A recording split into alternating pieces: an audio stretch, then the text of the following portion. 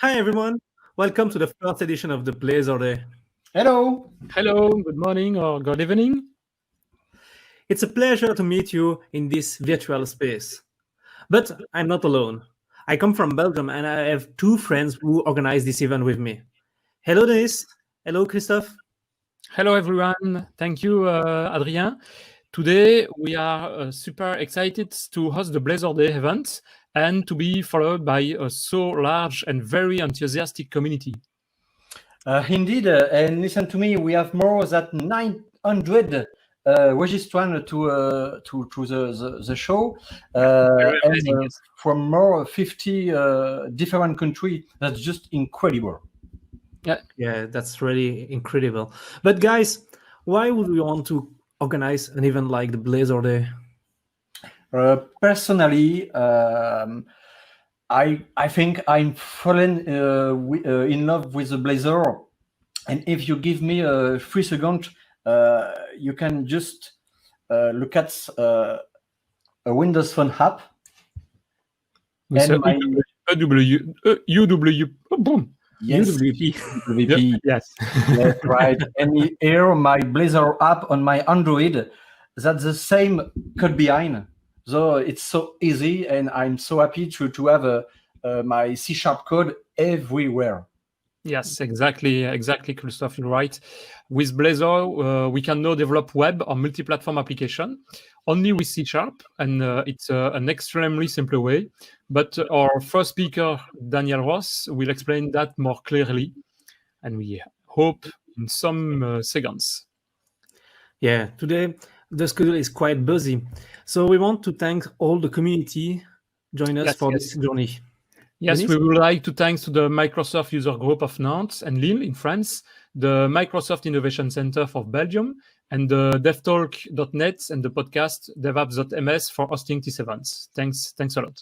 Again, it's enough thanks, because we have a lot of good speakers. They are all in starting block, and I'm gonna go to introduce you our two presenters.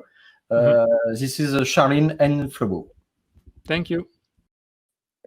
Hi, everyone. This is Charlene speaking. It's quite amazing to see that there's so many of you that came in from so many countries. So thank you to our organizers, wonderful organizers that we have.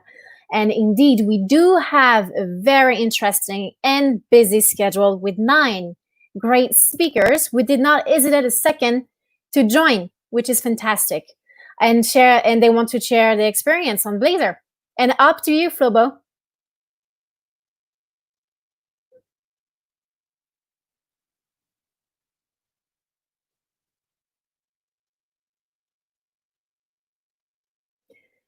It feels like there's a little problem here, but actually we're really lucky to have Daniel Roth as our first speaker for today. Dan is the program manager for Blazor at Microsoft, so it's kind of perfect sense for him to start, right? So I got to talk with Dan yesterday, and I've learned about a pretty fun fact about you.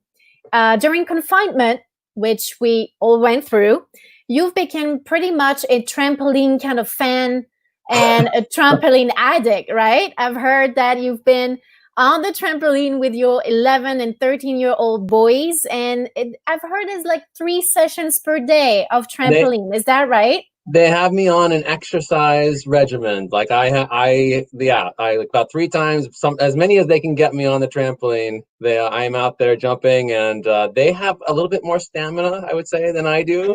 But they won't even jump without me, because they like to use my weight. Like I'll jump, and then they'll time it just right so that they'll like shoot up in the air like a rocket. It's been great fun. I mean, I know there's a lot of downsides to being stuck home, but it is nice to have this extra time with the family. Indeed, and I'm glad we all got to spend more time with our families. But, well, I guess you're shooting for the stars even on the trampoline. And so we had a few questions for you. First, why creating Blazor in the first place? And then in your presentation, you're going to tell us what does the future holds for Blazor and how we should get started with it. right? Absolutely. Let's talk about what Blazor is all about.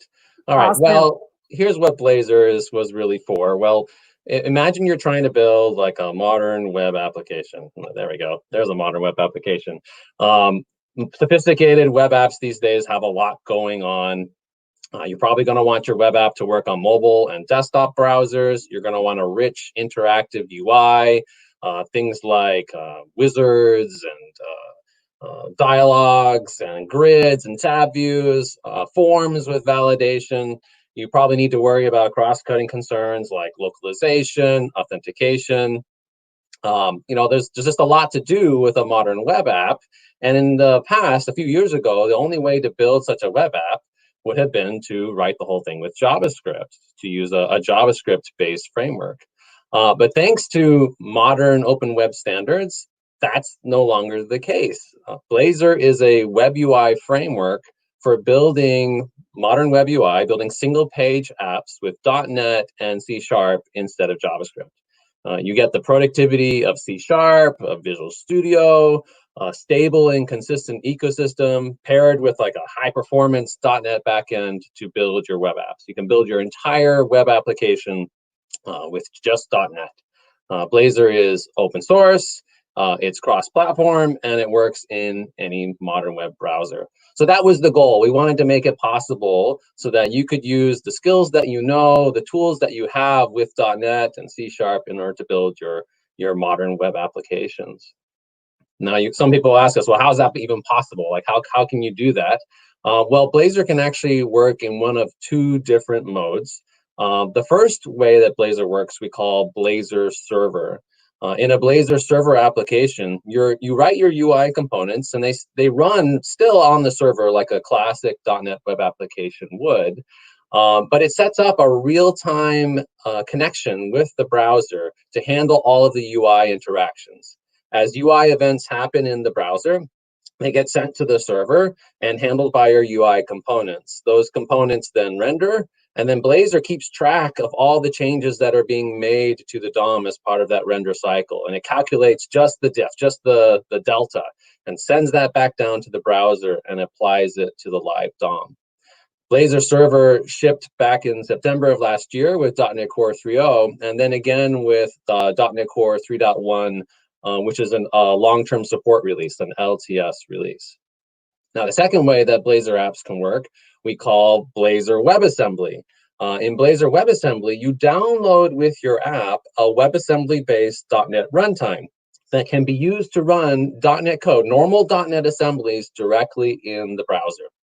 So in this case, you download your code, your components are now running directly on the user's device, client side.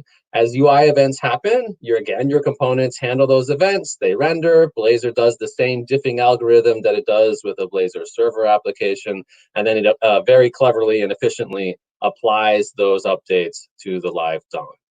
Now, we were thrilled to announce last month at Build that Blazor WebAssembly is now officially released. We've been working on it for a while, and it is now available for production use. With Blazor WebAssembly, you now have full stack web development with .NET. You can run your .NET code natively in the browser. You can build progressive web apps with Blazor WebAssembly that support offline and installation into your native platform. Blazor WebAssembly has shipped with the latest update to the .NET Core 3.1 SDK.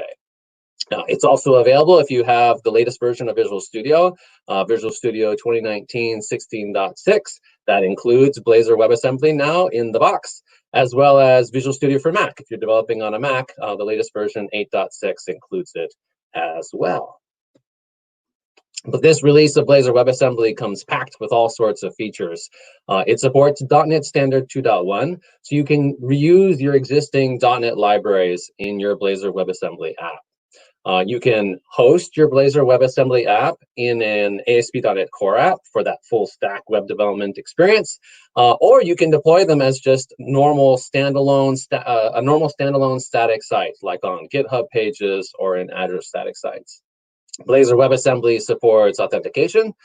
You can use ASP.NET Core Identity with Identity Server, or you could use Azure AD, Azure AD B2C, or any OpenID Connect provider of your choice. Like I said earlier, you can use Blazor WebAssembly to build progressive web apps, and we have support for that directly in the project template. You can debug your Blazor WebAssembly apps both in the browser using the browser dev tools and in Visual Studio or Visual Studio Code. When you publish your Blazor WebAssembly app, we remove all of the unused code using a .NET IL linker to shrink down the download size of the application. And we also aggressively pre-compress the published output to make the app even smaller. We have support for configuration using the same configuration model that you would use in an ASP.NET Core application, as well as support for globalization and localization. So how do you then choose between these two hosting models? You have a choice between Blazor Server or Blazor WebAssembly. Well, they have different trade-offs. With a Blazor Server app, your code is running on the server, so you have full access to the server capabilities. Very little actually needs to be downloaded to the browser, so the app is very fast to start up and loads very quickly. Your code stays on the server, so it never leaves the server and goes down to the browser. So if you have libraries that you want to make sure aren't being downloaded to client machines, you can then keep them on the server with a Blazor Server application. And because the client is very thin, like only a very little piece needs to be downloaded to the browser, just enough to set up that real-time connection, it can work with older browsers and thin clients. With Blazor Server, the downsides are that you do need that persistent connection. It is a connected model. And also, you want that connection to be as low latency as possible. So, because every UI interaction is going to go over that network connection. With Blazor WebAssembly, your app is a true client-side application, so it runs on the client device. It actually has no requirement for a server component at all. You don't even need to use .NET on the server. You could host it as a static site, for example. And it also can support offline execution. You can download all those static assets and just cache them locally on the user's device and not even need the network at all. The downsides of Blazor WebAssembly is that the app is larger. You are bringing with your app a .NET runtime. We make it as small as we can, but you do have to pay that overhead. And also, the runtime is an IL interpreter-based runtime currently, so the performance of it isn't great for like really perf-intensive tasks, CPU-intensive tasks. If you need to do those types of tasks, you might be better off offloading those to the server. Now, regardless of which hosting model you pick, the way you write your components is exactly the same. And in fact, you can reuse your components in either kind of app, in a Blazor Server app or a Blazor WebAssembly app. So if you want to, you could start out with one hosting model, like say a Blazor Server app or a Blazor WebAssembly app. And if you decide later, you know what, I'd rather use the other model, it works better for my scenarios, you can flip the app then to use the other hosting model, because the components are the same. Getting started with Blazor is easy. All you need to do is go to blazor.net, the Blazor homepage, and download and install the latest .NET Core SDK, version 3.1, 300 or later. You can then build your Blazor WebAssembly app using Visual Studio, Visual Studio for Mac, or Visual Studio Code with the C# extension. And so let's go do that. Let's go get started with our first Blazor application. Let me hop over here to my dev machine. Now, like I said, the first thing you're going to want to do is, let me pop up a browser here. We're going to want to go to blazor.net. There we are. Blazor.net or BlazorDay.net for folks watching the show. And that'll bring you here to the home page. Just go ahead and click on the Get Started button, and that'll bring you to the Get Started instructions. Just follow the instructions for whatever tooling that you want to use and build your first Blazor application. Now, I've already done that, so I've got Visual Studio here running. I'm going to go ahead and create a Blazor project. You can just search for Blazor up above, and that should bring you to the Blazor template directly. Go ahead and click Next. That sounds like a good name for a Blazor app. And here we see those two Blazor hosting model options, Blazor Server or Blazor WebAssembly. Today, since Blazor WebAssembly is the new thing, I'm gonna go with that option. We then have a few other options that we can enable over here on the side. Let's see, we've got these two down below. Yeah, so I'm gonna click these two. So we have ASP.NET Core hosted, What does that mean? Well, remember, Blazor WebAssembly apps are just static sites. So they're just a bunch of static files. You can choose where you want to host them. If you decide to host them in an ASP.NET Core app as your host for those files, then you have that full stack web development experience. I've also selected the second option to create a progressive web app. What does that mean? Well, a progressive web app is just a normal web application that implements a few additional open web standards that gives your app a more native app-like feel.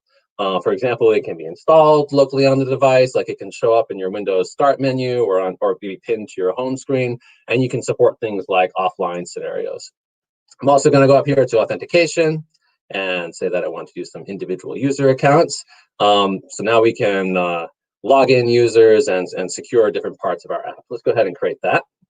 So we checked all the bells and whistles for this application. Visual Studio is now going to set up my solution for me. And we get, as you can see, a solution with 3 different projects. The server project is the ASP.NET Core application. That's the part of the app that is going to run on the server running on .NET Core. We also have our client application, and that's the actual Blazor WebAssembly part of the app. That's the part that's going to run in the browser using that WebAssembly .NET runtime. Okay, let's go ahead and run this and see what the app looks like. Now, when this app runs, we should get like a simple single page app style application. Just like finish building. Get the browser popping up.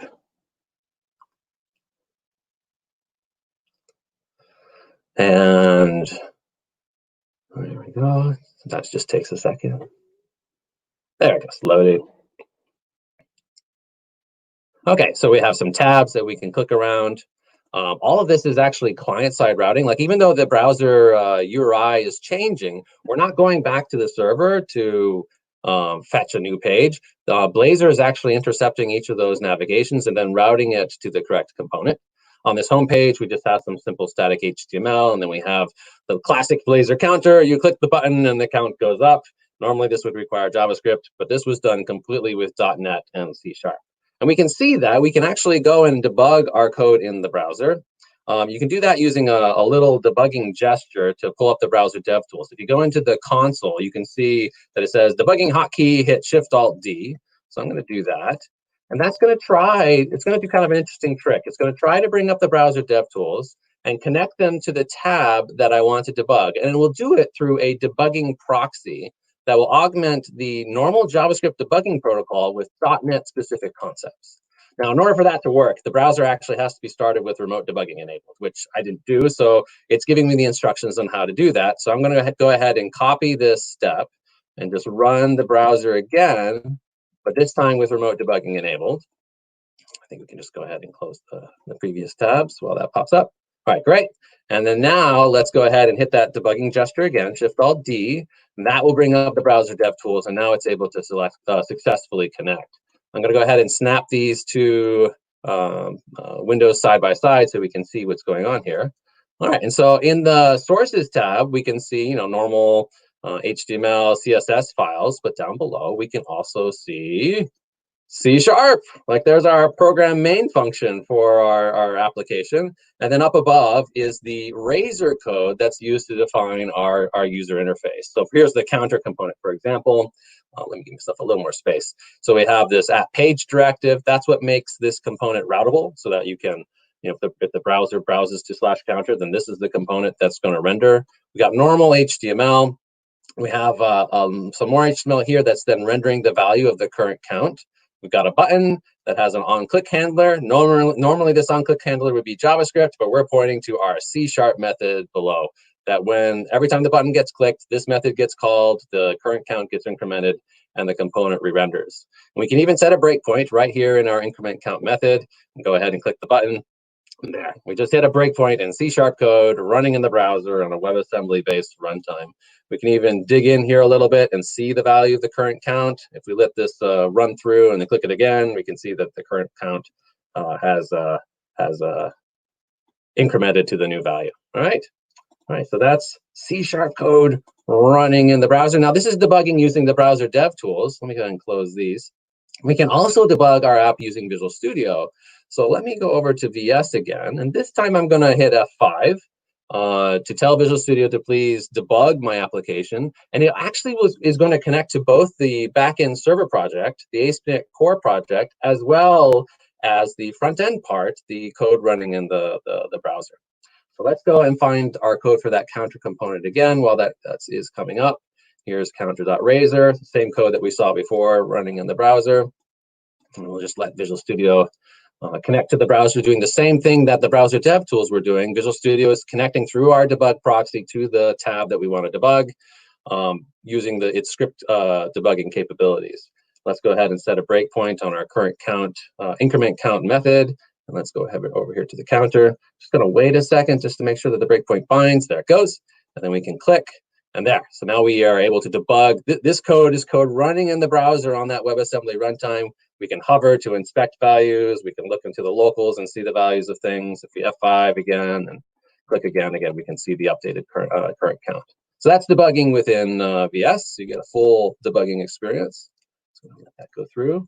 What else do we have in this application? Well, if we click on the Fetch Data tab, well, we get bumped to a login page. Why is that?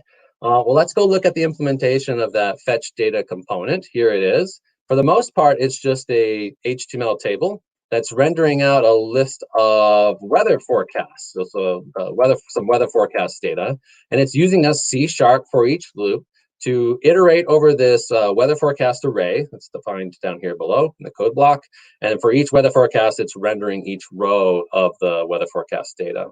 But up above, we can see that it has this authorize attribute defined on this component to say that only logged in users should be able to see this this component.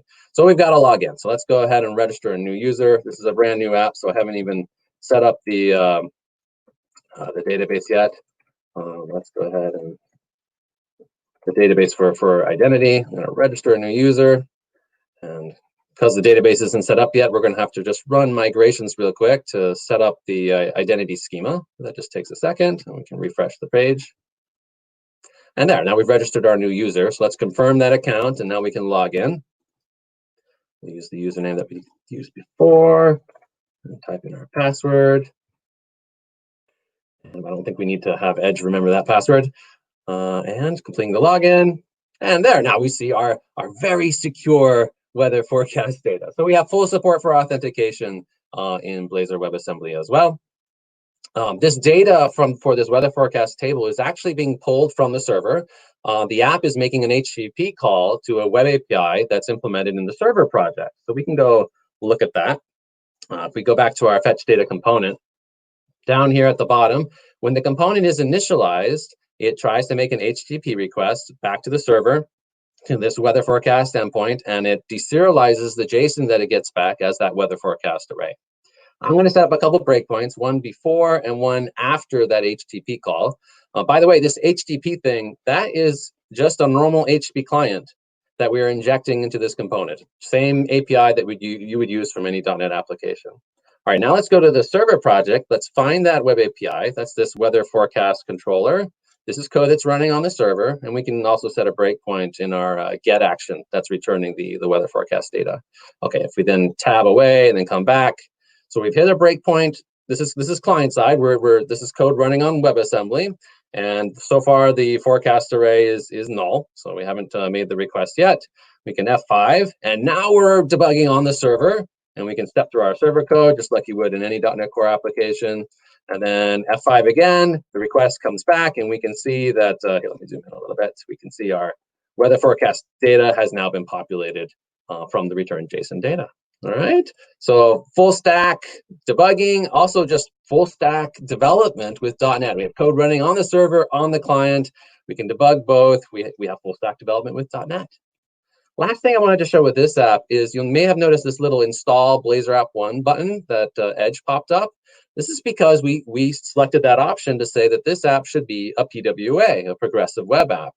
What that did is it gave us a couple of extra artifacts in the project. We have this manifest.json file, which provides some additional metadata about the application and allows it to be installable. And then we also give you a service worker. We actually give you 2 service workers. We give you one for development, which doesn't do very much. It's just mostly a placeholder.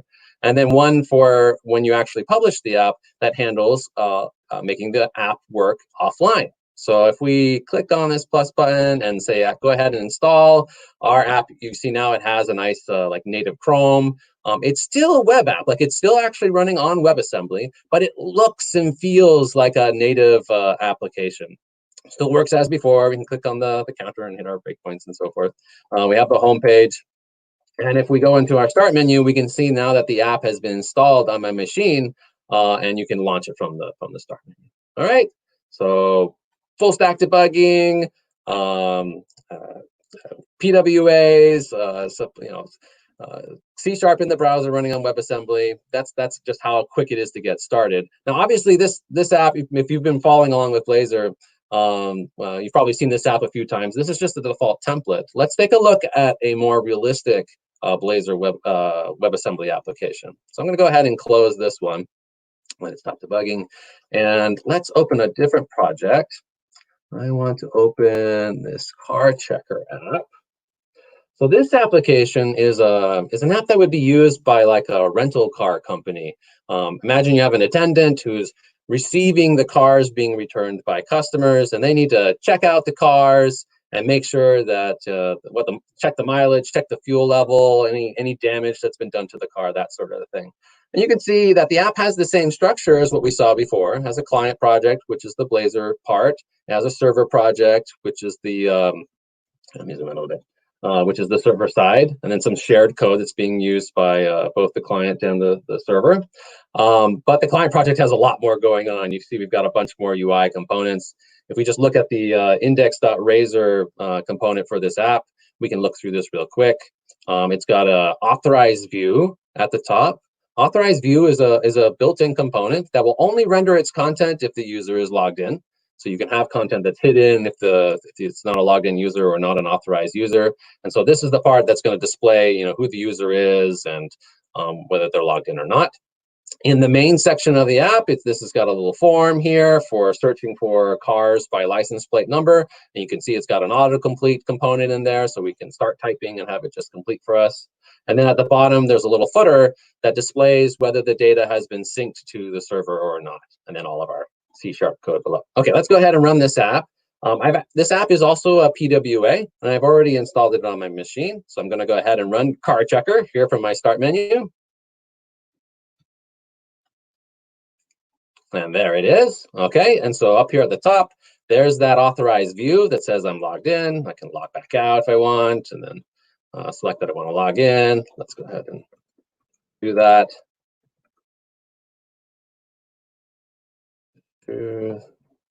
Log into our application, so it supports authentication.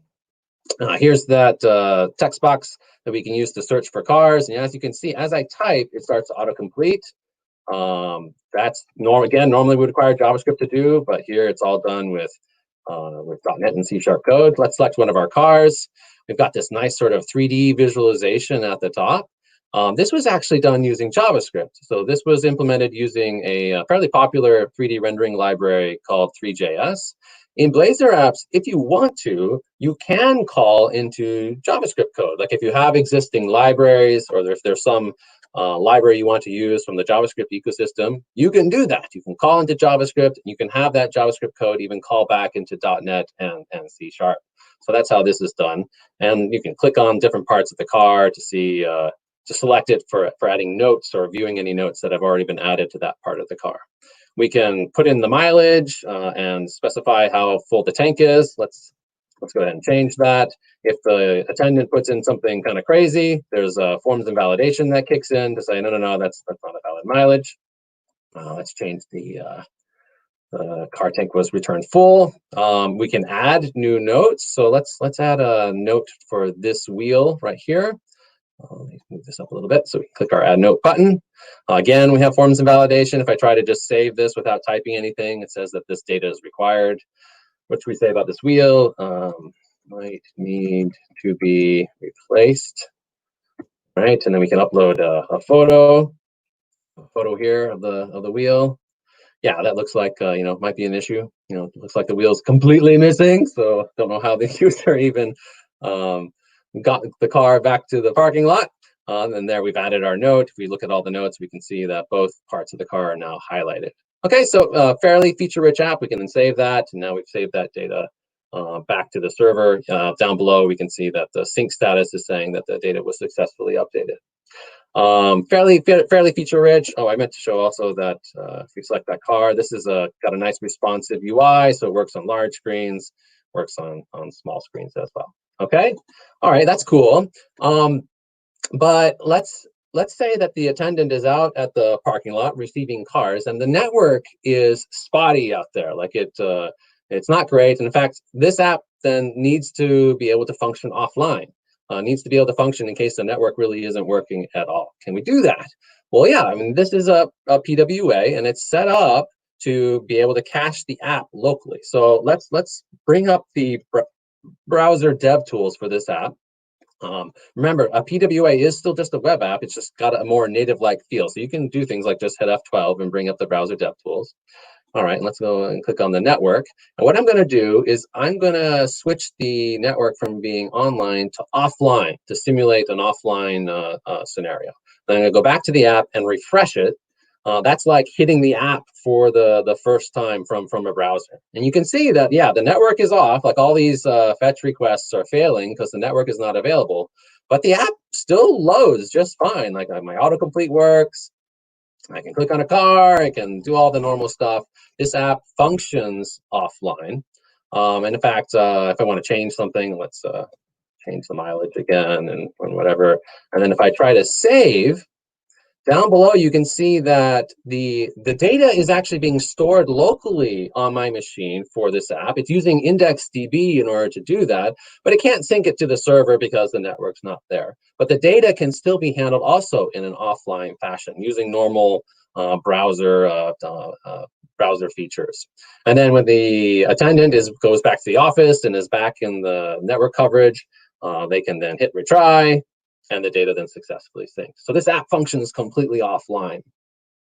Last thing I wanted to show with this app is, let's say that this is a global company and they need to be able to handle a global audience and global employees. Let's say that today, instead of English, let me go to my settings in my browser. I'm going to speak Spanish today. Okay, so I'll move this to the top as my preferred language. Right, that looks good. And then now if I refresh this app, let's refresh it again. You can see that the entire app is localized also into Spanish. If we go search for our car, all the UI elements have been localized. Of course, the notes that I added as a user, those aren't localized. We're not like auto-translating things that the user typed. But the entire UI itself is absolutely localized. And that's using the same localization infrastructure that you would use from any .NET application. If we go look at the app and this resources file, we have a normal resx file with all the UI assets for this app that have been localized into Spanish. If we go back to that index.razor component for the home page of the app, up at the top, you can see that it's injecting an iString localizer of T service, which is the same service that you would use in an ASP.NET Core app to localize the content in your MVC views or Razor pages. So full support for localization as well. So this app is feature rich. It's a PWA. It's doing JavaScript interop. It supports offline, functioning fully offline, and it's fully localized. So this is a real-world application, Blazor WebAssembly, ready for production use. All right, so I think that's all I wanted to show with that. Let's go back to slides.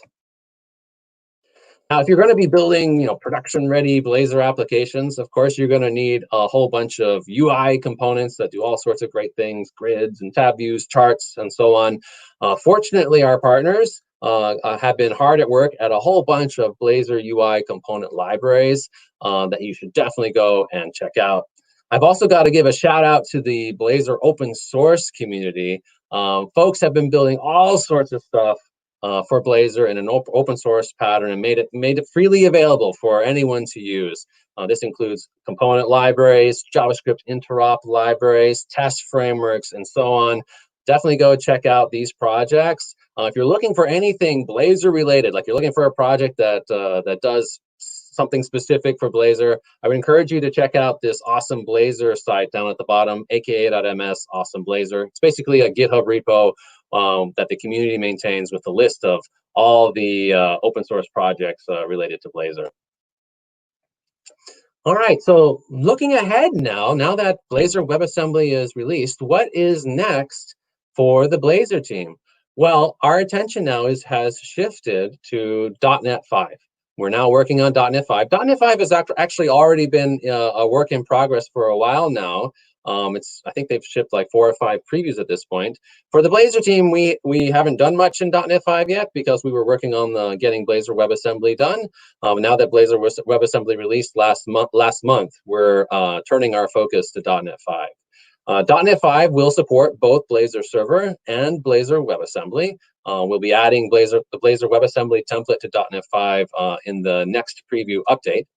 We're also doing a kind of an implementation switch with Blazor WebAssembly, where we are replacing the core framework libraries that you use in a Blazor WebAssembly app with the .NET 5 core framework libraries. Right now, we're using the ones from Mono. Part of the theme of .NET 5 is one .NET. We want to kind of unify all the different .NETs a bit more, so we don't have multiple implementations of things, and so that you get a more consistent experience. So we'll be moving to the .NET 5 core libraries for this release. We're also doing a bunch of component model improvements. We'll still have support for type constraints on generic components, required parameters, and support for async disposable. We are working on CSS isolation so that you can scope your CSS styles to a particular component. We're working on lazy loading, so that you can have different parts of your app that get lazy loaded as opposed to having to have everything loaded all at once. We're doing a bunch of work to improve runtime performance as well as build performance, and we're also working on Razor tooling enhancements for Visual Studio Code, and Visual Studio for Mac. This is just a sampling of the things that we expect to do in .NET 5. There's a bunch more items, but this gives you an idea of the main themes for the release. What about beyond .NET 5, though? With Blazor, we of course care about the web. Blazor was initially about enabling web development with .NET and C#, and that's what we have now available with Blazor Server and Blazor WebAssembly. But we've always imagined this spectrum of apps that you could build with Blazor, ranging from web apps all the way to fully native desktop and mobile applications. Progressive web apps are a step along the way. A progressive web app is, like I said, a web app that has a more native-like feel. You can install it on the OS, you can function offline, you can use push notifications and all those things. But we're also looking at, well, can we take the Blazor programming model and let you use it for native application development? That might be a native app that's running natively on your device, but you're still using web technologies for rendering the UI, like you're still using HTML and CSS. We call this Blazor Hybrid. It's very much like an app that you might build with, say, Electron, where it's a native app, but it's using web technology for the UI. We've been looking at that, and also fully native applications where the UI isn't HTML and CSS, but it's actually the native controls of the underlying platform. And we call that Blazor Native. We'd like you to be able to take that one programming model, Blazor's programming model, and be able to use it to write all of these kinds of applications. Well, we've been working on an experimental project for building native apps with Blazor that's called the Mobile Blazor Bindings. This is a collaboration between us and our friends on the Xamarin team, if you're familiar with the Xamarin set of technologies for building mobile apps. Mobile Blazor Bindings lets you build fully native mobile apps with Blazor. You can use your familiar web skills, like you're using Razor syntax. You can use C#. They support using CSS styling. You get a rich set of native mobile components that run cross-platform on iOS and Android. You get 100% access to the capabilities of the underlying device. These are apps that are no longer running in the security sandbox of the browser. They can do anything that the device is able to do, like GPS, media, and more. You get to use, of course, the existing ecosystem of .NET, like existing NuGet packages and libraries for mobile, and you get to write your code all using .NET and a web-friendly programming model. You can check out the mobile Blazor bindings by going to aka.ms/mobile Blazor bindings. Let's take a look at mobile Blazor bindings real quick and see what that looks like. All right, let's close this project. I'm going to open up a different project. I think this one is the one I want. Yes, all right, perfect. Okay, so this app is a mobile Blazor bindings app. Let me go ahead and run it. Make sure it warms up and the tooling is all happy there. Okay, great. Vertical are gone. Let's go ahead and run this. So this is a mobile Blazor bindings app that's actually running as a desktop app. It's using the mappings for WPF. So this is actually going to be a WPF app under the covers, and it's it's pretty simple.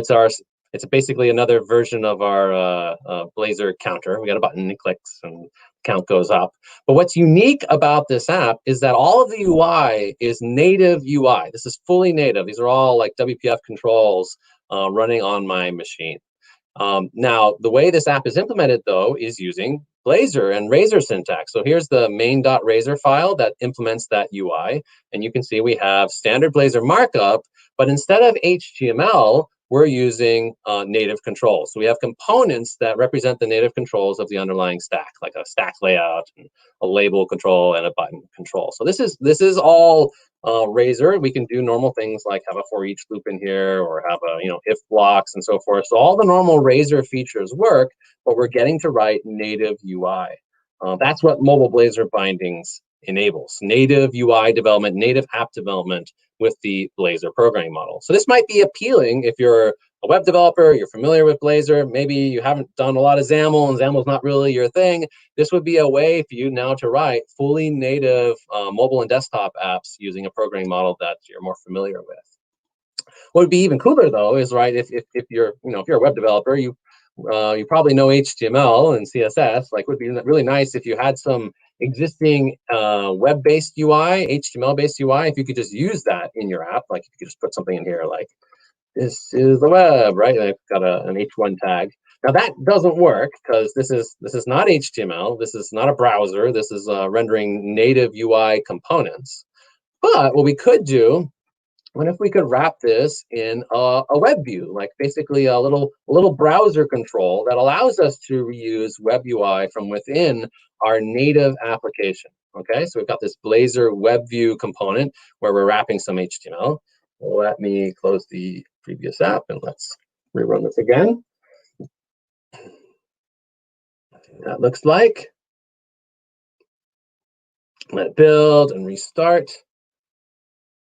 All right, so what we should see here is our native counter, which is up above, great.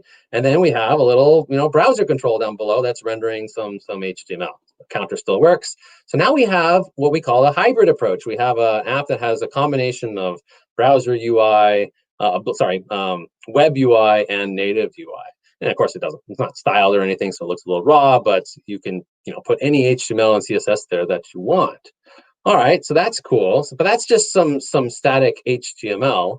But this isn't just a web view. This is a Blazor web view. So that means we can not only just use static HTML in here, we can also put some Blazor code. So for example, let's say instead of just saying this is the web, let's put in here the current count is, and then I'm going to go up here to my existing Blazor code. I'm going to copy this C# code for getting the value of the current count. I'm going to switch to C# and put that in there. Let's also add in here a button.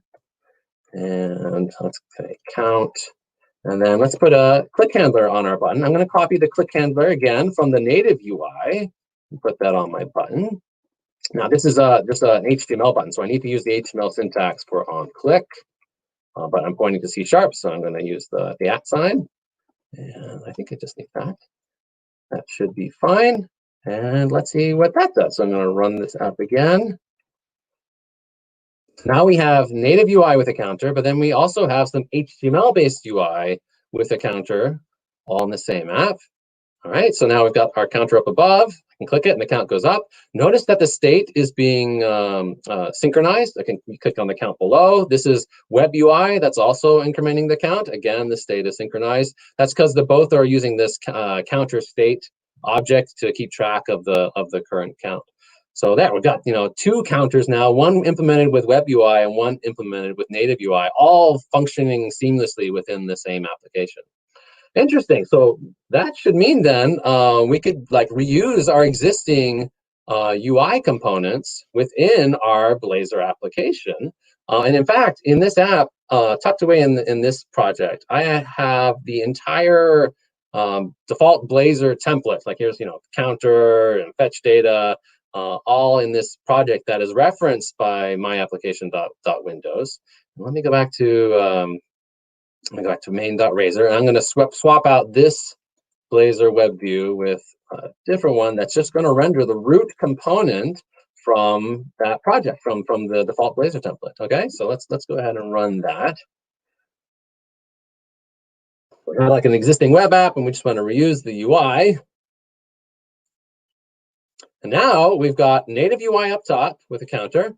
And then we have the entire Blazor application being rendered in a web view inside of a native desktop app. Now, remember, this is not running on WebAssembly. The code here is actually running directly on my machine on a native.NET runtime. So it's fast. It has full access to the capabilities of the device. The only thing it's using the web view for is to render the pixels.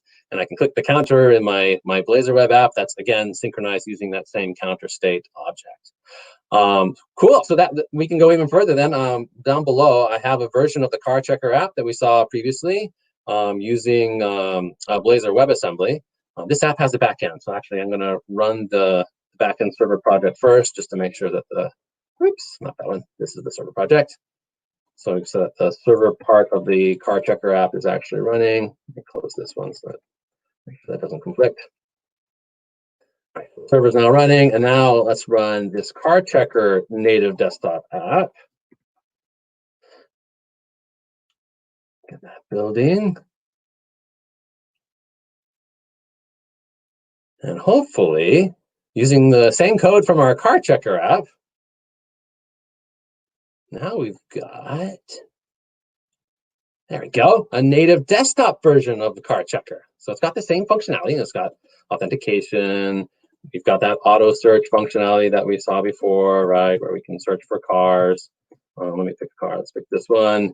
We can still do JavaScript interrupt to reuse our 3D rendering of the car. We can select things and so forth. But this is again, it's something there. This is again a fully native desktop application. It's not running on WebAssembly. We have access to the native capabilities of the machine. So to show that that's really the case, we did add one feature to this app. There's this open report button down here at the bottom. This button, if we click it, will export the data for this car, like its mileage and the notes, as a text file, and then opens it up in Notepad. I could just launch the native process on my machine. That's not something you can do from a browser. So this really is a fully native app where we are able to completely reuse the UI from our Blazor WebAssembly app. All right, so that is mobile Blazor bindings. Now the Blazor web view, that's not available yet in the mobile Blazor bindings project, but it's coming soon. We hope to have that Blazor web view piece shared, hopefully within the next few weeks. The native UI parts is already available for you to go ahead and try out. Now, where's this all going? You may have heard about .NET MAUI. .NET MAUI was announced at the Microsoft Build Conference last month.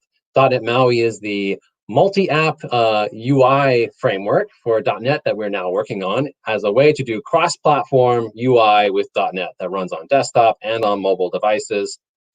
The idea with mobile Blazor bindings under the covers is based on Xamarin Technologies, on the Xamarin Forms set of components. MAUI also has its roots in Xamarin Forms. We're expecting that the learnings from the mobile Blazor bindings will then feed into .NET MAUI so that you can not only use a XAML-based programming model in .NET MAUI, or the new plain C# programming model that they're working on, if you prefer like a Swift UI or Flutter style way of writing your user interface. But you'll also be able to use your web development skills, if you're a web developer, to use Razor syntax and Blazor to build UI using .NET MAUI. And this is something that we're investigating for .NET 6. Well, that's what I had to share with you today. In summary, you can now build full stack web apps with Blazor using .NET and C#. Both Blazor Server and Blazor WebAssembly are now released and ready for production use. In .NET 5, we're working on a whole bunch of component model enhancements, CSS isolation, support for lazy loading, performance improvements for build and runtime performance, and more. And then I encourage you to go and try out the building native apps with Blazor using the experimental mobile Blazor bindings project, and look for support for hybrid apps coming to that project soon in the weeks ahead. Thank you so much for watching. Here's a list of resources of things that I showed today. How to get started with Blazor, go to blazor.net, the Blazor docs. If you're looking to learn Blazor, I encourage you to go check out the Blazor workshop. You can build an entire pizza store app by following a self-paced set of labs at aka.ms/Blazor workshop. Be sure to check out all the work from the community at Awesome Blazor. The mobile Blazor binding project is listed here, as well as information about .NET MAUI if you're interested in learning more about that. And then the car checker code that I showed, at least the Blazor WebAssembly version, that's also available on GitHub at aka.ms/Blazor-car checker. Be sure to try out Blazor today. And with that, I am happy to stick around and answer some questions if people have some. Thanks so much, Dan. You're very welcome. Yes, Flow to flow. this great introduction session. Hopefully, most people listening us have learned a lot already. I sure did. I mean, I didn't know Blazor much. So, Charlene, can you tell me if you already have some questions in the chat room from Daniel? Yeah, we do. We do have a few questions. So let me pull them up. We have one from Cesar Lopez saying, hold on, let me double check. Here it is. When do you recommend using WebAssembly? Because Caesar finds it a little too heavy for a normal website. Yeah, so Blazor WebAssembly is heavier. Like, you do have to bring a runtime with you.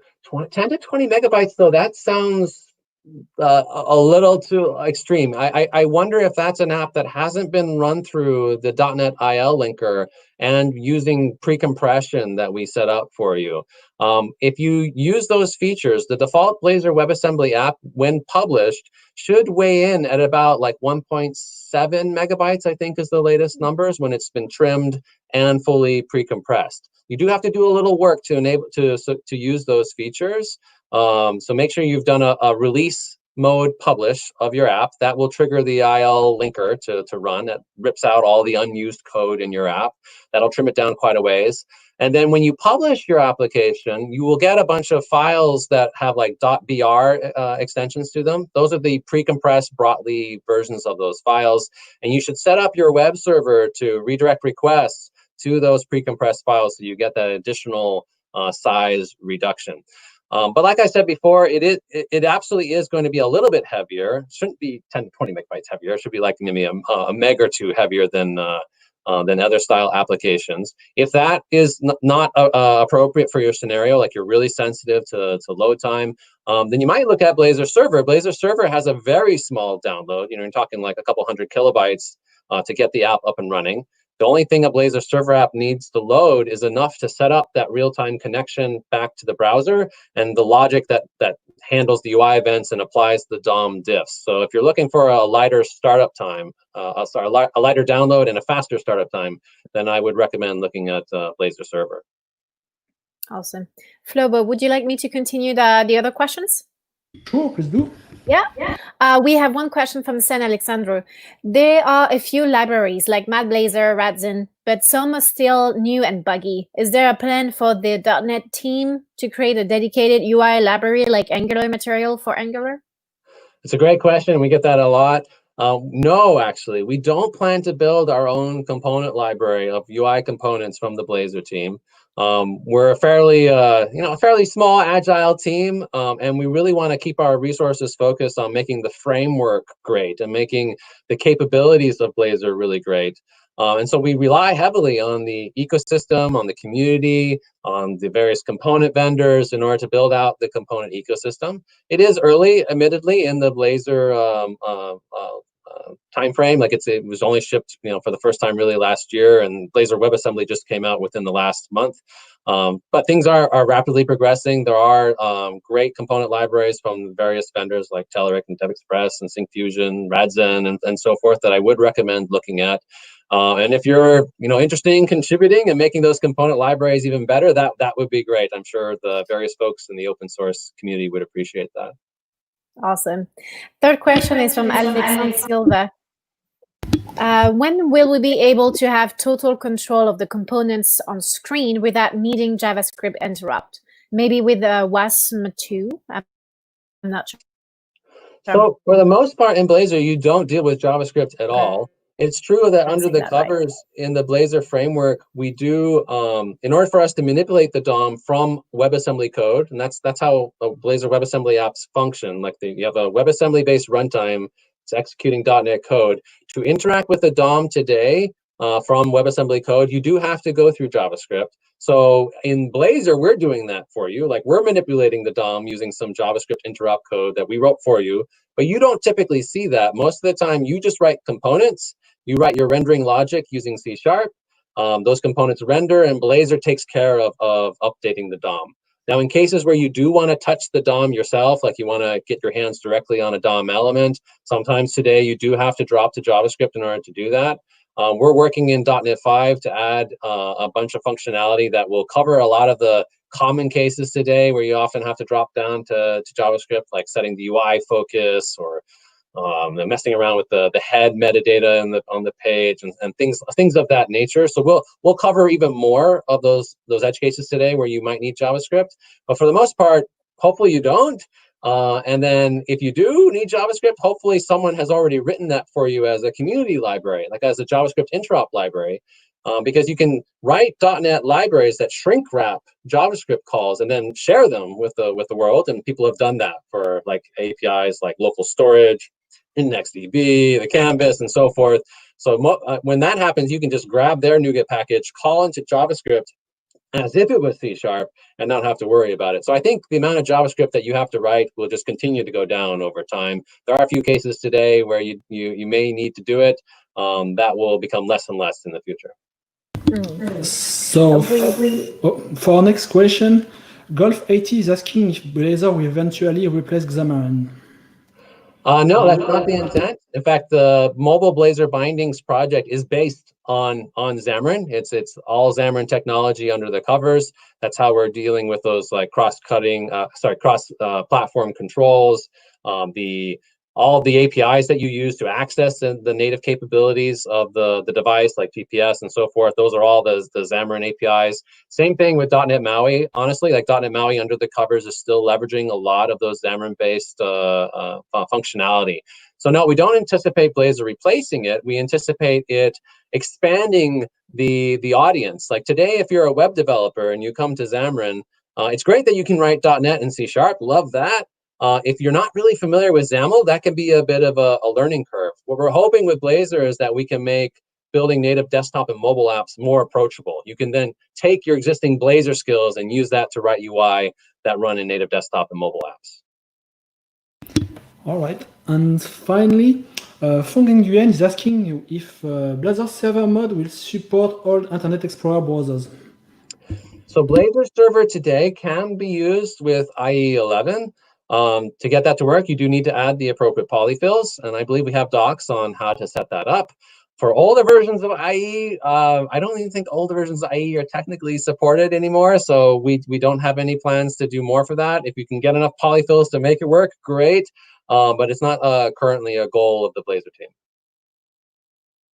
All right, thank you. So if any other listeners have any other question, don't hesitate to ask them right now. I'm pretty sure Daniel would be happy to answer some more. Do we have anything?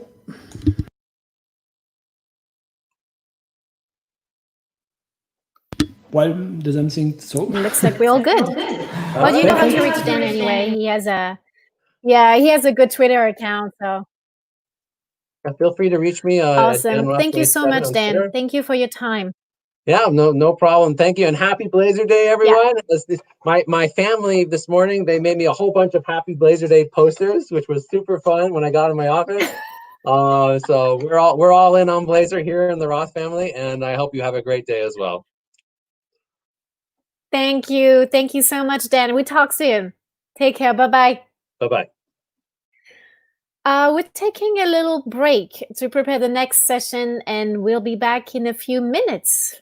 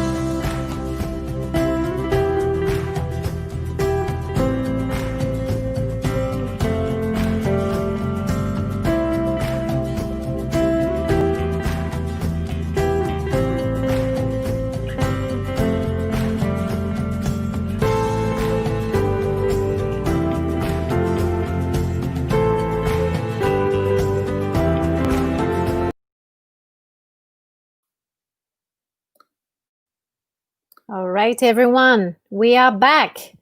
We are back and rolling into our Blazor Day. We're moving to Ed Charnoneau from Kentucky, who's the Senior Developer Advocate at Progress. Progress is a pretty well-known on the field for Telleric and Kendo component. Hi, Ed.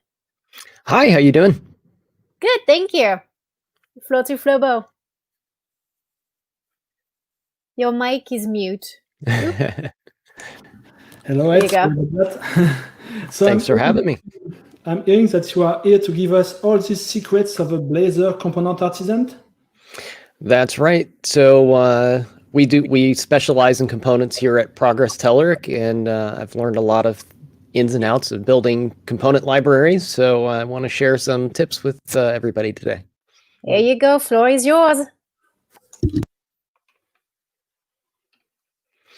All right. So just a little quick review again about me. I'm a developer advocate for Progress, and I'm focusing on the Telleric UI for Blazor product right now. I write frequently blog posts about Blazor, and you can always find me on Twitter at Ed Charbonneau, where I'm sharing all sorts of Blazor and .NET stuff.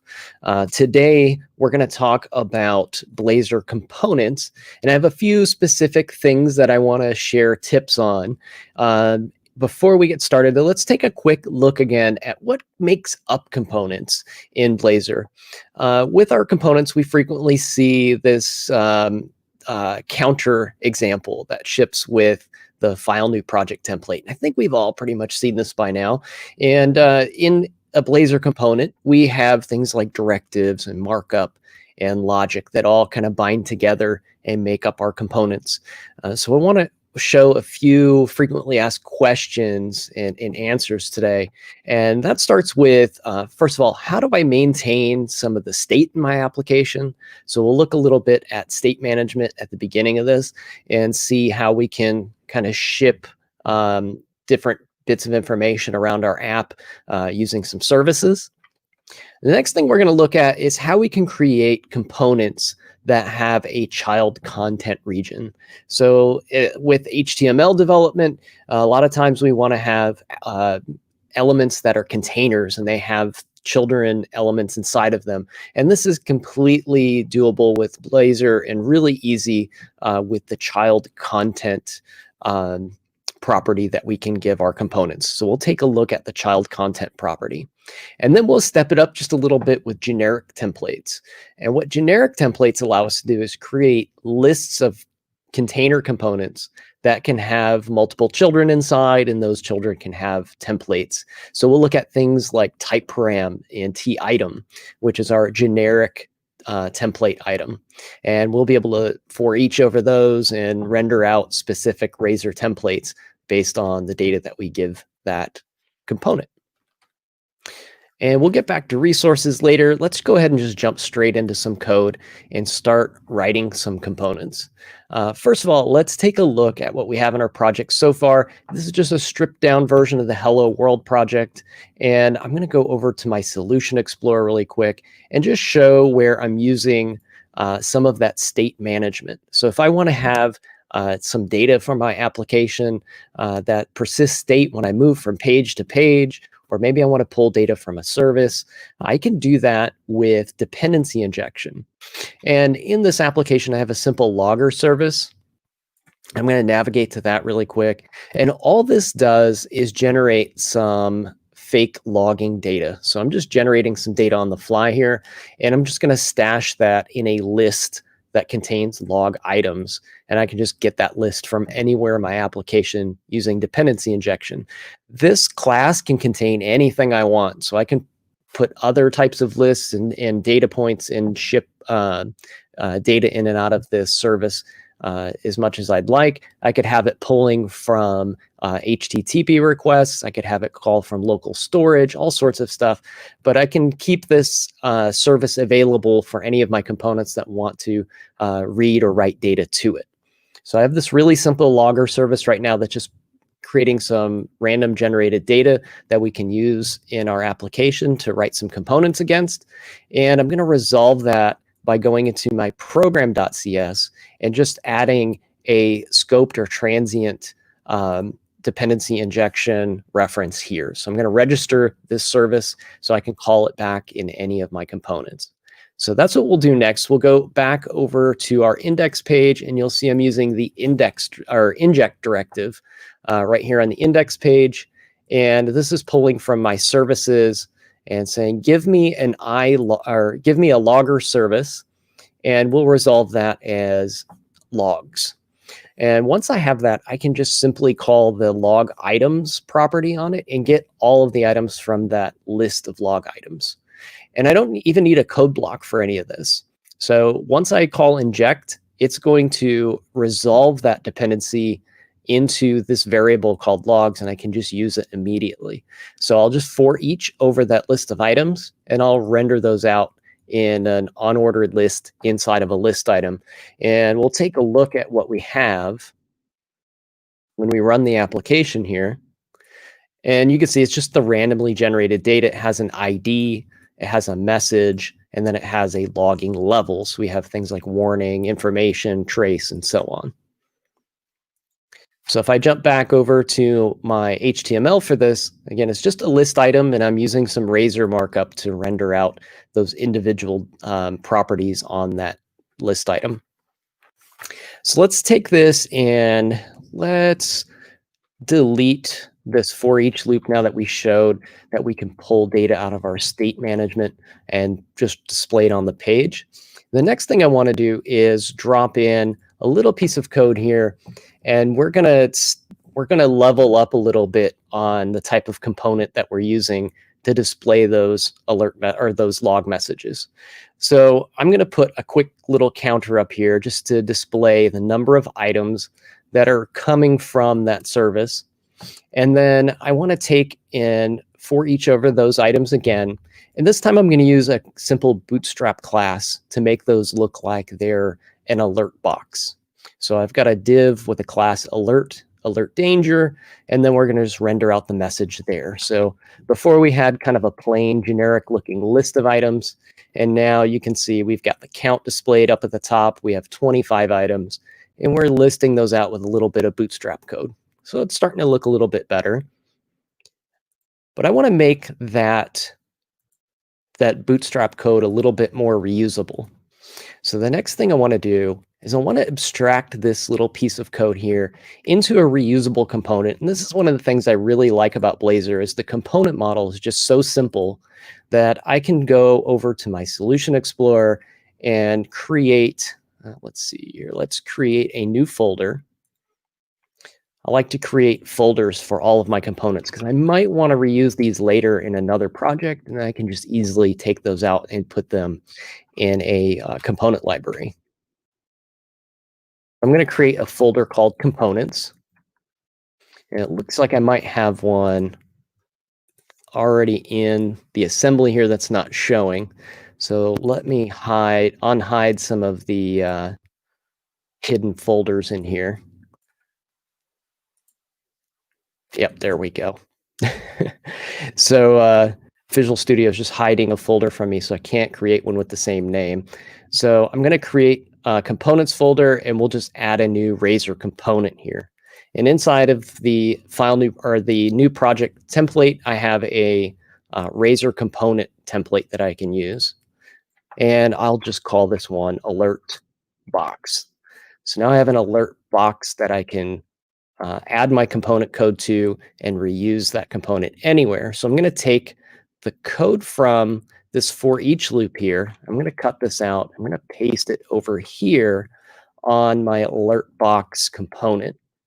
Once I have this code moved over, you'll notice I have some red underscores because it's lost the context of what that item.message is, because the code for that is over here. It's calling that log and then grabbing the item from the list of logs. So I've kind of lost that connection, and I need to be able to pass that parameter over to my alert box. So let's start using our alert box here. And you'll see that I get a large component namespace that comes out as BlazorDay, which is my project name, components, which is the folder that I put them under, and then alert box. Let's clear that up really quick, and then we'll show how to get our parameters passed into our alert box. So I don't want to use this long namespace. What I can do is I can either put this in my imports.razor, or I can just come right up here to the top and say using, and then put BlazorDay components, and then I can remove that long namespace out of there. So the namespaces in Blazor will, by default, follow the project name and any folders that those components are in. And if you ever need to override any of that, we could come into our component and we can use an @namespace directive, and we could give it a custom namespace if we want to override that behavior.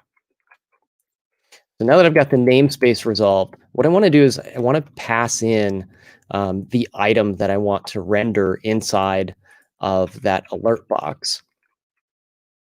And right now we don't know what an @item message is, and I want some kind of templateable content to go in there. So what I'm going to use is a child content region here. So I need a code block, and I need a parameter of child content. So I'm going to use a quick snippet here to get my parameter that I need. And it's going to be a parameter attribute that's public. And I have a render fragment, which is a special object type for Blazor that contains a piece of code that we want to render, a piece of Razor component that we want to render. It can be HTML, it can be Razor, it can be another component. And we're going to call that child content. And that's a default naming convention that we can use that Blazor understands. And we can put that child content right here inside of that alert box. And anything that we want to render inside of this child content area, we can now define inside the alert box component that we created here. So I can replace this with item.message again. And now my alert box can contain any kind of HTML components or anything that I would like. So that fixes up my alert box and makes it a little bit more reusable. And you'll notice there's no changes to the rendered output yet. We're just abstracting away our components so we can make them easier to use. The next thing I want to do is I'm going to make this CSS class something that I could set from the outside. Maybe I want to change the styling of that alert box a little bit. So I'm going to come in here and just replace some of this code, and I'll show you what we've done. So I'm going to say the default here is alert, and then I have @CSS class, and I'm going to set that by default as alert danger. So now I can override that CSS value in case I want to customize the alert box CSS class and make it something else. So I could say that the CSS class is alert info instead, and then we could go back and now we have a different style that we've rendered for our alert box. So we're just making it a little bit more flexible now. We can give it different types of styling if we'd like to, and we're just making it a little bit more reusable and extensible. So let's take a look at what else we can do with this. And I said before, we can take our alert box and we could put any type of HTML in there in Razor code. So I'm going to upgrade the alert box to displaying more than just a message. We're going to give it a div and we'll put an H2 tag in there. We'll render out the ID and then we'll say, give me the logs ID and then the logs message. And this is in a div, an H2, and a paragraph tag. So we'll re-render this again. And now you can see we have the ID in there. And this is a nice template situation where everything that we put inside of that tag just renders inside the alert box as we intended. So the next thing I want to do is I want to give developers a way to display a list of alert boxes that has a little bit more functionality to it. So maybe I can just give that component a list of items and have it display all of those items inside of alert boxes. And then we can add other functionality to it. Like maybe we want to add a delete button and those sort of things. So the next thing I want to do here is create a brand new component. So I'm going to go back to my components folder. I'm going to add a new Razor component. And I'm going to call this one alert list. So now we're going to look a little bit at generic templating in Blazor. And to do generic templating, we're going to use something called the @typeParam directive. And it's going to give us a T item generic template item that we can use in our Blazor component, our Razor component. So this directive is going to allow me to use that generic templating. And in this snippet, I've got a UL again, and we're going to iterate over a list of items.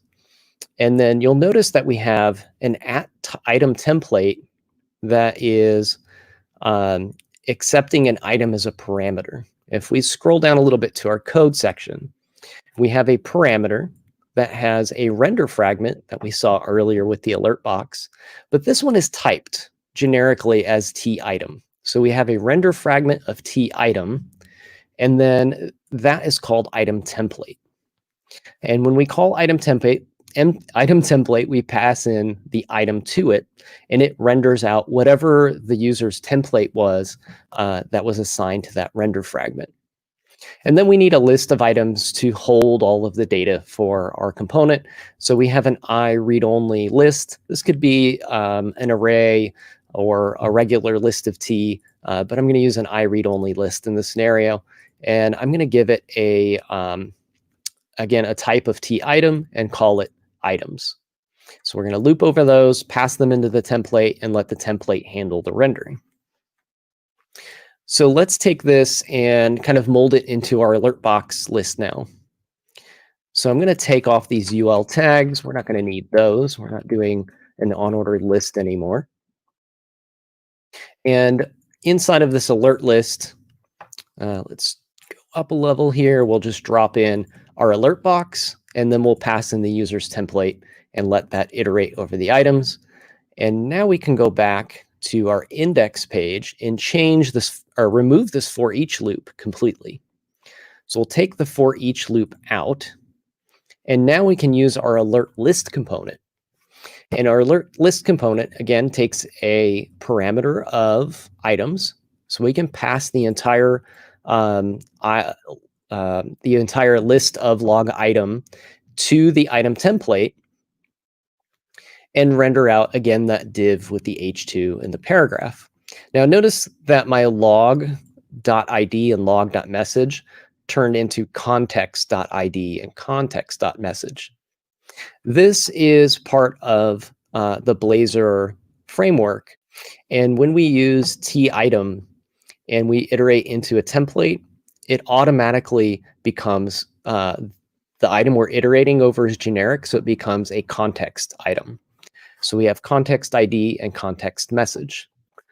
So again, we'll control F5 here and render out our view again. Notice nothing has changed. We're just making the component architecture just a little bit simpler to use. If I wanted to make this naming convention a little bit easier to read, I can actually control this context item. So I'm going to go up to the top of the alert list here, and I'm going to say context. You'll notice I have a property for it right here, and I'm going to call that log. And I can change this code now back to log.id and log.message. So now I have an alert list that I can easily bind to a list of items. I can name the context to make it easy to read in the template, and my item template displays information with the log ID and a log message.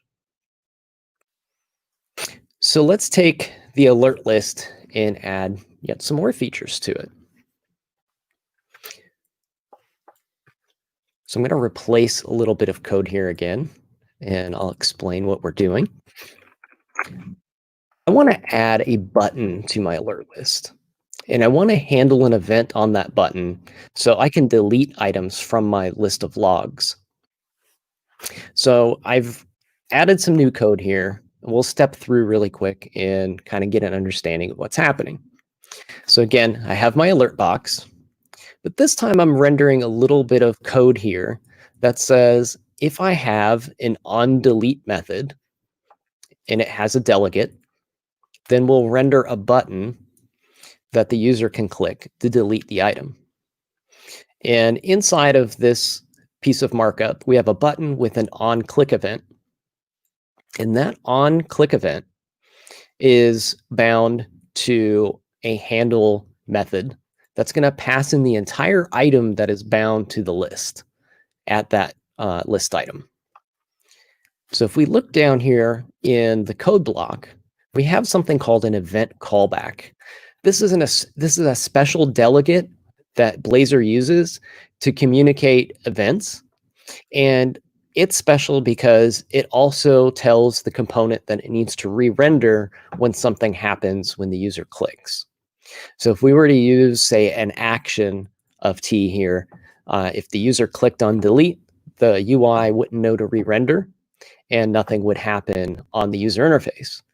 We could manually invoke the component to re-render at that point, but event callback pulls all of that functionality into a simple delegate type that knows how to do this automatically. So we're going to use event callback here. And we have a method or a parameter called onDelete that we can assign our own event delegate to from our index page.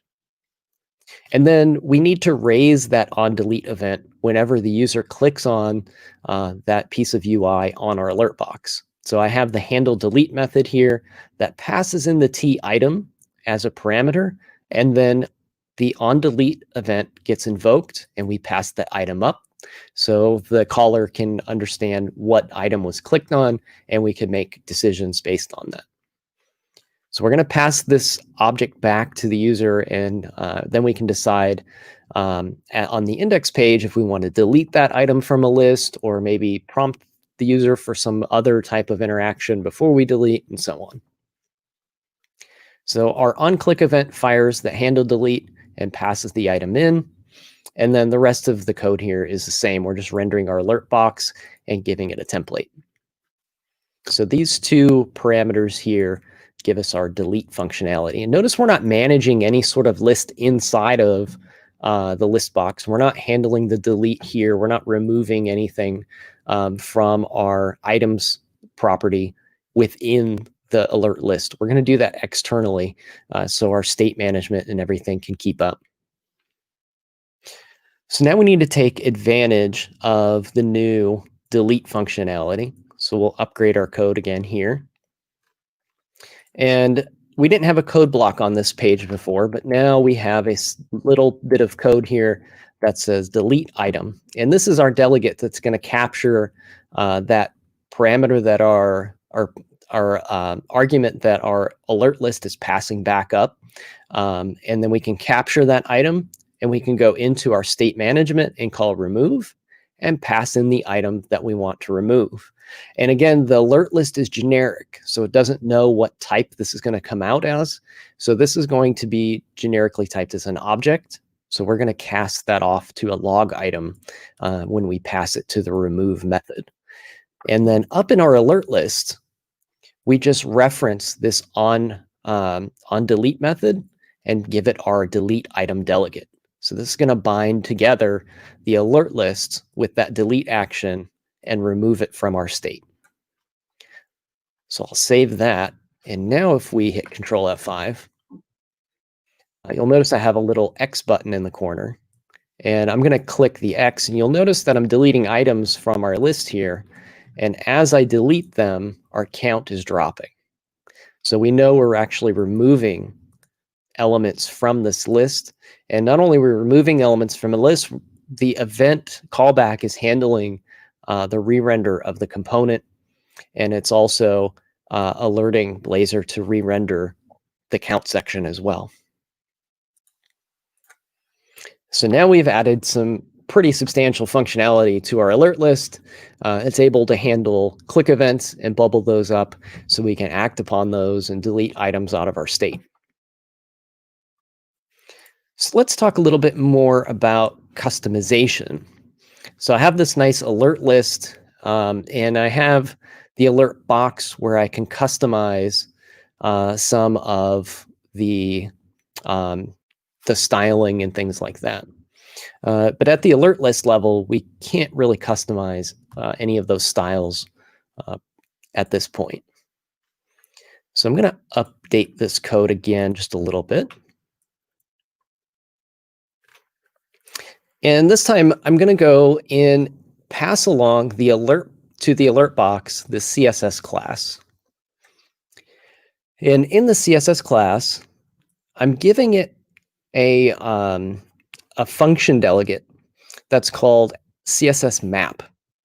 And what CSS map is going to do is it's going to run against the item that gets passed in on every time this alert box gets iterated. So each time this alert box renders, I'm going to call CSS map and allow the user to define a mapping that looks at the item and decides what type of CSS class it would like to apply. And this is a generic delegate that we can use to inspect our items that we're passing to the component and then run some sort of logic on those to produce the type of CSS class that we'd like.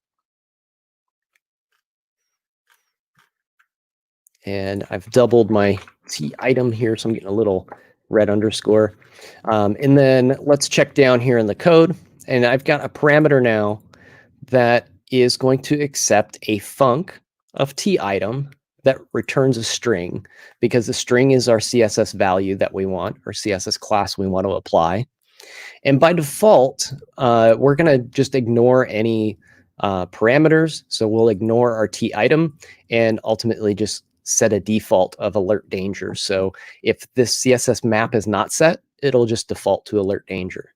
So when you're building components, it's important to think about what type of default states your components will have.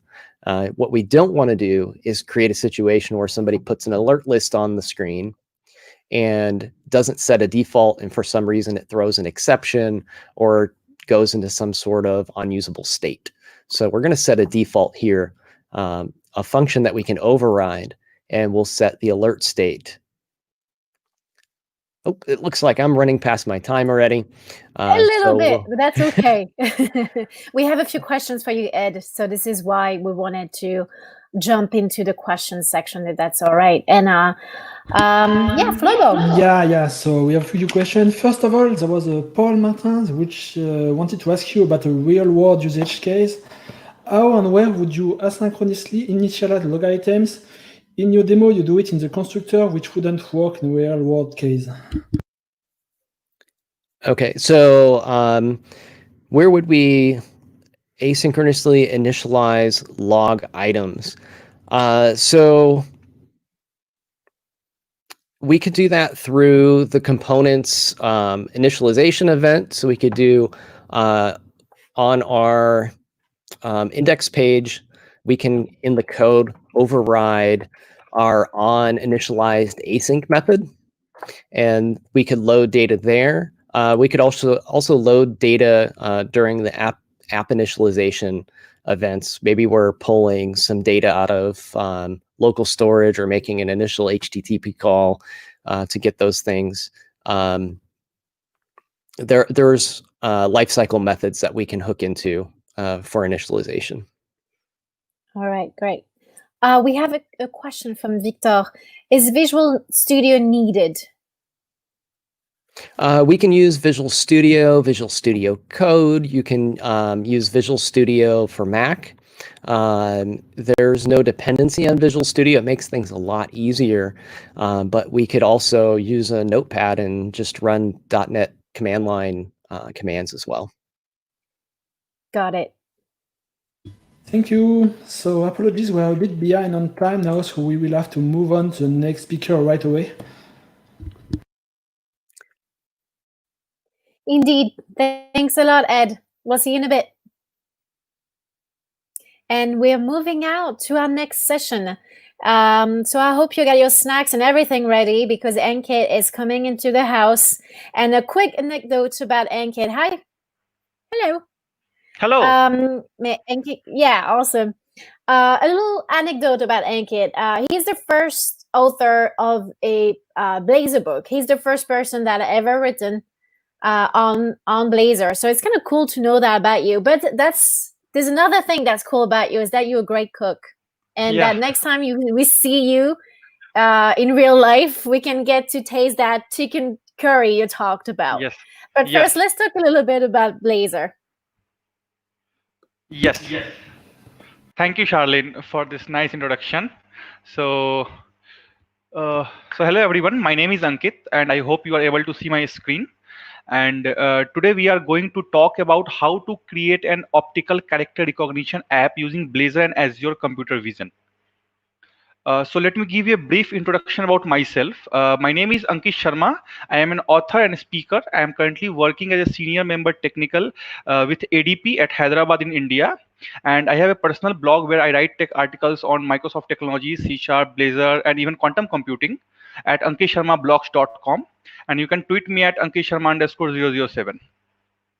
So let's get into the topic of today. So let's talk about computer vision. What is computer vision? So computer vision is an AI service which analyzes the content of the image. And it is very easy to use, and it is integrated into your app using a simple API call. And this is provided as your cognitive service to you, and it can be easily run in a cloud or on-premise with the help of containers like Docker containers we can use to run our computer vision API services. So the computer vision cognitive service provides two APIs to us for the use. One is read API and another one is OCR API. So let's see about these two APIs. So first one is the read API. So the read API is ideal for a text-heavy images such as scanned documents or a large PDF documents where you want to convert the text from an image to the text, and it runs asynchronously. That is why it is very ideal for heavy images. It supports both printed and handwritten text. But it has limited support for the languages. It supports only English, Spanish, German, French, Italian, Portuguese, and Dutch. It does not support any other language apart from these. And the image requirements for a read API is that the format should be a JPEG, PNG, BMP. It can be PDF or TIFF image. The dimension must be between 50 cross 50 to 10,000 cross 10,000 pixels. And if you're uploading a PDF, it must be 17 cross 17 inches or smaller. And we also have a limitation on the file size for the read API. The file must be less than 20 MBs. On the other hand, the second API is called OCR APIs. It executes synchronously, and it is not optimized for large document, because if we are using a synchronous API for large document, it is going to take a lot of time. It supports only printed text. So as compared to Read API, it does not support any handwritten text. But the advantage of our Read API is that it supports over 25 languages. So today we are going to use the OCR API to create a optical character recognition app using Blazor, and we'll see if it supports how many different languages. So the image requirement for this particular API is the format should be JPEG, PNG, GIF, or BMP. It does not support PDF. The dimension must be between 50 cross 50 to 4200 cross 4200 pixels. And another important point is that the text in the image can be rotated by a multiple of 90 degree plus a small angle up to 40 degrees. So this is used to analyze the orientation of the image that we have passed to the OCR APIs. So before we go into the detailing of the creation of our application, let's see the prerequisites. So the first one is you have to install Visual Studio 2019 with ASP.NET and web development workload selected. This is a standard requirement for a Blazor development environment. And second is an Azure subscription account. So you can create a free Azure subscription account for 1 month, where you can enjoy all the services without any cost for one month, which is free. We are also going to use 2 external packages which will help in our development. One of them is the Azure SDK for computer vision. It is a library which provides access to Microsoft Cognitive Services computer vision APIs. So we will see how we are going to use that. And another one is an awesome file component for Blazor, which is published by Steve Sanderson. And there is one limitation is that this particular component can support only file size of maximum 4 MBs. So this component allows us to upload the file for a Blazor application. So since we are using this package, therefore the limitation for our app is also that we cannot use any image which is more than 4 MB in size. So enough talk, let's go into demo. So here I have opened the Azure portal, and first we are going to create a cognitive service. So you can search the cognitive service in the search bar, and here you can see this page is open. I already created a OCR API, but let me show one how to create that. Click on Add button, and in the marketplace, search for computer vision. You can see in the drop-down list, search for computer vision, and here click on the computer vision API, click on create, and here you have to fill few details. So let me give the name as BlazorDay demo, and the name should be unique. It will check. You have to select the subscription, you have to select the location which is near to you. I'm going to select the recommended one. Pricing tier, so there are 2 pricing tier which is given, a free 20 calls per minute, a standard 10 calls per second, and there are other pricing tiers also, so you can see the details and choose whatever is required as per your requirement. Then let's say a resource group you have to select and click on create. So it will take a few seconds to create, and let's see. Let it create. Till then, we'll go to our. Oh, I think it is already created. Okay, we'll go to our Blazor application. So here is my Blazor application. So I will show you. This is a Blazor server-side application. So let me show you the project structure over here. So I have created 2 models. One is available languages, another one is language details. So this language details model is going to bind to the JSON which the OCR API is going to return to me. So I will go into a detail how the JSON format looks like. And there one is a DTO, data transfer object, where I am sending the language and the detected text to my Blazor UI. I have a service that is called computer vision service. So we are going to work on that. But before going there, let me show you the JSON structure that we are going to have. So this is an example which I have pulled up. So when you send any image to the OCR API, you will get the result in the format of a JSON which will look like this. So here you can see language, and it is returning the language code. So this is very important to note that this is returning a language code. We are going to use this information in the latter part of this talk. Then we have text angle. If text is at any angle, it will return that. It will show the orientation of the image. It is showing up. Then it will show bounding box, and it will give me lines, and after line it will again give me data word wise. So if you see, it is returning one words, once, you, replace, negative, everything, and bounding box. So bounding box is like coordinates for that particular word in that particular image. So in this way I will get all the words over here. But the question is, if the data is coming in form of words, it is not user friendly, or it is not easy to read for the users. That is why we are going to do some manipulation to make this word look like a proper what you say, string, a proper sentence. So we'll see how we'll do that. So going back to the code, let me add the code here. So first we are going to have three variables for our subscription key, endpoints, and URI base. So from where we are going to get the subscription key and endpoint, I will tell you. You remember we created an OCR service. So deployment is complete.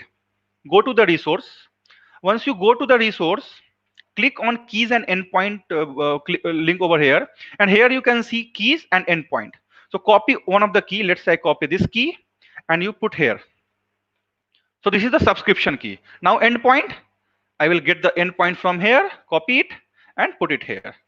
So this will be my endpoint, and this will be my subscription key. Now we'll add a method to read text from a stream.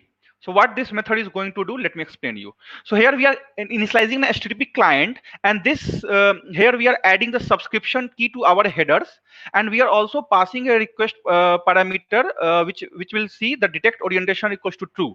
So you remember that the result has set as orientation as up. So if we set detect orientation equal to true, then only it will detect the orientation of that particular image. Then we are creating the final URI, which is saying the URI base, which is my endpoint, plus this text vision/version 2.1/OCR, and then I will pass the request parameter. Once we call our API endpoint, we'll get the data in a form of JSON, we'll parse it in a form of string, and we'll return it from this method. Now let's see, we have another method. So this is get text from image method. So this is the public method, and this is what we are going to call from our Blazor UI. So here we have a string builder. So I just inform you that the result will come in form of words, but we need to do some manipulation to show it in form of sentence. So that manipulation we are doing it here. So we are getting the JSON result, and we will deserialize of the type OCR result. This OCR result object is provided by our Azure API NuGet package, which we have already installed. And then if the language is unknown, if language is not unknown, then we'll see, we'll iterate through that particular JSON, and then we'll get each word, and then we'll append to that our string builder, and then we form the sentence. And after each word, we'll have a space, and after each sentence, we'll use a new append line. So here is a word, and then here is a line. So we are iterating over this. So if you see, this is how it works: words, and then after every array of words, the line break is there. So that is the same logic we are using. That first we are creating a sentence, and after every sentence we are putting the line break. And else, if the language detector is unknown, so I told you that there are only 25 languages supported. But if you are going to put any language which is not supported, then you are going to get the result as UNK, which stands for unknown. So we are going to return this static string. Then we have a DTO object, and in the DTO object we will set the detected text and the language, and we will return it. If in case of any error, we are returning the unknown. Now the most interesting part. So there is a third method over here. If you see, get available languages. So let me show you here again. So here you see the language returned as EN, English. But if we are going to use an UI, and we have a Blazor UI, I cannot show EN or FR or DE, these kind of codes to the user. This is not user friendly. So we need a conversion from this code to the full name. So for that, we are using the endpoint for Microsoft Translate Text API. So there are a lot of cognitive services provided by Microsoft. Translate Text is one of them. So Microsoft Translate Text support, the language supported by Microsoft Translate Text is a superset of language which is supported by OCR APIs. Therefore, we are getting the list of all the languages from Microsoft Translate Text API. That is why we are using this endpoint. And again, we are calling using HTTP client. We are getting the input as a JSON, and we are deserializing it to available language, a type of available language. So if you see, this is a dictionary of type, string, and language details. So it will return me a list of language code and the corresponding name. For example, EN English, FR French. So we are going to use this to show the name on our UI. So this is how our service is being built. Let's go to our Blazor component. So in the Blazor, I am using the code behind model because I really like to keep my the template file and the code file separate. So here I have injected my service over here. And by the way, in the startup.cs file also, I am adding the service here, injecting this, providing the service here using add singleton. And let's go to here. Let's add the first code. So this is on initialize async. So on initialization of the component, we are calling our get available language APIs, method, and then we are getting the all the list of available language. And this is an object of type available language, and then we are assigning the translation to it. So this will be a dictionary. Then we have a view image method. So what does this view image method does? So it will take the a array of I files entry, and then it will check if the file is null or it has returned the max file size. So max file size is 4 MB, which I have defined over here because that is the limitation for the Blazor input component. That's why. So we'll show a beautiful message that the max this has updated the more than allowed limit. And then also we have to make sure that user should only upload the file which is image. So the file type should must contain the word image, else it will return an error. Finally, if all the checks pass, we'll create a memory stream and we'll copy our file data to the memory stream, and then we'll create a byte. We'll convert that memory stream to bytes. And now we have a requirement that when we upload the file, we need to show a preview on the UI that what are the file we have uploaded. So for that, we need to create a base 64 string from that image file bytes, and then we'll assign it to a variable image preview, and then we will be using this in our template. We'll see that in a moment. So we'll concatenate the text like data, image, PNG, and base 64, and we'll supply the base 64 string to it. And finally, we'll clear out the memory stream. Now we have a get text method. In the get text method, what we are going to do is that now I have uploaded the file, and the file is already available in my memory stream, which is image file bytes. So here we are setting the image file bytes to a memory stream. So image file bytes is not null, then we are going to supply it to get text from image method, and it will return me the string builder, an object which is of type result. So let's see what we have in result, which is a type OCR result DTO. It's a data object, data transfer object type. And here we'll see now this part is very important. Here we have a list of language which we have already populated in our onInitialize async method. And if list of language, here we are checking if list of language contains the key which is transformed result.language, then we are checking the detected text language to that particular value, since this language list is a dictionary having a key value pair, else we are setting it to unknown. We'll see this in action, and you will have a better understanding when we see the result. Finally, we have the template. So in the template, we are using Bootstrap for designing. We have a text area which will show me the detected text, like what is the text of the image, what is the text, what is the language of the image text, and then we have input box to show that, and then here is our input file component. This is the component which is used to upload the file, and there is a button which will show the image on if it is uploading or not. So let's see it in action. So I have started it. Let it run, and I hope it should launch. Yep, there is no error. All looks good. So here is the computer vision. So this is how our image, how our API is going to, UI is going to look like. So here is our choose file component. Let's click on choose file and we'll upload this image. So here you can see the image preview. This particular image preview is possible because here we are setting the image preview property. Using base64, first we'll convert the uploaded file to base64 string, and then we are setting the value over here. We are binding this image preview in our image tag over here. Source equals to image preview. That is how we are able to see the preview of this image. So here you can see the name, and if you click on extract text, it is going to call our API, and you are going to see the extracted text. This extracted text is exactly same how it is in our image. If you see, it is all the letters which are capitalized, it is shown in the same way. We have the comma, and even if you see the name Willie Nelson, it is also coming in the same format, however it is given in the image. And here is my detected language, English, because it is supported. So this detected language test is done over here.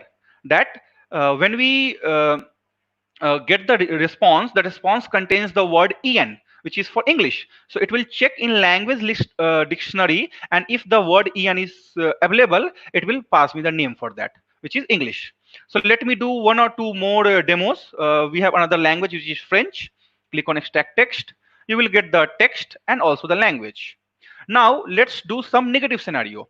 So I told you that we have maximum file size allow is 4 MB. So let's click on a high resolution picture. So it will give me this error. So this error is coming from this part because this is failing this check. It is more than 4 MBs. Now I am uploading a text in Hindi. Hindi is my mother tongue, and unfortunately this is not supported in Azure. So let's say what happened. So here you can see that it is saying the language is not supported and the detected text is unknown. So how it is doing that? So here, this is setting the unknown, and in the our service, where is that? Computer vision service. Here, this part is saying that the language is not supported. Finally, let me upload a file with no text. Here there is no text is there. So again, we are going to get the same result. The language is not supported and unknown. We are getting unknown because there is no text on that, and the result is coming as empty. Finally, I will upload a text file, but text file is not allowed. So that's why I get the error that please upload a valid image file, and we cannot have that. So this is about our demo. And if you want to learn more, and I will suggest you to go through these two resources. One is the GitHub for this particular repo, and I have written an article which explains everything what we have discussed in this talk. So you can get this article link also. You can write it down, take a screenshot, and then you can read through the article. You will find all the step-by-step process of how to create this application with, and also you can refer to GitHub for all the code. So that's it from my end. Thank you guys for joining, and I hope you enjoyed my talk. So yes, thank you very much, Ankit, for taking some of your time to give us this great session. Yes. So, Charlie, do you have any questions? We do have a few questions. The first one is from Paul Martin. You will see it on your screen. Is the OCR API HIPAA compliant or otherwise suitable for sensitive data? Yes, that is a very good question. So as per Microsoft, they said that they have very secure data policy and they will not use our image for any of their work. It is clearly mentioned on Microsoft Cognitive Services website that they have a very detailed data policy, and they will delete every image after we upload it. all right, thank you. So Victor is also asking if you support EXIF file or GOT format. I think the list which I have already detailed out the supported format, and apart from those formats, there is no other format supported. So I am not sure about this EXIF files. But the TIFF is supported only for read API. But the OCR API, which I have just demoed, it does not support TIFF. Awesome. Thank you very much, Ankit. Thank you. Thank you, Charlene. Thank you for your time. We'll see you soon. Bye-bye. Thank you. Bye. Bye. And now we're going to move on again to Ed, because you've missed him. He's been gone for so long. He's back. He's back. Thanks for having me back. We're very happy to have you back. And this time for a session called Razor into the Razorverse. Flobo? Yes, thank you for being willing to come 2 times for us. I mean, it's very gentle. So I guess I'll just let you lead us into the Razorverse. All right, thanks. So I'll talk a little bit faster this time. Make sure we get time for questions at the end. Thank you. Thanks. So I'm going to talk about Razor into the Razorverse. When we're talking about Blazor, we're talking about Razor templates, and there is a lot to know about all things Razor, and I'm sure you all have questions, especially if you've used .NET and Razor before. I don't have any code in these in this presentation. It's all slides. We're going to talk all about everything Razor. So there's the Razor syntax. There's Razor views. There's Razor HTML helpers, Razor pages, Razor tag helpers. Then now there's Blazor and Razor components. So what is all of this terminology, and is any of it technology? So that's what we're going to talk about. First, we'll start with what is Razor. So Razor is a template markup syntax based on the C# programming language, and it's been with the language since MVC 2. So if we look at before Razor, we had web forms, and remember these bee sting templates that we used to have. We used the open bracket and parenthesis or percent sign. Now with Razor, we can simply open up an @ symbol, and this is our templating language. So we don't have to worry about closing tags. And if we look at something even more modern like Angular, Angular even has opening and closing double curly braces. So Razor is very simple. It understands where the template begins and ends pretty intuitively, and we don't have to be explicit about where that syntax stops. If we need to, we can open up a set of parentheses, and we can do things like complex expressions in there, such as add up some values like we have in this example. So we have the values being added up and rendering out a span of 35. We can use all kinds of control structures in the Razor markup syntax. So try catches, walls, and switches, and even ternary operators work inside of Razor markup. And we can see a lot of simple examples here, like using an if then else scenario. So we start with an @if, and then Razor understands where the HTML and the C# language begin and end. So it's a very intuitive syntax to understand.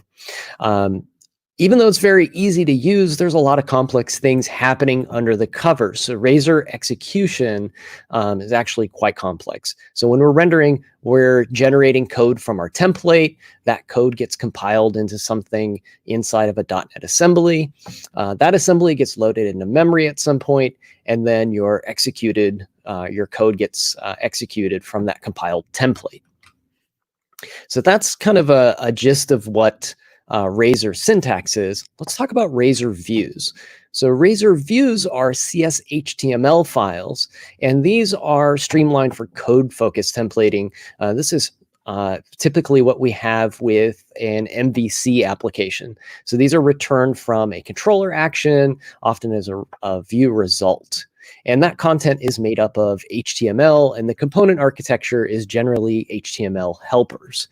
Tag helpers can be used now, but that's fairly new. And then Razor components can actually be mixed in from the Blazor framework into an MVC application as well. And again, that comes from the model view controller template if we're going to use the ASP.NET Core framework. So Razor views come with ASP.NET MVC. And they use, again, the component architecture for that is an HTML helper. These are methods that are invoked within HTML Razor views, and they encapsulate a block of HTML code that's rendered on the server, and they produce an HTML string. And this is the really important thing to remember here, is that they produce an HTML string. That's going to kind of be a common theme running through all of these different versions of Razor that we're talking about. So an HTML helper, if you've ever written any MVC applications before, you will instantly recognize this. We call @HTML, And then we run an extension method called action link. And then when we render that HTML helper, it gives us an anchor tag with the appropriate href and the text that we want inside of it. So this is our component model again for an MVC application. And creating HTML helpers is fairly intuitive. We extend the iHTML helper and add extension methods to it that return an iHTML context. And what that looks like is simply a function that takes an iHTML helper and returns iHTML content. And an example of that would be to create maybe a hello world helper. So we'd say @hello, and the example of the code for that would look like the bottom example. So we have a public iHTML context as our return. The method is named hello. It is extending through this keyword, the iHTML helper interface. And then we can pass in a string that gets concatenated into a span of hello in our message. The important thing to know about Razor views and HTML helpers, and this will apply to Razor pages and tag helpers as well, if we decompile the compiled Razor code that we get for an HTML page or view, we ultimately have a method at the end that says execute async. And you can see it highlighted here in the slide. This is a decompiled index page off of a Razor Pages application. And that task execute async, when it runs, it writes out a literal HTML string that gets returned, usually as an HTTP request. And that is the full HTML markup for that page. So this is rendered on the server and sent to the client, fully marked up as HTML. So that's HTML helpers and Razor views. Let's talk a little bit about Razor pages next. So Razor pages were introduced with ASP.NET Core, and these are a more page-focused approach versus the controller, model view controller type of approach. So we have our controller, our action, and our routing all incorporated within the Razor page itself. They can integrate with MVC, and you'll actually see Razor pages being used with Blazor as well. If you're using the full stack Blazor template, you'll see that Razor pages is used for not only server-side rendering, but to bootstrap the application on the server. The content in a Razor page is made up again of HTML and component. The component model can contain typically tag helpers. It can also have HTML helpers. And again, you'll see this being used with Blazor as well. So we can have Razor components in our Razor pages too. So all of these things can live together in the same ecosystem with some caveats. Now, the preferred component model for Razor pages is tag helpers, and we'll be talking about that in a moment. If we were to look for a Razor pages template, it would be the web application template that is not defined as a model view controller application, but just a regular web application. This will produce a Razor pages template. If we look at ASP.NET MVC and Razor pages side by side, you'll see that the controller and models folders don't exist in a Razor page because those things are generally encapsulated in a code behind that goes with the page itself. So we're kind of changing the paradigm of how the application is architected. So with a Razor page, we have, again, the CS_HTML extension, and you'll notice the @page directive at the top of that page. This is something that also is used in Blazor to some extent, but the @page directive in Blazor also contains the route. Whereas in Razor pages, the route comes from the physical folder path that the page exists in. Now, with Razor pages, we have all of our HTTP verbs that are used in the code behind. So you'll see that we have an onGet method that can be called. You can also have an on put, on post, and on delete. And these are an abstraction of what we would typically see in a controller in an MVC application. So this page model tries to simplify the approach of MVC by using more of a slice architecture rather than distributing things as models, views, and controllers. So we have kind of an all-in-one approach here. So Razor Pages, a little bit different from Razor MVC and Razor Views, but again, it uses the Razor syntax to get things done. And just like with Razor Views, all of those things hit that same execute async task that renders a string of HTML text that gets sent to the client to be rendered as a web page. So that's very important to take away, that all of these things end up getting rendered to strings. So the tag helper is the preferred method for creating components for Razor page application. They can be used in ASP.NET Core as well with MVC, but they are a server-side asynchronous processed method that creates HTML elements. So they can perform a little bit better than HTML helpers can. They're used, they have a usage that is similar to HTML markup. So they look very familiar because they use tags and attributes like HTML does.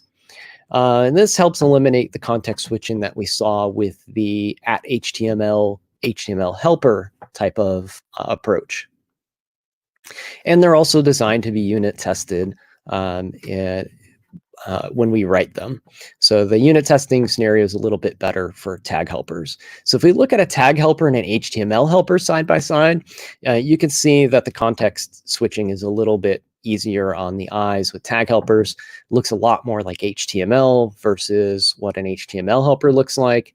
Another thing that is very difficult with HTML helpers is passing in attributes to your tags, such as a class attribute has to be escaped. And these two components are identical in use, but you can see that one is much easier to read as a web developer than the other. So tag helpers, HTML helpers can perform the same task. They're just different approaches to get the job done. And it's more of a preference on readability and usability than it is actual execution. And with the Telerik UI components, we have libraries for both Razor Pages and MVC, and you can see a little bit of a difference here in our HTML helpers versus our tag helpers. If we were to create something like a data grid, a very complex UI control, the markup in an HTML helper kind of has this fluent syntax that allows us to define our columns and our data for our data grid, whereas the tag helper gives us an HTML-like experience to define those same data points. Tag helpers come with some additional directives as well. So we can add tag helpers to our application and specify certain scopes within third-party tag helpers. And we can even remove namespaces from the tag helper directives as well. And we can include prefixes if we have something that occupies maybe the same namespace. So there's some specific directives that belong with tag helpers. And just like with ASP.NET MVC, there are many tag helpers that come with ASP.NET Core out of the box. So we can do things like render anchors and inputs and all of the things that you need to build forms with a Razor page. And of course, Telerik makes all sorts of components for every ecosystem. So we have these available as HTML helpers. We have them available as tag helpers, and you'll see later that we have Blazor components as well. And these things have really intuitive APIs. This is another one of our tag helpers, for example.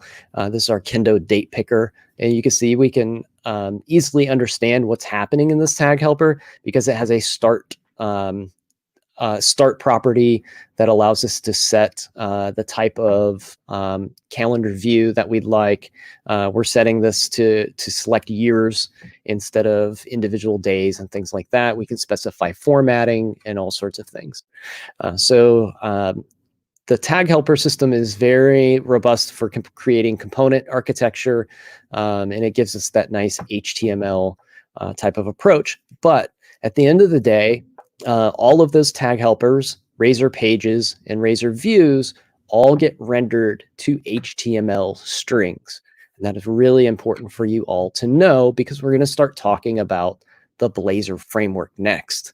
And this is where things start to change a little bit, and they still use the same Razor syntax that we talked about at the very beginning, but there's a shift in how the Razor gets compiled and used.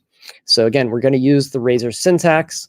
We're going to use a component architecture versus an HTML generation system. So things like tag helpers and HTML helpers focus on generating HTML strings, where Razor components, the component architecture for Blazor, focuses on creating component architecture. And that is done through a render tree. The render tree is an abstraction of the HTML DOM, and it is used for some complex diffing that we'll talk about in a moment. So you'll notice a shift in the file extension to kind of identify Razor components versus the things that create strings like Razor views, tag helpers, and HTML helpers. We're using a Razor file extension versus a CS/HTML file extension. And that's how you know whether you're using a Razor component or any of those other string generation technologies. So a Razor file is going to create a render tree. And this is what the render tree does. In a typical Blazor application, we'll be changing elements on the screen through data binding. Maybe we have a list of items and we're deleting or reordering that list somehow. And we're going to batch up all of the operations that are happening in our Razor component and do all of those things, and then call a diffing method internally that is going to look at what was the page like before, what was the DOM like before, and then what was it like after all of those updates took place. And we're only going to change any elements that received an update. So we don't have to repaint the entire browser more than once. In a typical MVC application or Razor Pages application, we're augmenting the HTML that's turned into a string and sent to us using JavaScript or jQuery. And those things generally do direct DOM manipulation. So they're writing to those elements on the screen and removing and redrawing frequently the DOM in the browser. So we can take a little example of this and say we want to remove an item from this list. We're going to call a remove method. We're going to select an item from that list. We're going to remove it. And if it has any children, they're going to get removed too. And then we might replace some of those elements back. And when we do it, some of the things may have actually not changed at all, but we've removed and replaced them in the DOM anyway. And this is an expensive operation and it's wasteful. So what Blazor does is it batches these things up in the background, and it has an object graph that represents what a snapshot of the DOM looks like. And we can do those changes and remove and add and rearrange items in the background and not affect the browser, and then only update the things that have changed. And this is a more efficient way of doing DOM updates with a modern SPA framework. And you'll see this being used similarly in Angular and React as well. So Blazor is a modern SPA framework that has this rich component model using Razor components, and it creates these render trees that are DOM abstractions versus creating HTML strings that get sent across the wire. And again, Telerik makes components for all of these Blazor applications. We have data grids and charts and all sorts of things that use native Razor components or .razor files and C# code rather than JavaScript. And if we break down and decompile one of those components, this might look familiar if you've ever seen the counter component demo before. You can see the render tree here being built in the build render tree method. And there are HTML fragments in here, but they're identified as add markup content and add content and so on. And those are actually an object graph that these items are getting added to, rather than just turning this into a generic HTML string at the end. So this render tree can actually get compared to another snapshot of the same component, and we can see if, say, the current count item number 3 here has changed. Then we can just change that one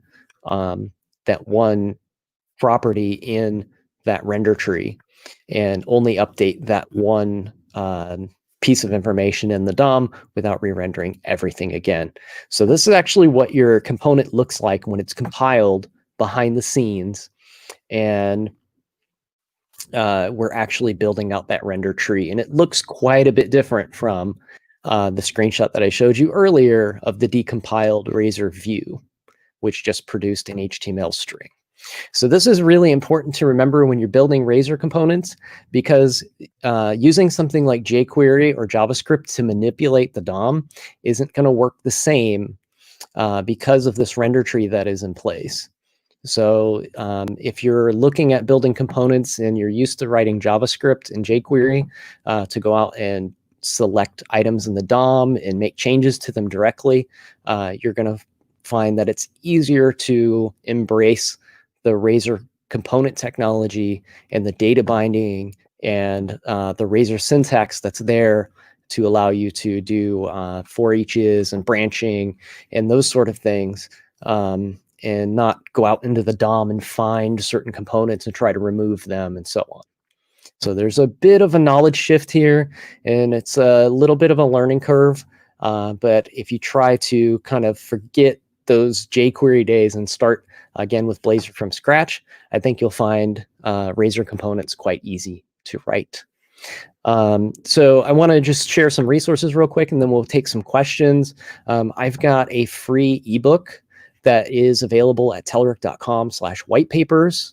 You can also find a link on my website at edcharbonneau.com. And of course, all of our Telerik components you can see at demos.telerik.com. Interact with those live and online there. And I am ready to take questions.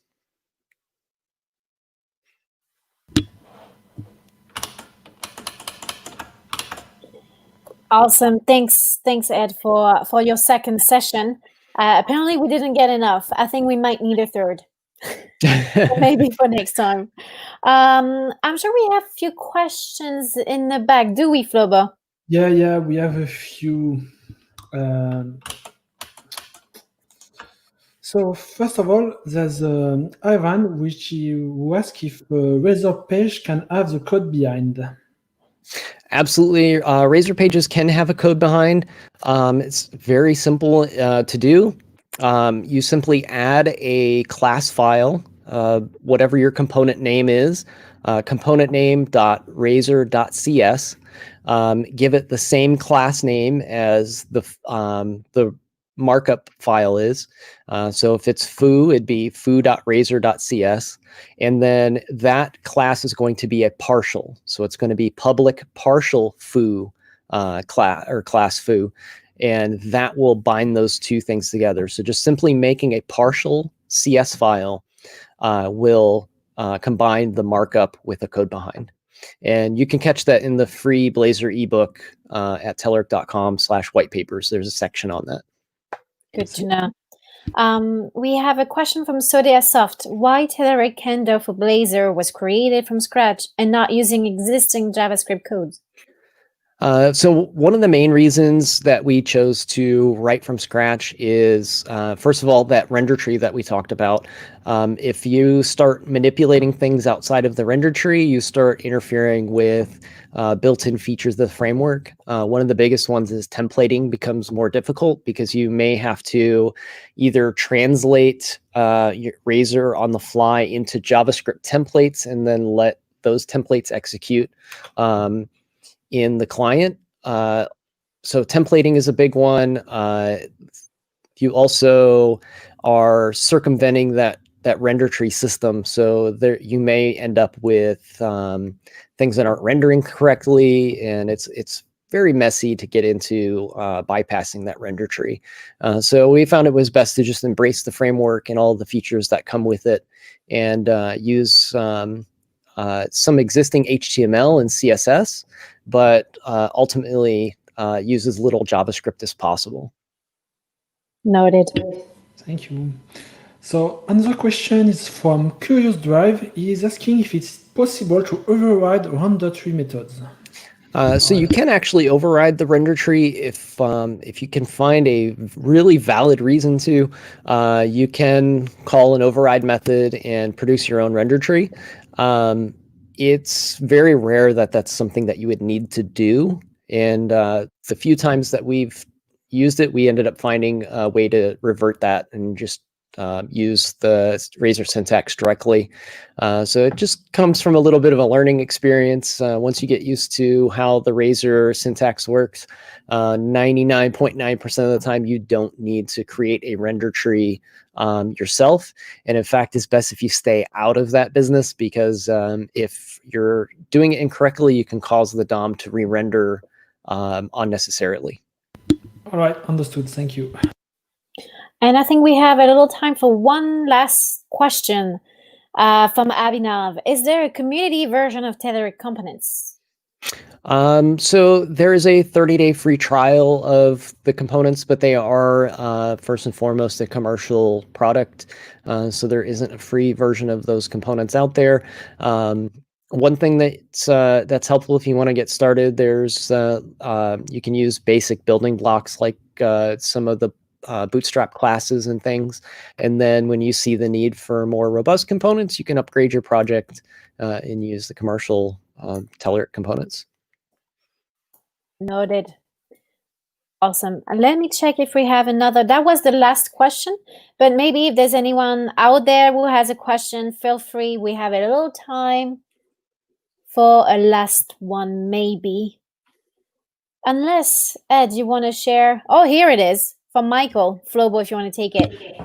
Yeah, so Michael is asking if it's possible to inject a service into a component using the constructor instead of the inject attribute. Sorry. So I don't know the reasoning off the top of my head, but I'm pretty sure it has something to do with how the framework news up components, that you cannot use the constructor because the constructor doesn't obey the same set of lifecycle methods that the component does. So the constructor will run, and then the initialization lifecycle will happen with the component. So I don't believe the constructor executes in the same order of operations that you would expect it to. So you really want to use the inject attribute. Thank you. Cool. Awesome. Thanks so much, Ed, for these 2 sessions that you've shared with us. And we hope you have a wonderful day there in Kentucky. You're from and in Kentucky at the moment, right? That's correct. Okay, cool. That sounds like fun. It's nice here. Maybe I believe so. Well, maybe next time we visit. Thank you so much, Ed. See you soon. Thank you very much. Bye-bye. All right, ladies and gentlemen, we're going to move on to our next section. We're cruising the English channel, actually, to our next Blazor expert destination with Chris Santi coming from Norwich, England. Actually, I've looked it up, Chris. I wasn't sure exactly what it was, but now I feel really knowledgeable. So, so this is northeast of London and not so far from the beach, if I can tell, right? Yeah, no, we're not too far from the coast at all. It's a very pretty coastline as well, actually. Really nice for dog walks. Sweet. And a flutter Flobo. Hey, Chris. Hiya. Someone told me that you really love Blazor and using C# everywhere, and you love it so much that you're even writing a book about it. Is that true? You're doing well? Yeah, I've got a little passion for it. It's I'll go as far as saying obsession. Yeah, I've been playing around with Blazor now for probably as long as sort of anybody really. I was building it from scratch before the first preview release and stuff. So yeah, it's been a passion for a while. And yes, I'm writing a book for Manning called Blazor in Action. So I've just finished chapter 1 actually. So yeah, little way to go yet though. Perfect. So thank you. I guess we can start your session, which will be about forms and validation in Blazor. Is that right? That's correct. Yes. Perfect. Yeah. Awesome. Cool. So hello everybody, and I hope you're enjoying BlazorDay so far.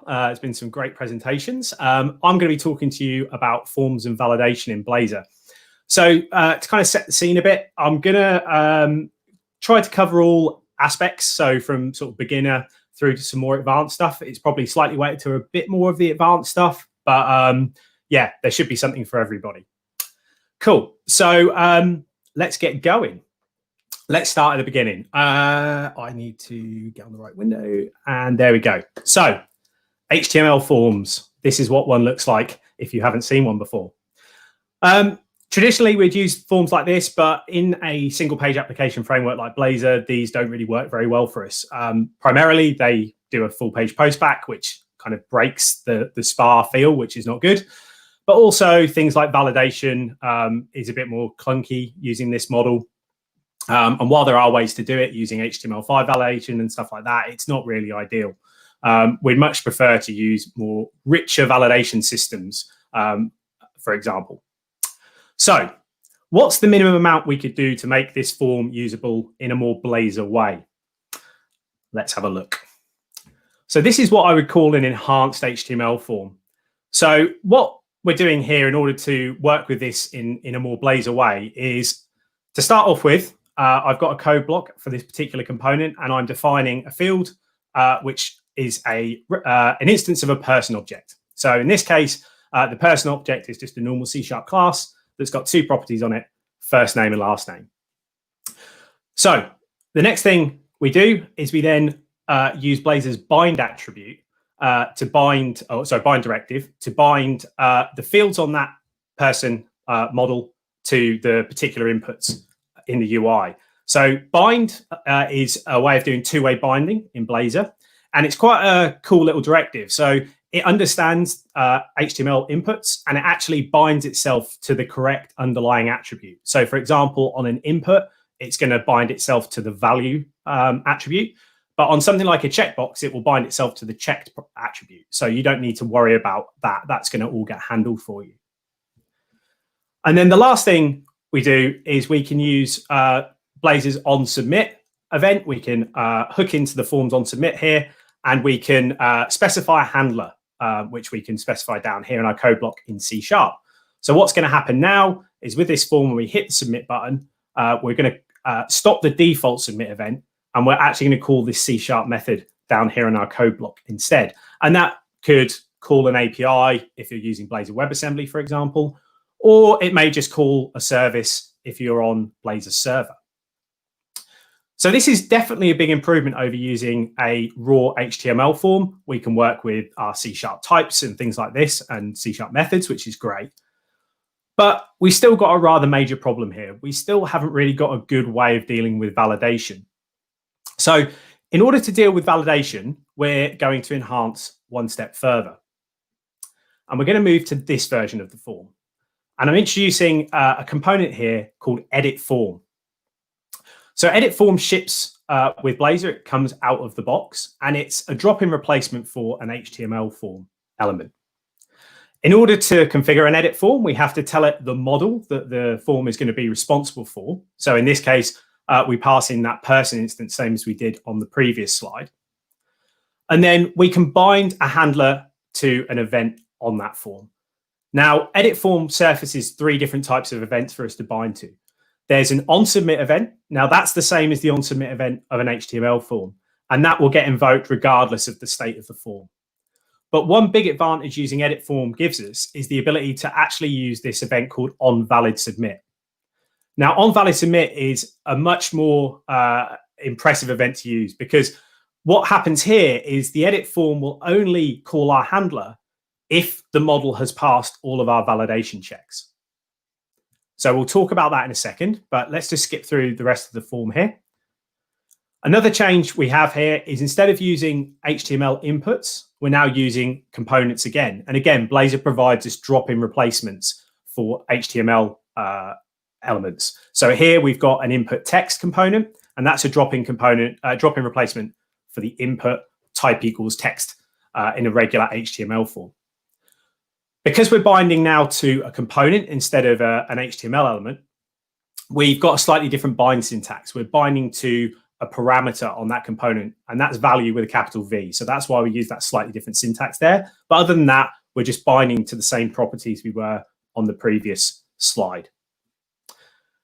So that's kind of the basic changes, but the validation specific changes, let's talk about those. So this person object that we've been looking at so far, this is actually how it's defined. Now on here, I'm using something called data annotations to do validation. And data annotations is kind of the default validation system in ASP.NET Core. If you've not come across it before, you add validation to your models by decorating them with various attributes, defining the validation rules. So in this case, all I'm saying is the two properties on this particular model are required, and I've also specified a custom validation message for each of those. If I don't specify one, the framework will generate one automatically for me. And there's lots of different data annotations you can use for lots of different rules that you may have.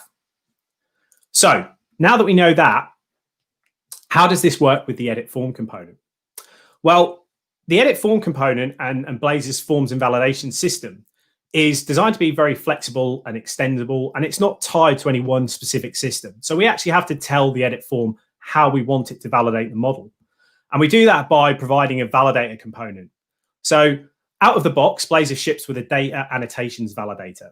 And we just add it in somewhere inside of the edit form like I've done here. That could go at the top, the bottom, the middle. It doesn't matter where it goes as long as it's inside of the edit form tags. And this just tells the edit form to use data annotations to validate that model. And what I've also done as well is I've added a couple of other components called validation message. So validation message is a component, again, comes out of the box with Blazor, and we just tell it which particular property we want to show validation messages for, and that will then show those validation messages for us in the UI. So that's a really quick whiz through some basic setup of an edit form. I'm going to show you some actual code with this running in a second. So before we do that, let's look at the rest of the components we get. So this is a list of the components we get with Blazor, and you can see that HTML equivalent there's on the left. So we have edit form replaces a form, input text replaces an input text area replaces a text area, and so on and so forth. You may notice there's not actually a radio button out of the box. I'll be honest, people ask me this, why it's not there. I'm not entirely sure. However, if you go on the Blazor docs, they actually have a code sample showing you how to implement it. So if you do need a radio button, you can do that just by checking out the docs site. But what happens if you have a need for a component that doesn't match one of these? You want to create some kind of custom component.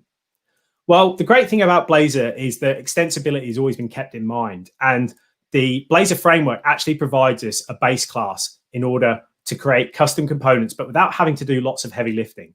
And that class is called input base of T. Now, this takes care of integrating with Blazor's validation system for us. So when we use input base of T, we only have to provide the markup, and we have to override another method to do with converting values. But I'm going to show you this in a code sample and a demo in a little bit. So in terms of slides, that's it. I know PowerPoint isn't always particularly exciting, so I thought I'll try and balance this with live coding. So let's come out of PowerPoint now, and let's go have a look at some code. So let me just jump out of there. So this is the application that we're going to be using. This is a Blazor server application. There's no particular reason it's Blazor server. I just happened to pick that. It could be Blazor WebAssembly. Everything I'm going to show you works in both hosting models. So in the code here, we can see I've defined an edit form. I have a model and I've passed it an instance of a person here, and I've hooked onto that onValidSubmit event that we saw in the slides. I'm using data annotations here, so I've got my data annotations validator, and then I've got an input text in that validation message. I'm also using an input number, and down here, I'm using an input select. For the input select, I'm generating options using a for each, and I'm doing that by iterating over the values of an enum. So I'm using some Razor code here to go over that enum and pull out the values and create those options in that select. And then down at the bottom here, I've just got a code block that creates that person field, and I've got that form submit handler here. And all that's going to do is navigate us to another page that just says success. That could be an API call, that could be whatever you need it to be. If I open up the person model, you can see, similar to what we saw in the slides, I've just got an extra field in here, but I've got a slightly different validation attribute here. I've got a range validator here that says that the age must be between 18 and 110. And then you can see that location enum down here as well. I've got that defined there. So if we actually go over to our web browser and have a look at this, so we have validation here. So if I try to hit my submit button, we instantly see that the form isn't valid. Now you can see that we've got these nice red borders around the inputs here. That's all part of, you get all of this by using Blazor's inbuilt controls. And if I just inspect this, we get this because Blazor is going to apply CSS classes to these inputs automatically for us. So what you can see here is I've got an invalid class and I've added some CSS to add that red border. But if I type in a valid value and I tab out, you can see that Blazor has updated the validation there. It says that this is now successful. You can see down here, I've got a modified class applied because I've changed the value in that particular input. And I've also got a valid class applied. And now I've got a green border because I've styled it that way in my CSS. So we get this by using those input components that come with Blazor. So if I go through the rest of this form, you can see here I've got my age now. So if I just ramp this up, you can see that as soon as I get that to a valid value, that all sorts itself out. And I can select the value and I can now submit the form, and we get this form submitted successfully. And I can click here and I'll just go back and we can go again. So that's sort of a run through of effectively what we saw in those first few slides. So let's start talking about some more advanced stuff. So let's ease into this by looking at alternate validation. What happens if you don't want to use data annotations? A good example is fluent validations. That's a very popular alternative to data annotations. I personally tend to use fluent validations more than I do data annotations. So what kind of effort do we have to go to change our forms to make it work with fluent validation? Well, the first thing I'm going to do is I'm going to update this person model to use fluent validation rules instead. So I'm just going to pop in some code here. Add a using statement. Cool. So fluent validations, if you're not familiar with it, we don't apply our rules directly to the model that we're using. So you can see here that person model that we had before, there's no validation rules here anymore. What we do is we create a separate class and we inherit from this abstract validator and pass in the type that we want it to be for. And then we have a constructor, and in there, that's where we define the rules for our model. So what I'm doing here is I'm saying for the name property, I want it to be not empty. Now, not empty is quite cool because it covers a wide range of invalid values. It covers nulls, it covers empty strings, it covers white spaces, it covers, say, empty collections if you were doing that.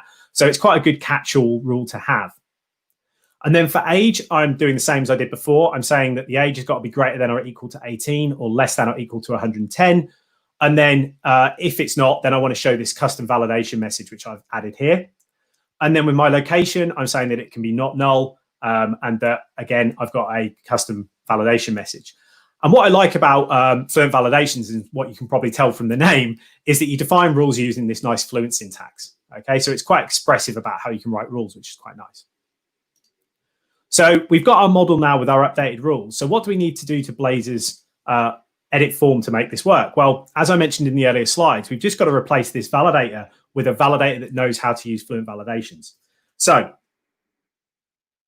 I'm going to add one in. Now, I'm going to use this as a shameless self-promotion opportunity and say that I maintain a load of open source packages that all sit under an organization called Blazor. And one of the packages we have is called Fluent Validations. And it is here specifically to allow you to use Fluent Validations in your Blazor forms. So you can just add a reference to it like this. Now, obviously, I haven't got a using statement here, so this is why I have a full namespace. But I can get rid of this, and I can go to my imports.razor here, and I can instead add the using statement here, hit save, and now if I go back to my index razor page, you can see that I've now that's now referenced correctly. So by putting in imports.razor, it's now made that namespace available to all of the components in my application. So all I've done now is change that validator. And if I go over to my browser and hit refresh, we'll just reload the app now. Now, let's see what's happened. If I hit submit, our validation is still working exactly as it did before. We've got our custom validation rules, everything. We've got those red borders being applied. So everything is functioning as it did before, except we're now using those Fluent validation rules. So if I fill this out, you can see that again, as I go along, everything's filling in as it did before. And all my rules are now satisfied. My form is now valid. And I can hit submit and it's all good. So all we had to do was change that validator. And now our form is using a completely different validation system. Okay, so that's a really cool thing, I think. It makes it really easy to change validation systems in your apps without any sort of heavy repercussions. Cool. So that was hopefully quite interesting.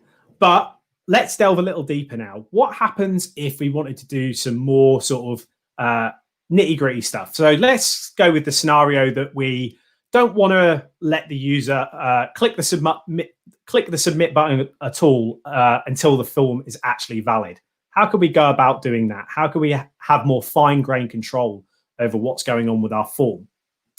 Well, to do that, we're going to take advantage of something called an edit context. Okay, so I'm just going to add in a bit of code and then we're going to talk about this.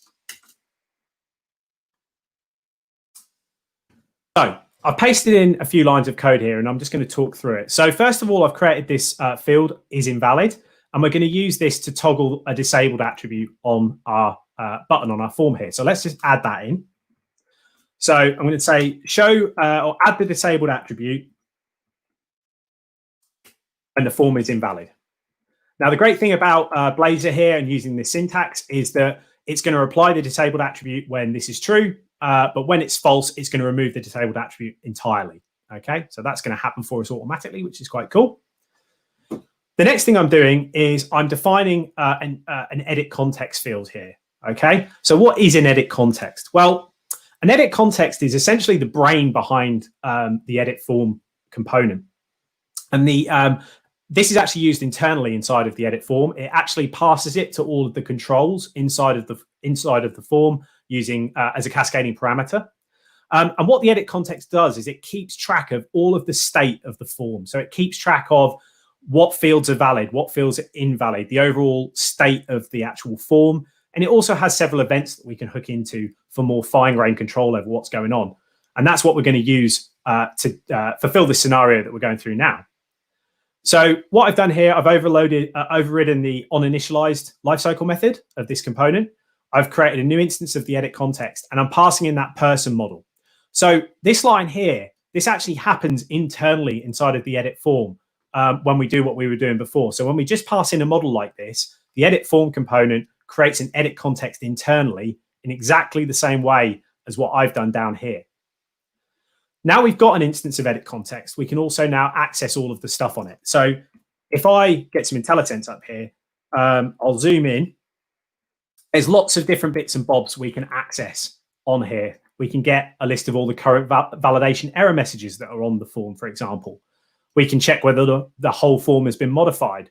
We can reset the form, mark it as unmodified. We can hook onto various events, like when a field's changed or when the validation state changes. And that's exactly what we're now going to do. We're going to hook onto the on-field change event. And what we're going to say is every time a field changes, call our handle field changed event handler. So that's defined next. And what we're going to do here is we're going to call a method called validate on the edit context. And that will trigger the edit context to validate the entire model for us at that point. And that we can use that to set our is valid Boolean here. And then calling status change because this is happening outside of Blazor's normal eventing system. So we have to tell it that the UI might need to be updated. So that's why I've got a status change call there. So with all of that in place, the last thing I need to do is change how I'm configuring my edit form. So instead of passing it this model now, I'm now going to pass it that edit context that we have in our code block down below. So if I save this, quickly double check everything, and then I reload the application, hopefully our submit button will be disabled by default, which it is. I can't click that anymore. So if I inspect this and have a look at the submit button, you can see that we have that disabled attribute applied. And if I start filling out the form, you can see I'm getting my validation error messages showing, because remember, we're calling validate on the entire model now when we call that validate method on edit context. And if I fill this all out and make it valid, you can see the moment I fill out the last property on that form and I have a valid form, you can see that the disabled attribute was removed. I've now got a clickable submit button. I can now click that and submit my form successfully. And I can now click back and I've got my form reset. My submit button is now disabled again and I'm ready to go. So the edit context is a really interesting tool to know about. It's really quite important as well when you want to start doing some really advanced stuff with forms in Blazor, because it's really quite useful to use inside of custom components and things like that. You can get some really fine-grained control over what's going on in your forms and build some really advanced stuff. So I just wanted to let you know about it if you didn't already. Cool. So that nicely brings us on to the last thing that I'm going to talk to you about, and that is custom components. So while Blazor gives us a lot of really useful components out of the box, and we can just build forms right away and be really productive right out of the gate, there become situations when you're building applications where you want to be able to create custom controls. And a good example of that is things like what I've done in this form here. This form is styled using Bootstrap that comes with a load of extra markup. So I have to have this div with this class of form group. And then I want all of my control, all my form components in my application to have this same layout. I want a label, I want the actual input, and then I want a validation message. So what I've got to do is recreate this markup every single time. But what I could do instead is actually encapsulate all of this inside of a custom form component instead. And then what I can do is just use that throughout my application. If ever I want to change the layout, I can then just change it in one place, in one component, and it will automatically propagate throughout the rest of my application. I don't have to change it everywhere else. So let's have a look at that. So in the interest of speed, I've created some components ahead of time. I'm just going to talk through them. So first of all, I've got this custom input text. So what this is doing is we're going to replace this particular block of code here, which is this input text and validation message and stuff for name. We're going to replace that with this custom input text component. Now, in order to create this, I'm inheriting from that input base component I talked about in the PowerPoint slides. So what I have to do is specify the type I want to work with. Now, this is the type of the model property that's going to be bound to it. So here I'm working with a name, so the type is going to be a string. In here, I've copied in the same markup as what I had in that index page, but I've added a little bit of extra functionality to show you the types of stuff that you can now do. So for example, I'm checking to see that a label value is being passed in. Okay, so I have a label parameter set up here, and I'm checking that if one's been passed in, and if it hasn't, then I'm not going to show a label, but if one is, then I will show it. So I can build some configurability here into my component, my custom component. I then got an input here, and I'm then binding to that input. And I've added my custom CSS classes here, my form control from Bootstrap. And then I've got, again, the same kind of check around my validation message. So say if I have a form that's a form component that's optional, I don't necessarily need to require a value for it. I can choose not to pass in a validation rule for it, and therefore I won't get any validation messages shown. So as you can see, all I've had to do here is specify the actual markup for my component. The only other thing we have to do when we use input base is we do have to override this method called try pass value from string, which is provided by that input base class. Now, the reason we have to do that is because all of the inputs in a regular HTML form work with string values. So if we want to use the rich typing system that we get with C#, what we have to do is override this method and convert it to the particular C# type we want it to actually bind to on the model. Now, in this case, we're binding to strings, so there's nothing to do. The value that's being passed in from the form is going to be a string value, and then we want to output it as a string as well, so we can just literally assign one to the other, and that's it. So there's not a lot to do there. So what I'm going to do now is I'm going to move over to this input number custom component, which is doing the same stuff as the input text was, but this time around, we're having to do a bit of extra work in our try pass value from string method. So because now we want to bind to model properties that are types of int, we now actually have to do a bit more work here. So here, what we're going to do is we're going to take the value from the form, which is a string, and we're going to pass it back out to the model, but we need to convert it to an integer. So I'm going to call try pass for that value, and then I'm going to assign it to this result, which is up here. And then if that succeeds, then I don't need to set a validation message. I can just return true, and that goes through. Otherwise, I'm just going to set a validation message saying that the field isn't valid. It's not a valid integer, or not a value that can be converted to an integer, and then return false. And this would trigger the validation to show on the UI. So this custom input number is going to replace our age field on the form. And then the final one that I've done is this custom input select.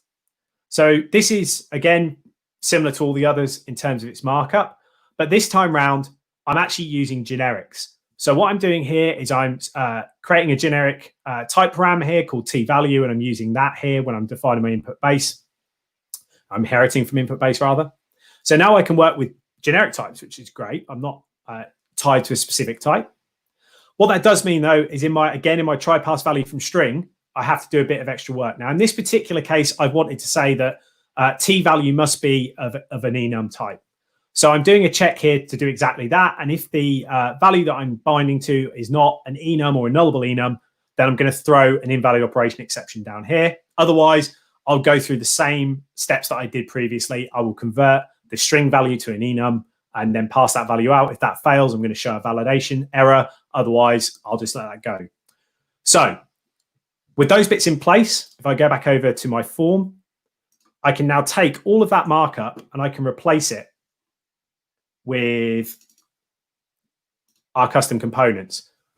So the great thing here is, first of all, we've cut down the markup massively. Instead of having to have all of those different, those labels, those divs, all that kind of stuff, we now just define our custom components. So while I've got this split out to make it a little bit more readable, we are essentially here going from multi-line to a single line for these input text and input numbers. And you can see I'm now just passing the various strings in for labels, validation rules and things like that. The properties that I want to show validation messages for, I'm just passing those in as well. And then down here again for my custom input select, I'm doing exactly the same as I was before. I'm creating those options dynamically based on those enum values. So that's looking pretty good. So if we save all of that and go back to our form and we refresh, and we'll have a look how that looks now. So first of all, everything seems to be working as it did before. All our markups exactly the same as it was. Our submit button still disabled. And if I start filling these values in, all our validation stuff is doing what it did before as well. And we can submit our form successfully. So we're now using our custom components to do everything we did before, which is great.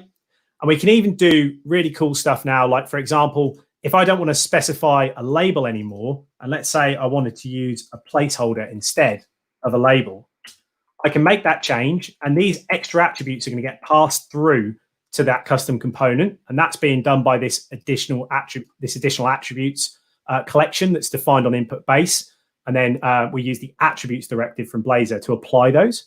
So I'm doing that now. And if I refresh this, hopefully we should see we now have name as a placeholder in there instead. And I can start typing like I did before. So we don't use a label anymore. And again, everything works as it did before.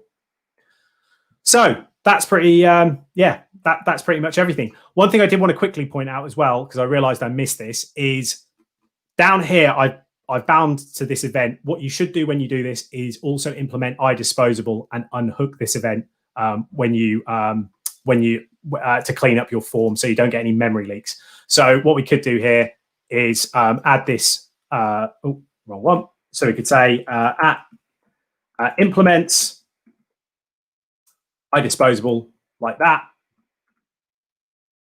Then down here, we just added in a dispose method that we just unhook our event handler to stop us getting any memory leaks. So I meant to show you that earlier, but I did forget. So I just want to get that in very, very quickly. So with that, I'll just jump back to PowerPoint very quickly. In summary, what you should take away from this is, firstly, working with forms and validation in Blazor is very productive. We get a great set of components to work with out of the box, and we can build forms with rich validation rules quickly and easily.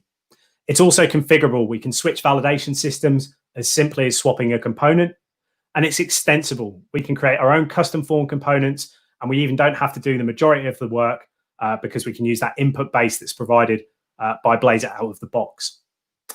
So with that, that's everything from me. So thank you very much. And hopefully we've got a second or two for some questions, maybe. Yes, thank you, Chris, for explaining all of that to us, even if it may have been a bit technical for someone non-developer like me. But yes, there is already a few questions on that topic. Charlene, can you read us the first one? Yes, there's one from Paul. What are the main considerations when designing our own input component to make sure they work in edit forms? Yeah, cool. So what I'd say the main thing to think about when you're working with your own custom components is to always use that input base type and inherit from that. That does loads of heavy lifting for you. It does all of that integration with that validation system that I was talking about. So you don't have to worry about it. You can just create your own markup, define the UI for your component, and not have to worry about tying that in. If you don't use that as a base, you are responsible for actually tying your component into all of the validation system manually. That's definitely something you can do if you have some really advanced scenarios, but I would say that for most people, you don't need to do that. So that's really what I would suggest is really focus on using that input base. Thank you. So next, Angelo is asking if we can use zero data v3 annotation to drive the validator with Blazor. Oh, data, I mean, sorry, apologies. Oh, data. Yeah, that's a really interesting question. I'll be honest, I've never tried. I guess possibly. I wouldn't be able to say a definite yes or no purely because I haven't tried it myself. I've never used OData validation rules before, so but possibly. Sorry, I'm sitting on the fence on that one. Well, maybe you'll find out soon, and then you can come back to Angelo. It sounds like an interesting blog post. It does. So Yeah. Angelo, maybe you can follow up with Chris, and you'll have some answers. Now, next question, Chris, for you from Menaka. I'm not sure I got that question right, but let me try. Data annotation validator supports for remote validation too in Blazor? Yeah, so this is an interesting one. So what I know what's meant by remote going off. So that would be you create a validation rule where you want to go off to like the server or you go off to another service to check something. So a good example of that would be if you had a form that had a username entry and you want to check that username was unique. You would use something like a remote validator, and that would call to check your database to see if that username is already taken. And if it was, it would show an error. Otherwise, it would like give you a nice green tick and say, yeah, it's not taken, you can have it. This is a bit of a tricky subject at the moment. The edit form doesn't work particularly well with async calls, which is what you need to make here in order for this to work. So while you can technically define any validation rule that's async, and Fluent Validations has async rules as well that you can use, it can not necessarily work the way you expect it to, because the underlying edit context is calling events to trigger validation. So it doesn't wait for the async call to finish. So it is a bit weird at the moment. I think if I'm right, there's some improvements in edit form coming to help deal with async scenarios better, but it's not there yet. So like I say, you can define the rules, but they probably won't work quite right just yet. Okay. All right, thank you.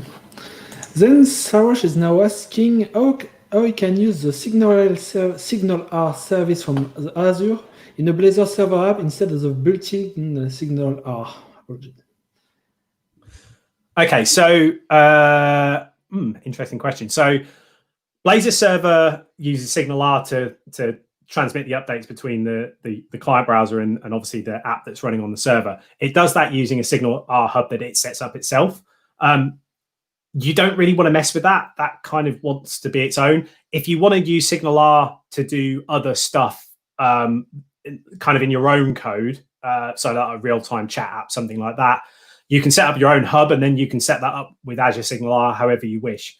I'll be honest, I don't do loads and loads with Blazor server, and I've not played around with the actual inbuilt Signal-R hub, so I don't know if you can hook into that as well. But I think I would probably say, and so you should probably just set up a separate hub, and you can configure that with Azure Signal-R service and as you normally would, and that will work fine.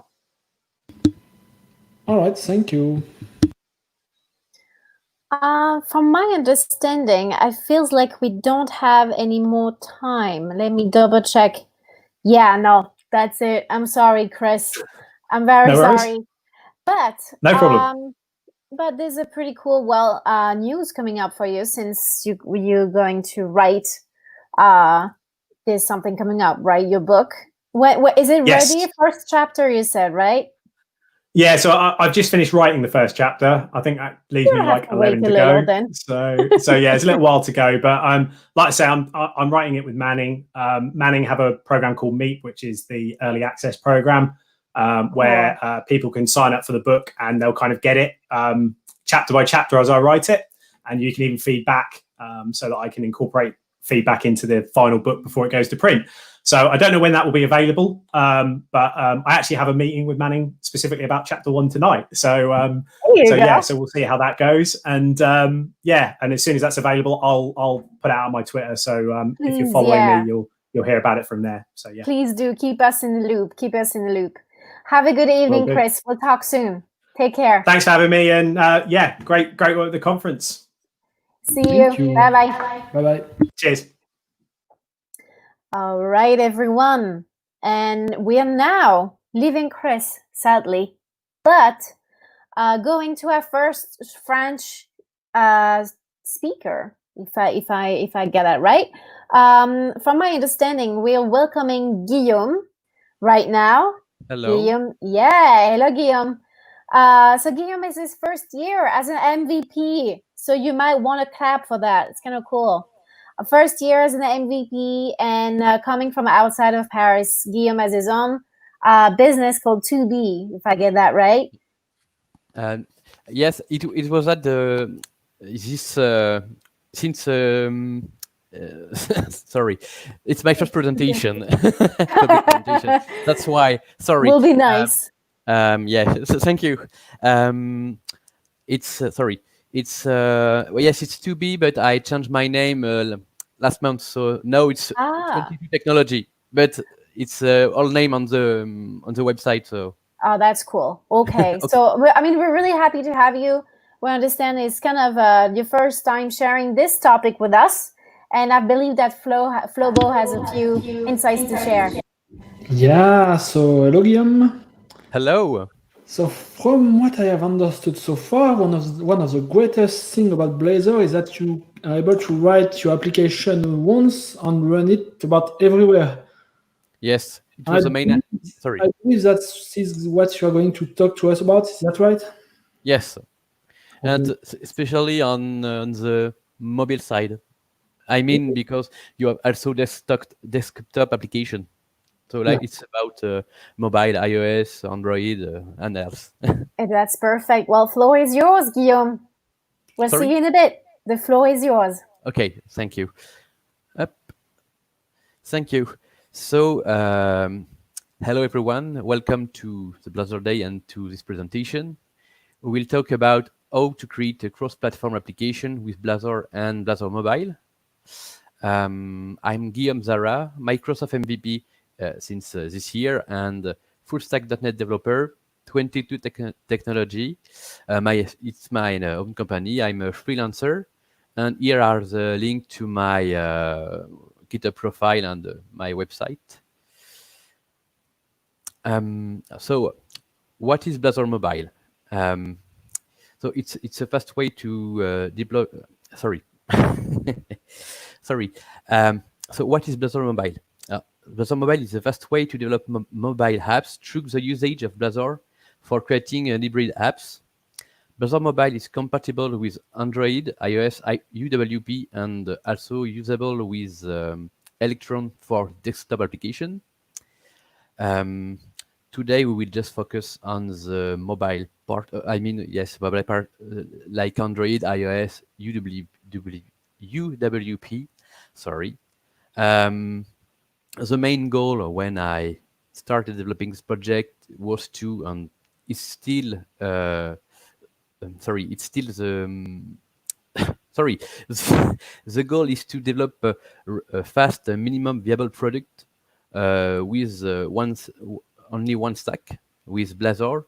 So working with developing a mobile application with the web version of Blazor.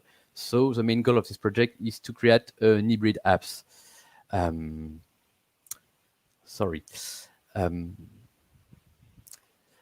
So full native application may be cool today, and full native application may be awesome and added value to a project, but creating two technical stack from the beginning may be too large, depending of your time window or your financial cost. And so the goal of Blazor Mobile was to create rapidly an MVP, a way to validate your project ID and goal from the beginning, as you don't have to develop two different technological stack. Blazor Mobile is working on top of Xamarin with an ensemble of API and specific behavior in order to allow some extended and normalized behaviors for your hybrid app. There is a lot of things to say about Blazor Mobile, but that are more explained in the documentation. We will only see some part of the thing because we only have 25 minutes for the presentation. So Blazor Mobile is compatible with Android 4.4 and greater with WebAssembly, iOS 12 and better UWP, and also with Electron for desktop application. It's actually two different stack internally in the project, but they are switchable easily. I mean, they are compatible. But the main core of the presentation, the main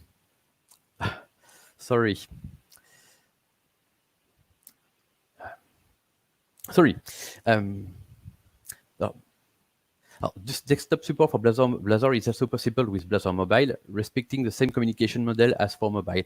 But this is, I'm too stressed. This is my first presentation, so I'm saying some word thing. Hey, Guillaume. It's Adrian from the organization. Yes. Feel free, no stress. It's okay. You rocks. Okay? Yes. Sorry. And enjoy the session, please. Okay. Blazor Mobile uses the WebAssembly version of Blazor when shipping your app to the device. Even if you can test your app with remote debugging with the Blazor server version during development for debugging purpose. Desktop support for Blazor is also possible with Blazor Mobile, respecting the same communication model as for mobile. But this is actually experimental on this project. This will not be covered by this presentation. I would just mention that the desktop version of the Blazor Mobile can be used with .NET Core or WebAssembly. It's just that using the WebAssembly version on this platform gives the same kind of extra feature available on regular Blazor Mobile project. Like it's like extra functionalities like side loading another Blazor app in your native mobile application, or like a progressive web application, being able to update your web application remotely by an external package. The Blazor app you create is packaged at build time into your native apps that works with Xamarin, and loaded at startup.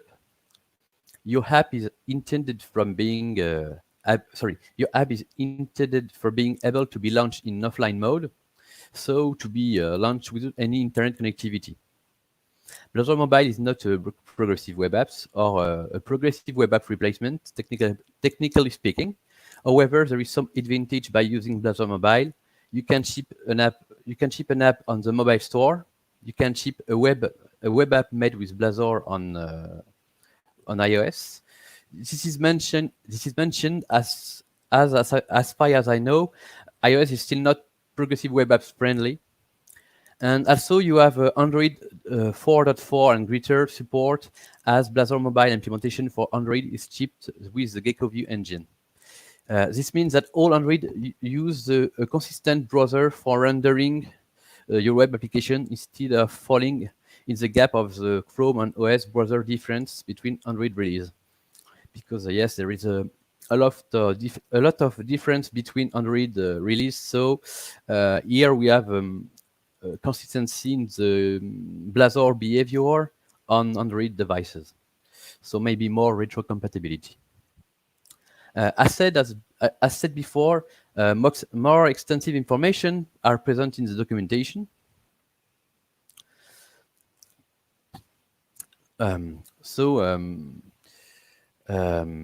This is self-explanatory.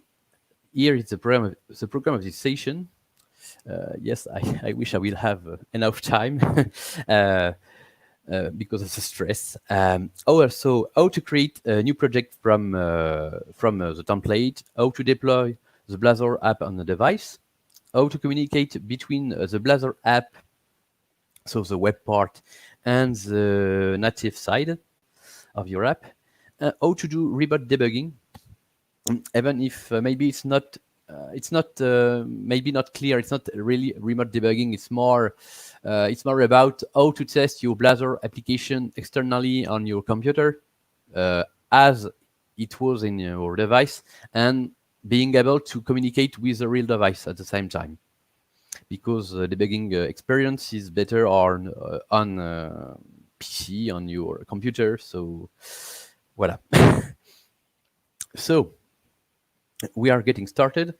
Here are the two commands for starting, one for downloading the Blazor Mobile solution template, and the other one is for creating your solution with a given project name. So here in our presentation, it will be my first project. And we will assume that we have done this command for this demonstration. So there is also some additional information for the project typologies. Also, there is a lot to say about this, but I will try to be short because of the time.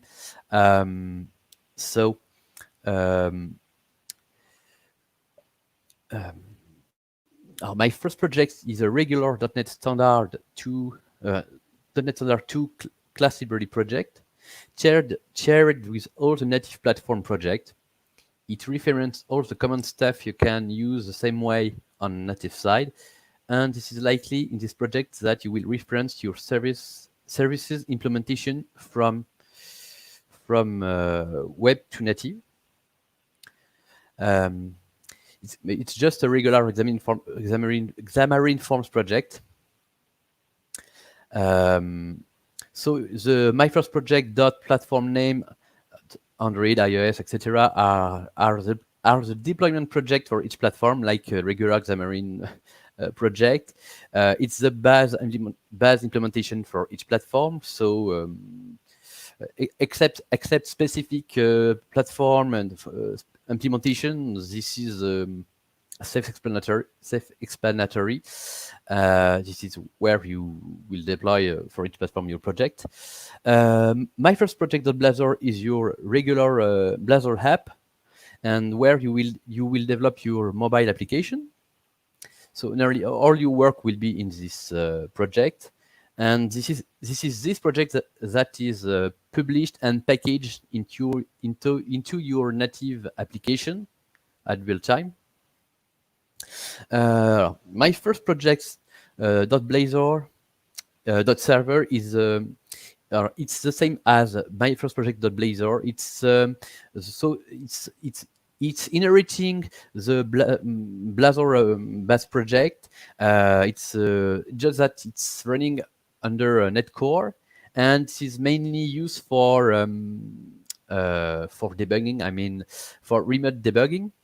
Because you can still use a regular project, but because it's a server version, you can add breakpoint, inspect your code like a full .NET Core with a full .NET Core engine.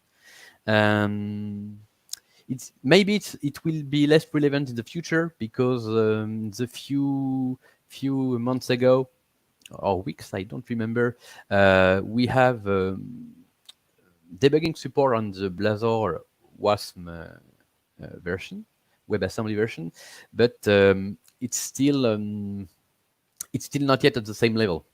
But generally, this project is more for debugging, testing, and everything. It's just for debugging. And so the most more important to me is the common project. This project is shared between the native side and your packaged Blazor app, so the Blazor project. So you can share class code and methods between your two environments, web and native, at the same time. The most important usage in this project is to share C# interfaces contract between native and web in order to do transparent interop communication between your code in Blazor and your code in native. Here we are at the demonstration. So first, I will just show that here is the structure of the project. As I said, you have the default template working as by default. We will test on UWP for the demonstration because building and deploying on Android and iOS are very slow, and we don't have a long time to this presentation.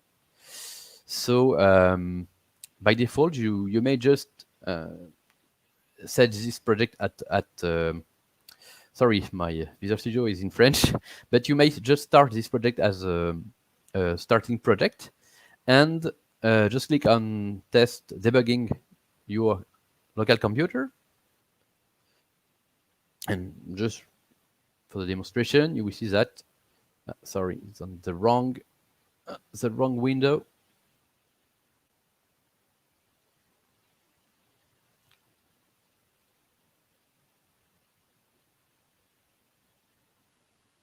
Oh, it's printed, sorry. Sorry. So it's working by default. You can test like it's a regular WASM WebAssembly WASM application embedded in UWP. And if I click here, you will see that I have a native dialog in UWP, and this is great.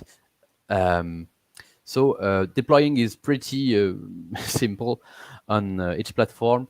Now I will just talk about how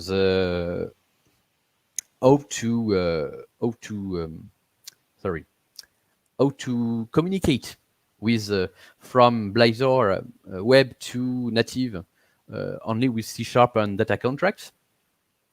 because we want to have very easy workflow to develop our apps, and I think that communicating with C# on both sides with contract is pretty awesome. Thanks Blazor. And so there is an integrated mechanism. So the first thing to do, so in the common project, is to declare what is your interface. Here we have as an example the iExaminer bridge with a display alert. So you can see this is just pretty simple. It's only accepting task and what you want, but you have to respect this, or it will say that this is not good at runtime if you test. But what is more important is to put the attribute proxy interface on your interface in order to tell the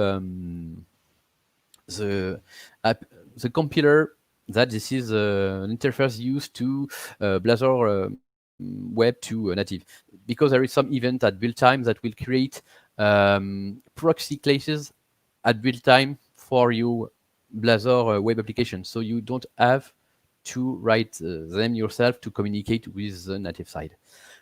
Sorry. So this is the first thing. Declare it here. On one side, here, we are in the shared examining project, where we have the implementation of the interface contract. So here it's examining bridge, like a regular method with async. You can just call whatever you want. So here we are calling Xamarin display alert, waiting for the result, and then just returning the result. It's pretty straightforward. Like a regular Xamarin Forms application, you will have to register.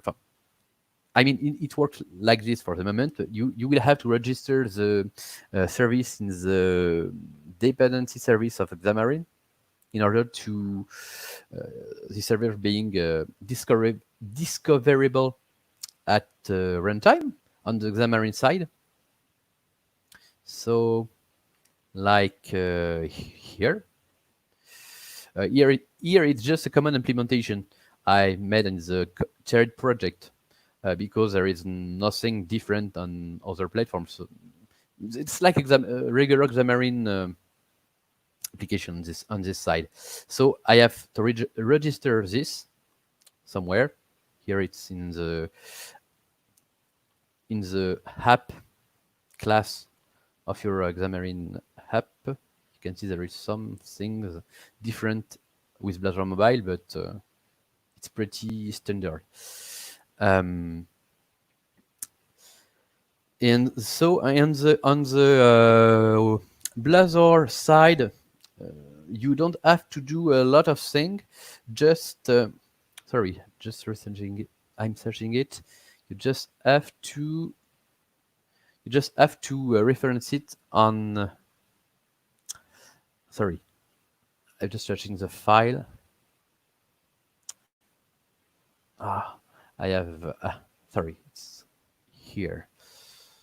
So here we are in the Blazor project, as you can see here, and I have there is a service helper method. You can do a thing whatever you want, but you can see that we have called this extension method for iService collection, which is add Blazor mobile native services, and a reference to your program class of your Blazor app.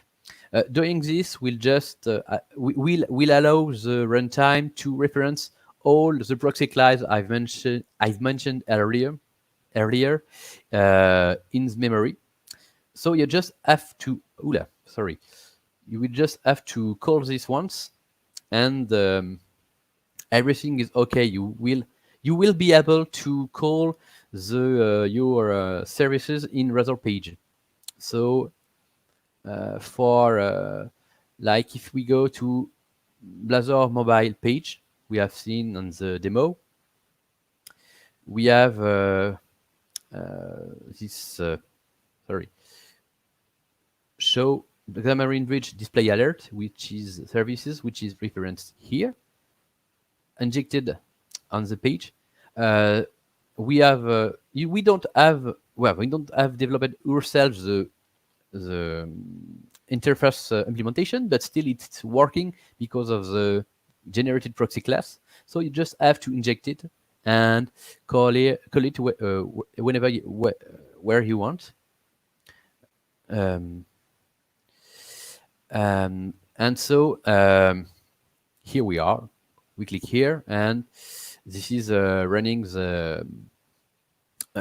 It will show the alert. It's here is how to to communicate easily between web and native. As we can see, we are inheriting from the model. So here a list of string just for the example. And so we don't have to manage to do extra thing for transfer data between also the transfer data between native and web. You just have to keep in mind that you will have to share the classes also in the common project. And now there is not a lot of time. There is left. I will try rapidly to show how you can do remote debugging. So as I said before, when talking about remote debugging, it's more about how to test your Blazor web application on computer, but being able to fire the event, the event on the native side, even if you are testing it on the externally. So for this presentation, I will just put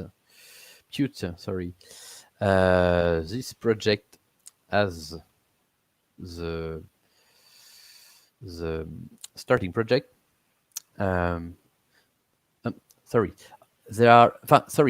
First, there are just two things to check before doing anything. Is that it's the IP for debugging and the port. It should be okay by default for the port.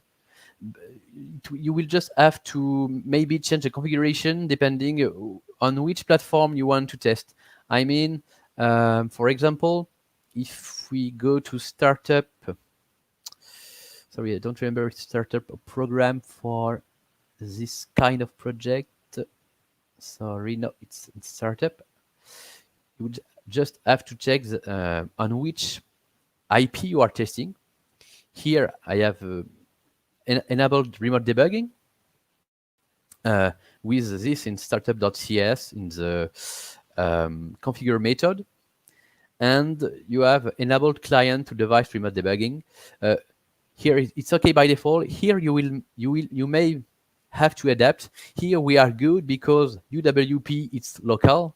I mean, we are testing locally applications. So 100. This IP is it's okay because we are in the loop back. If you are testing with a real device, you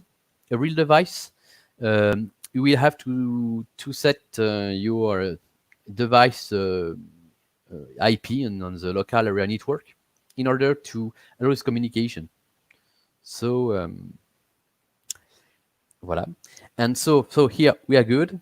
And the second thing to check before start trying the remote debugging is on the shared Xamarin project. We also have to say that what is Blazor Mobile HTTP port for this application. Just a side note, if this port is not available at runtime, I mean this port is used for communication. But if it's not available for any reason, it will everything will use it will fall back on another port, so it's not blocking if this is not set or already used by something else. But voilà, you have to set this also in order to be okay on the two sides. So first thing, and we are nearly done. First thing, you have to for this kind of scenario, first I recommend is to launch your native application in the background, not especially in debugging mode. You can attach multiple process if you want, but for this demo I will not do this. But the first thing is to launch your application without debugging, like here. Just 2 minutes. It's we are very close to the end, and here we are without debugging, and now we can. But the app is open and ready for listening your any remote call. If we enable the debugging features, but there is more information in the documentation. And here I just set Blazor server as a starting project. I'm click on debug, and what's happening? The command, the server is starting. Okay, I will just copy this URL and open this here, and if everything is okay, if I go here, and if I click here, okay, nothing happened here because we are in the web browser, but actually the events are forwarded to the native application. So if we go back to the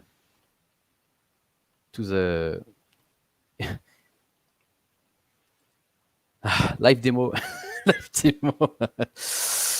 Sorry, it should work. I just tested yesterday.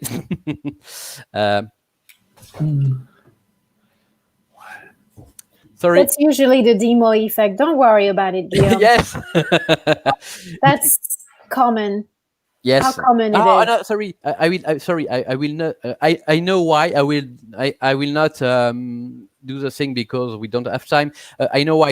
It's just because UWP disable by default as a network isolation by default, and you have to launch a specific command, which is I see it written somewhere on my computer. But you have to launch this before debugging any UWP application if you want to be able to communicate between something like the browser to your UWP application.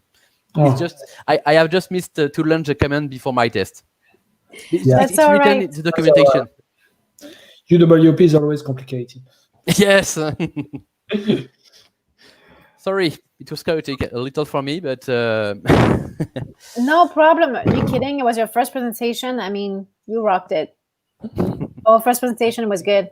And actually, there's a question for you, Guillaume. Yes. So Microsoft is asking if you have sample of application developed with your system Blazor Mobile.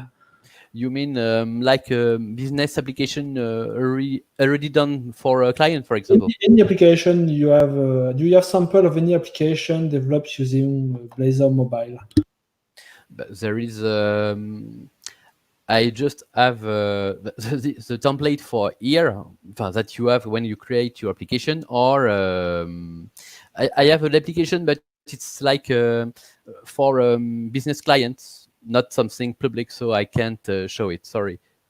That's fine. I mean, people can find if they want. I mean, sorry. People will be able to find it if they want on your website. You mean for the business app? Yeah, I mean, I don't have referenced it yet on my website. Well, they will be able to. But they can ask me. Yeah, that sounds good. That sounds good. Thank you so much, Guillaume. And next time we'll be waiting for your second talk. Okay. You take care. I wish better. No problem. I'm sure it'll be best. That's all cool. Bye Thank bye. you, Guillaume. Have a good Thank you. evening. You. You too. Bye. Bye. See you. Okay, guys, we're moving on. So I hope you're still fresh and ready, and you have your snacks and beverages around you. You're not, hungry to the point of dying. So we have Hamad now, young but fierce teacher and trainer with his YouTube channel AK Academy, and you should definitely check it out. So thank you, Ahmad, for giving us the time today. Thank you. How are you? We're doing great. We're doing great. I believe that Flobo has a few words for you. Yeah. Hey, Ahmad. Yeah, repeat the question again, please. What? There was no questions. I was just handing the floor to Flobo. Okay, great. Continue. It's fine. I mean, in the last session, I don't know if you listened to him, but Guillaume explained to us how to build cross-mobile apps with Blazor. So I think now you're doing something similar. I mean, you are going to show us how to build cross-desktop app with Electron. Exactly. This time I'm going to talk about the second part. He talks about developing the mobile application. Right now, I will talk about the desktop part with Elkitron. Awesome. Floor is yours. Yeah, so excited for that. Okay, thank you. Can you do something about your sound? We can't hear you very well. Regarding the hearing, like the sound? The sound, yeah, maybe put the mic closer to you. Okay, because is there a mic or something? I have. The sound's not good. Sorry. Maybe I can reduce the volume here. Let's see. Okay. It should be good enough, so you can start right now. We can hear you. It's just that it feels like you're far away. Okay. But that's all right. It is good enough, Ahmad. Feel free to go ahead. Okay, good.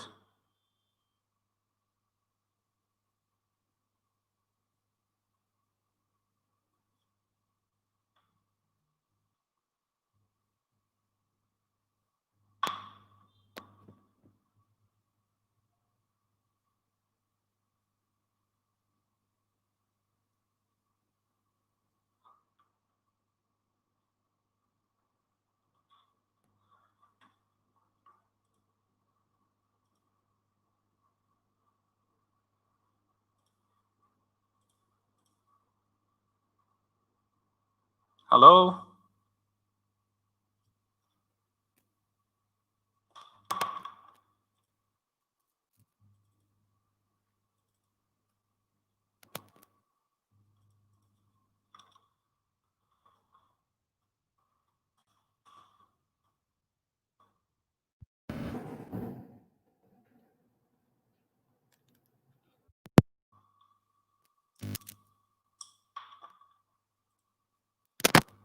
Sorry, but maybe just I have a little issue with the sound over here.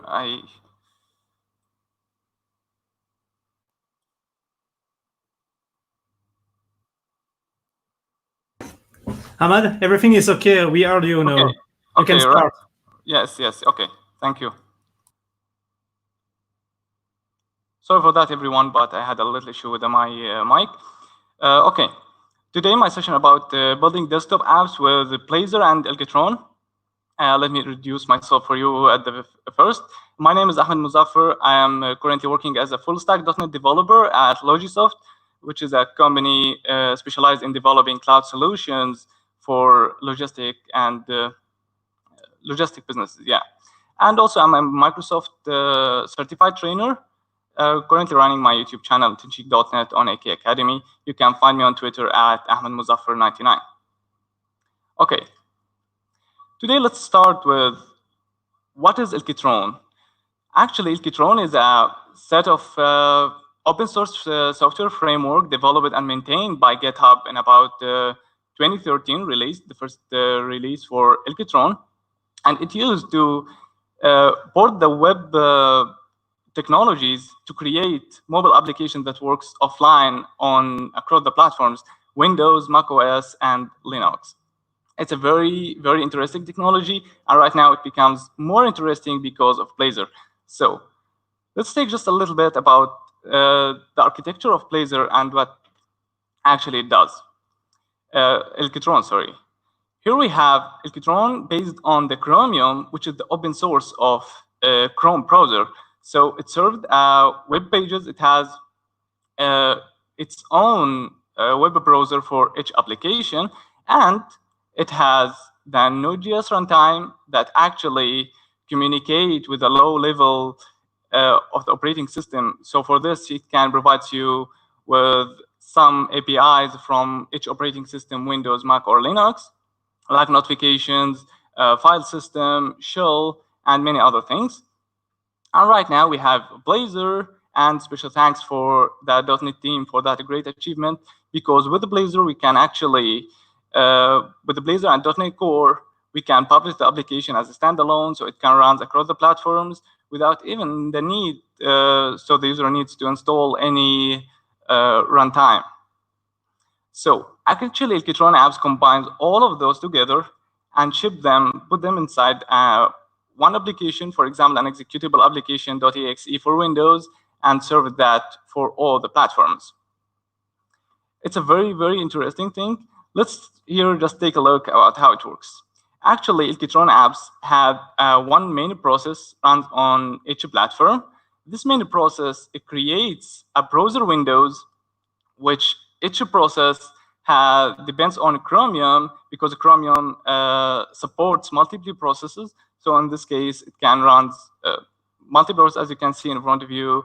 So we have the browser window and associated with a renderer process. Here we have our web application works here. And as you know, every web application, when it runs in the browser client side, it has it runs in a sandbox environment, because so it cannot does too many things in the operating system. For example, accessing the file system.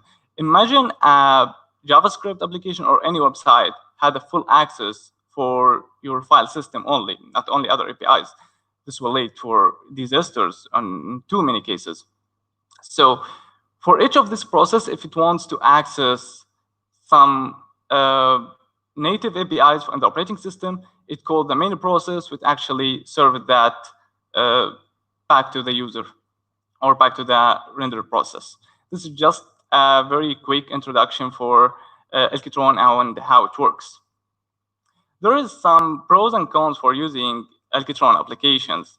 The first, let's talk about the advantages. The first one and the most important one is you use one code base for all Windows and Linux and macOS applications. You don't need to write the code multiple times using, for example, for Windows WPF and UWP or Windows Form, then rewrite the same application again. For macOS using, I don't know, Swift, Objective-C, storyboards, and other things. So in this case, you have only one code base. The second great advantage is you have the UI in HTML and CSS, which is very common, gives you very, very flexibility while you are designing your page. There are a lot of powerful features that you can leverage within your applications. And within Elkitron, you don't have to worry about, while developing for desktop, about the design for multiple browsers.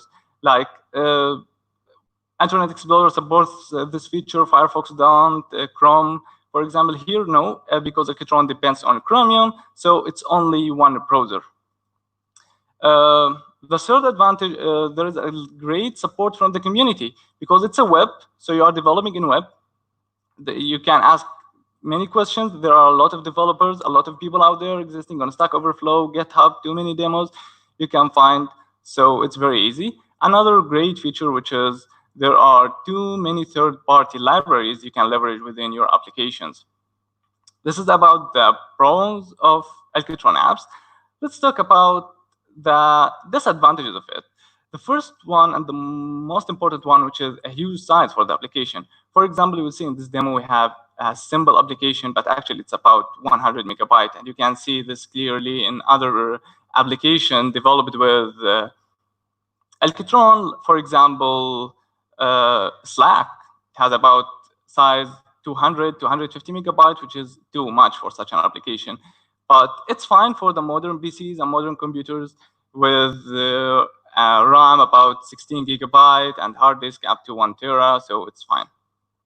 Another thing that because there are too many dependencies and too many processes that are running, and you have your communication and that layers of Node.js that communicate the native API system and whatever, there is a little lack of performance in Elkitron app if you compare it to a native app built with the language of the operating system.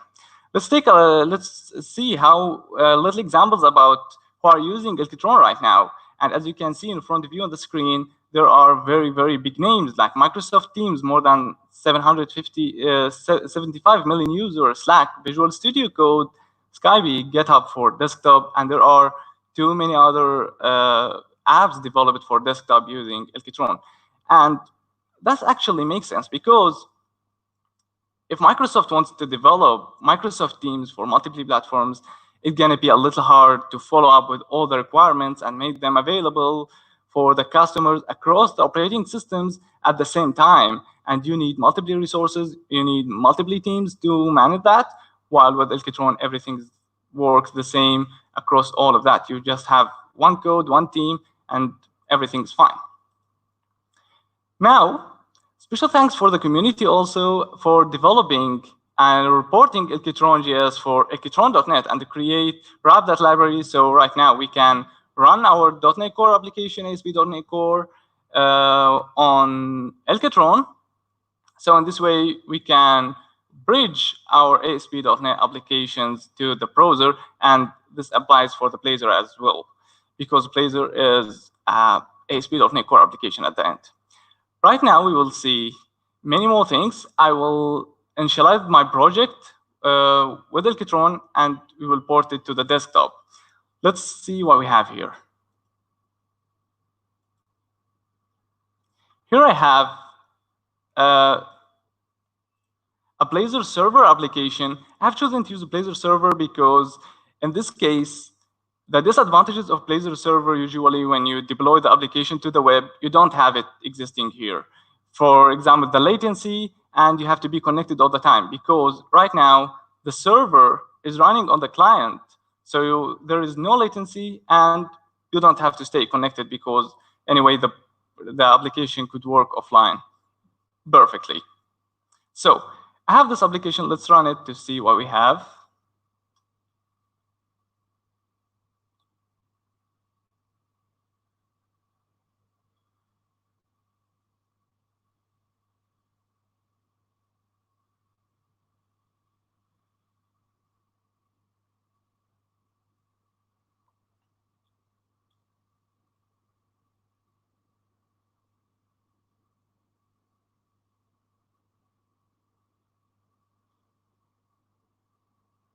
Okay, here we have this calendar or project called Blazor Calendar. Maybe you have seen it before on my YouTube channel. Here we can choose a month, so this component renders the days. We can add an event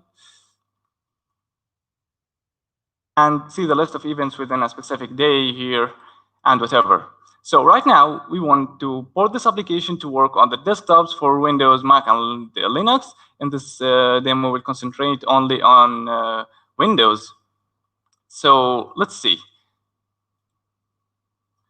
First, I have this application deal with a data source, which is, if I go to the startup.cs, here I have a DB context initialized and configured to communicate with a SQLite database, which is actually convenient to use it for desktop apps. It's very light.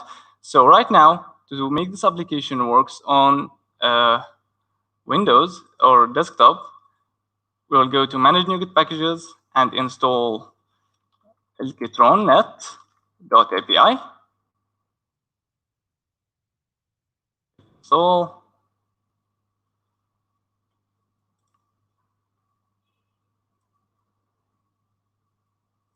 okay.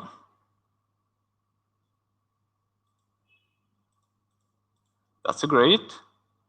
Right now, I have to make two little changes before we run the application. First, I will go to the program.cs, and here I'll add web builder.use Elkitron, and I will add the arguments.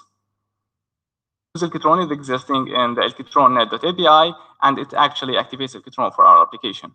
Then I will go back to the startup.cs. Here, I will create a function called Elkitron bootstrap. This way. Okay, then task.run async wait Elkitron dot window manager dot create window async. Okay, great. Right now I can call this function from here.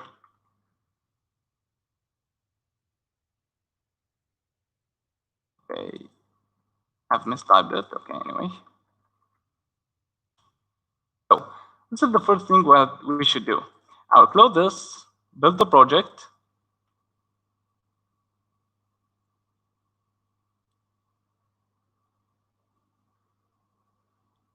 Okay, right now I will open the folder of the project here, and I will open the CMD. Okay, the command that I will type right now, you can type the same commands word whatever your operating system is. First, we need to install the elkitron.net command line interface or .cli. Globally, for all our applications, you do this only one time by running the command .net tool install like that. Global elkitron net.cli. Hit enter. And I got the message that Elkitron CLI is already installed on my machine. So I can start the application first by initialize it, Elkitron net, hit enter.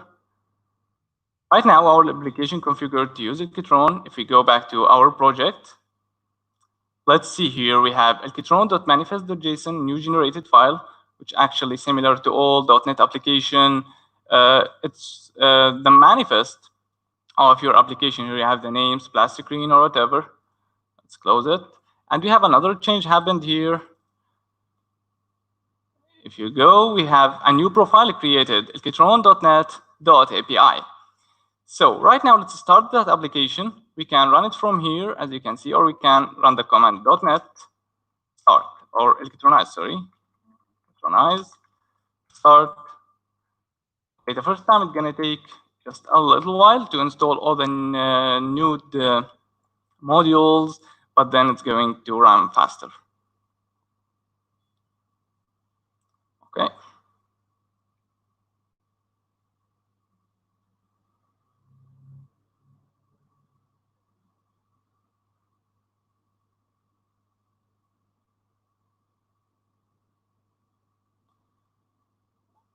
Okay, right now trying to install npm install, run this command.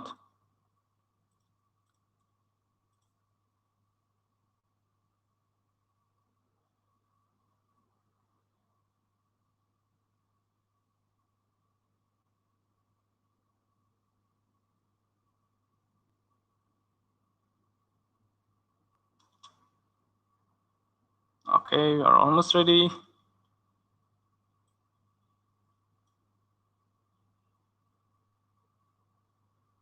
And here we go. This is our application, runs on totally on the client side. But we have a little issue here, as you can see.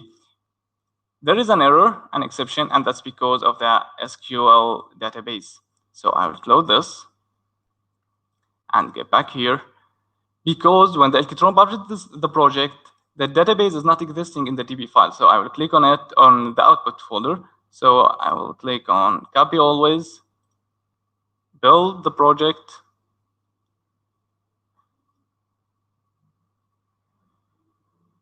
Okay, I will try to run it this time from here.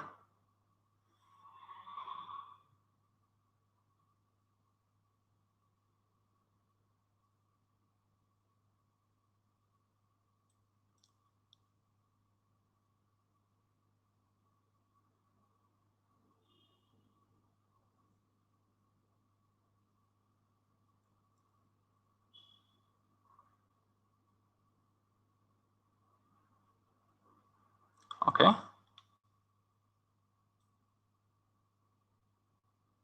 Okay, this time it runs very fine. And here we go. As you can see here, we have a native menu, a native window. Everything is just working as expected.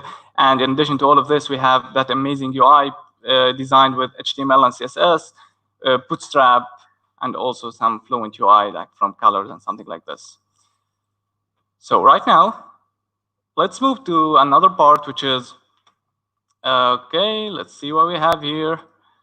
To the system notifications, let's see how we can deal with the notifications of each platform from our application. So, sorry, here. Okay. I will go to the components. I have add event component here. I will click on it, then move down. This is when we read this line, so the event has been added already. Right now, we want to send a notification when the event is added. So to do this, it's pretty simple. First, we have to create options, notification options, equals new notification options existing within Elkitron.net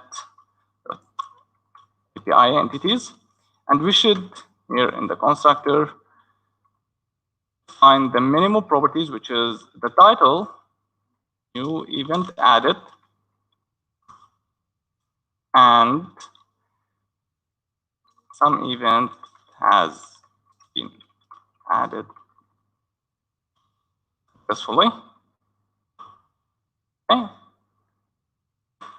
You can also define an icon, but right now, sorry for the time, because it's a little bit. I will move forward.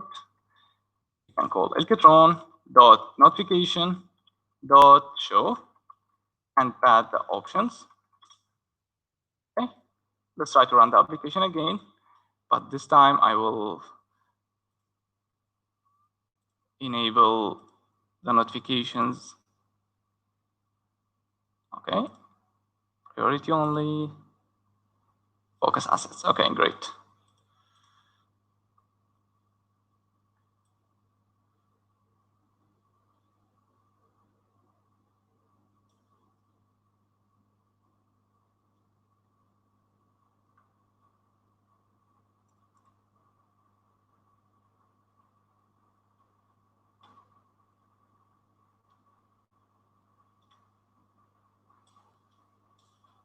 Okay, let's try to add an event. I will select this day, new event, and I will click on add. And as you can see, here we have a native notifications sent from a web application, but this time it runs on the desktop, which is different than the traditional way. So this is about showing the notifications. Let's move to another part, which is dealing with system dialogues, file system, and shell. Okay, so I will go a little faster with this, but so sorry, because of the time, I will go to the demo that I have already prepared and show you something from already existing. On the calendar component, I have created this toolbar here that contains two buttons, one to save and one to import the events from my calendar. So I have here two functions. The first one called save month events async and import month event async. And right now, for the save, we want to initialize the save dialog options. And for the import, we will initialize the open dialog options. And as you can see, we can initialize a new object of save dialog options, set the filters we want, file filter, the file we want is .json, then set the extensions allowed for this file. Here for the name, you can name it whatever you want, but for the extensions, you can specify an array of extensions. Then you bring the window from the window manager. This way you bring the main window equals Elkitron window manager the browser windows, then first, and this way you bring the first window.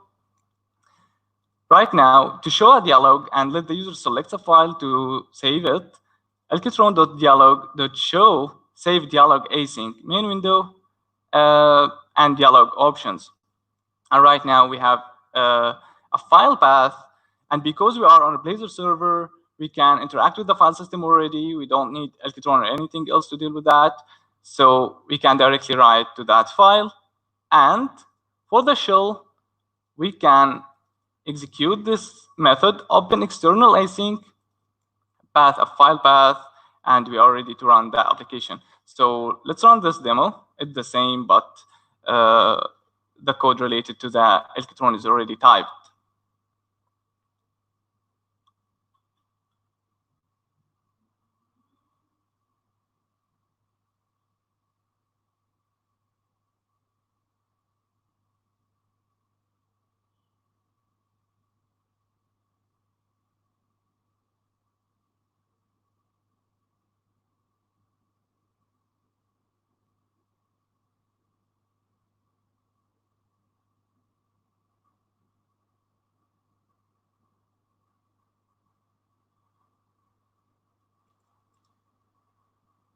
Okay.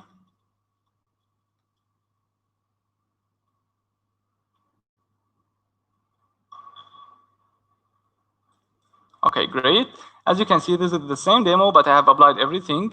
Let's try to click on this save button. Okay, sorry about that.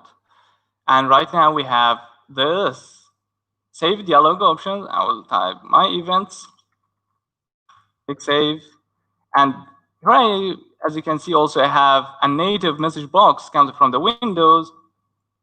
And this is my file. The shell opens my file. And if I go to the desktop, I have a JSON file called my events. This is one of the demos that you can see. Okay.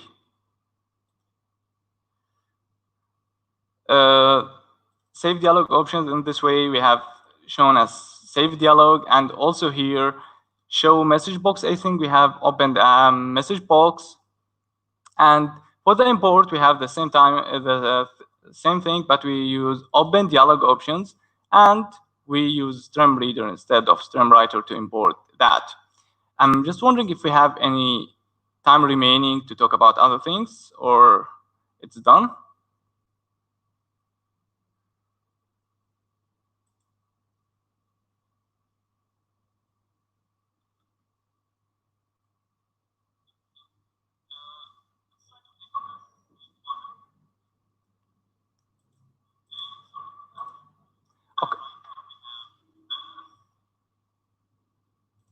Okay. Hi. I was Hi. waiting backstage. I was talking to you on the other side. Actually, we're going to move on to the question section, if that's all right with you, Ahmad, okay? Because we're running a bit around. Yeah. Okay. Flobo, if you wanna if you wanna go ahead. So in the question, we had a question from Nime who asked when do you think we should use Electron apps, or when should we go for native apps? Okay, good. That's a very good question. Actually, when you are building an application that's targeting consumers and your application is just focusing on data and some business requirements, in this case, just directly go for Elkitron because it's pretty good and you don't have to worry about the platform, or you can access a wide range of users, and especially for the update and maintenance. But if you are building an application, for example, for manufacturing or simulation related to manufacturing or something else, or you want to build an app that leverages the power of the graphics unit of your device, like rendering, 3D graphics design, advanced graphic designs, in this case, you have to go for native applications. But as I've shown you in the examples before, like Microsoft Teams or Skype is a chat application or enables to make calls, so it depends on the camera, depends on data. So in this way, Elkitron is a very good option. But if you talk about apps that like Photoshop, of course, Elkitron is not a good option at all. Okay, thanks, Ahmad. We have one last question from Sami.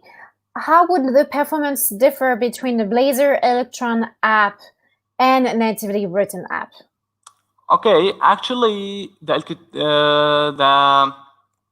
performance it affects too much in Elkitron applications, because in native apps, your application, for example, WBF or UWB, is talking directly to the operating system, and the same for Mac and Linux. But in Elkitron, there are too many workarounds till you talk to that API. You know, there is a Node.js. In this case, we have writing our .NET code that actually talks to that Node.js. Then Node.js in turn talk to the C++ and Objective-C written APIs to leverage that native APIs of the operating system for each platform. Okay. So it's going to be a little different. Yeah. Noted. Well, thank you for your time, Ahmad. And we know that we have your YouTube channel where we can keep up with your content and all the trainings material. So that's awesome. Thanks a whole lot, Ahmad. We'll talk soon. Thank you for you too, and a pleasure to be with you. Bye-bye. Awesome. Take care. Bye-bye. Thanks, Ahmad. Ciao. All right, everyone. It is 9 p.m. Paris time. Only Paris time. Okay, we're going to move on to Marco. We're introducing a Azure OLEC. I've seen that on social media about you, and I have to say I love it. Azure OLEC. I'm going to have to keep that. It's trademarked. It's kind of cool. For a talk on security and Blazor at the same time. It is possible. It is, definitely. And Flobo, you had a few words. Yeah. I have read that you have been using ASP.NET for a long time already, and that you were using Blazor ever since the first few builds, I think. So you must be an expert already? No, I don't call myself an expert, but I have quite a few years of experience in the field, almost 2 decades. So it's been a long time. Oh, that's awesome. We're really glad to have you share your experience with us. And the floor is yours. Feel free. Thank you very much. So guys, I hope you have been enjoying the conference so far. And thanks again for being here and still connected for those of you who are in the European time zone. So it's kind of a dinner time. So I hope I will entertain you enough. My name is Marco. I've been a Microsoft MVP for 10 years. When I was first awarded, it was on the ASP.NET expertise. Right now, it has been rebranded in developer technologies, but I'm still incredibly focused on anything that's web. And speaking of web, I'm very, very excited about this talk tonight because security is one of the aspects I focus the most about. Blazor is probably one of the coolest technologies Microsoft has been working on in the last year. So it's incredibly cool, and I hope you will enjoy this talk as much as I enjoyed it preparing it. So what are we going to talk about? First of all, I want to give you guys a glimpse on the object model that sits behind the security that we can implement in Blazor. And then usually when I do this talk, I tend to show you how it's different between Blazor Server and Blazor WebAssembly. However, since we don't have much time today, I think I'm going to focus on Blazor WebAssembly because it's probably the newest thing, and therefore it's more interesting for you. But I provide you the code to have a look at what happens with Blazor Server as well. So I have a few demos on that as well. Cool. So what are the components that we have available on the system, on the framework? The first and main one that you're going to use is called the authorized view. And the authorized view is a component that basically does two things. The first thing is it provides me a bunch of different templates to show to the user in case he's authorized, not authorized. And there's a third one, which is authorizing, because usually in a single page application, the process of authorizing the user is something that is asynchronous, right? So if we need something to show in the meanwhile, we can use this third template. And the second thing that authorized view provides us is this context object that basically is a pointer to the claims principle, right? So I can use it like in this example here to show what is the username on the screen, but I can also access, I don't know, the claims of the user to understand who this user is, okay? So this is for authorized view, but also when it comes to routing, to navigation, we have another couple of tools which are quite interesting. One is the authorized attribute. I bet that probably more than 100% of people who have worked with ASP.NET Core can guess what that means, all right? So if I put authorize on a page, I can only access that page if I'm authenticated, and I can use policies, roles, and all these sort of things. And the other component is authorize root view, which is a kind of a mix between the root view to define routes in my application and the authorized view that we've seen before. So in this example, for example, I can specify which template I want to show to the user in case he's not authorized to visit the page. One important aspect about the authorized attribute is that it only works when it comes with navigation. So it means that in this case, if I want to navigate to counter, I must be authorized. But if I use counter as a child component of any other page, it will display regardless to my authentication state. So this only relates, it's a common error, so please be aware of this. It only relates to navigation, all right? Otherwise, you need to use the authorized view. Now, these components are available regardless to the technical flavor of Blazor that we're using, being it Blazor Server or Blazor WebAssembly. And this is because both of them use an object called authentication state provider, which is an abstract class that returns with this get authentication state async the current principal of the application, all right, the current user. Now, obviously, this is an abstract class. It means that it will have concrete implementations, which will be very, very different between Blazor WebAssembly and Blazor Server. But the good news is that since the objects that we've seen before use this abstraction, they will work regardless to the flavor or the type of Blazor that we're using. So if we build a component library, we're relatively sure that it will work regardless to which type of Blazor we're using. Right. So let's have a look at how this works in Blazor WebAssembly. And I'm going to show you a couple of slides, and then we go straight to the demos, okay? So you don't get bored. So in Blazor WebAssembly, we have basically a single page application that runs on the browser. So as it is, it can't manage any users per se, right? So we need to use a sort of an identity provider that provides us this security infrastructure. And one example could be, for example, Identity Server, all right? So Identity Server is an open source project. You can use it commercially, and it implements the OpenID Connect and OAuth protocols, basically.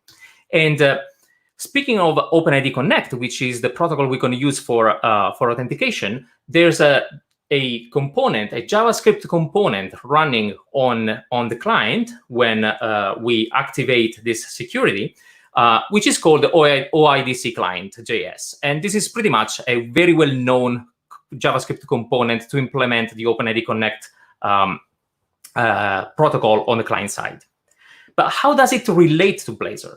Well, let's pretend that I have authenticated the user. We will see in a second how I do authenticate a user, but let's pretend that there's a user which is authenticated, all right? Now, as you remember, we need to create a concrete implementation of our authentication state provider, the abstract class that regulates the behavior of all these other visual components that we've seen. And the implementation in Blazor WebAssembly is called the Remote Authentication Service, okay? And Remote Authentication Service, even though it might sound complex, actually, it's really, really simple. So it's basically just a component that via JS interop can query this OIDC client and retrieve the user within OIDC client and transform it in a claims principal. So that's why, that's how basically our claims principal gets generated.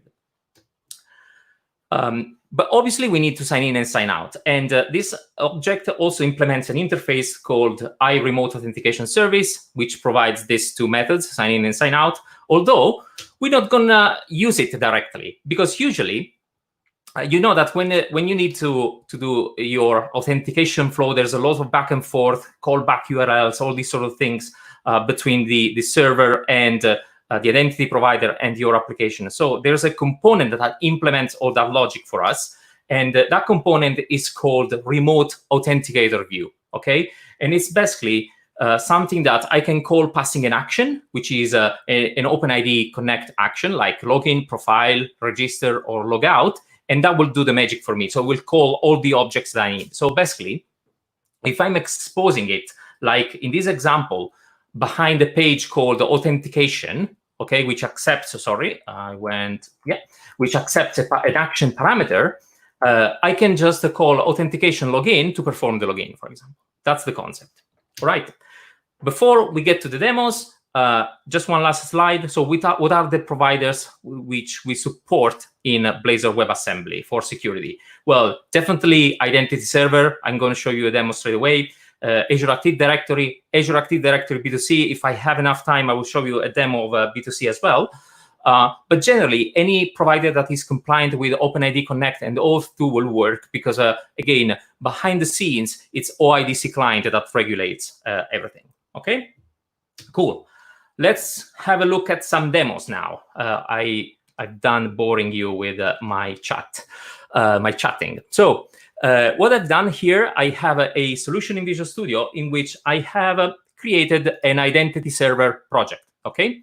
And this identity server project has my configuration class in which I configure all the clients. And here, as a client, I've configured a client called Blazor, which uses the code grant type. So this is the flow that we're going to implement for OpenID Connect. And it has a few other parameters. The most important ones are, for example, this redirect URL, the one I want to be redirected to, and the scopes I want to allow this client to request.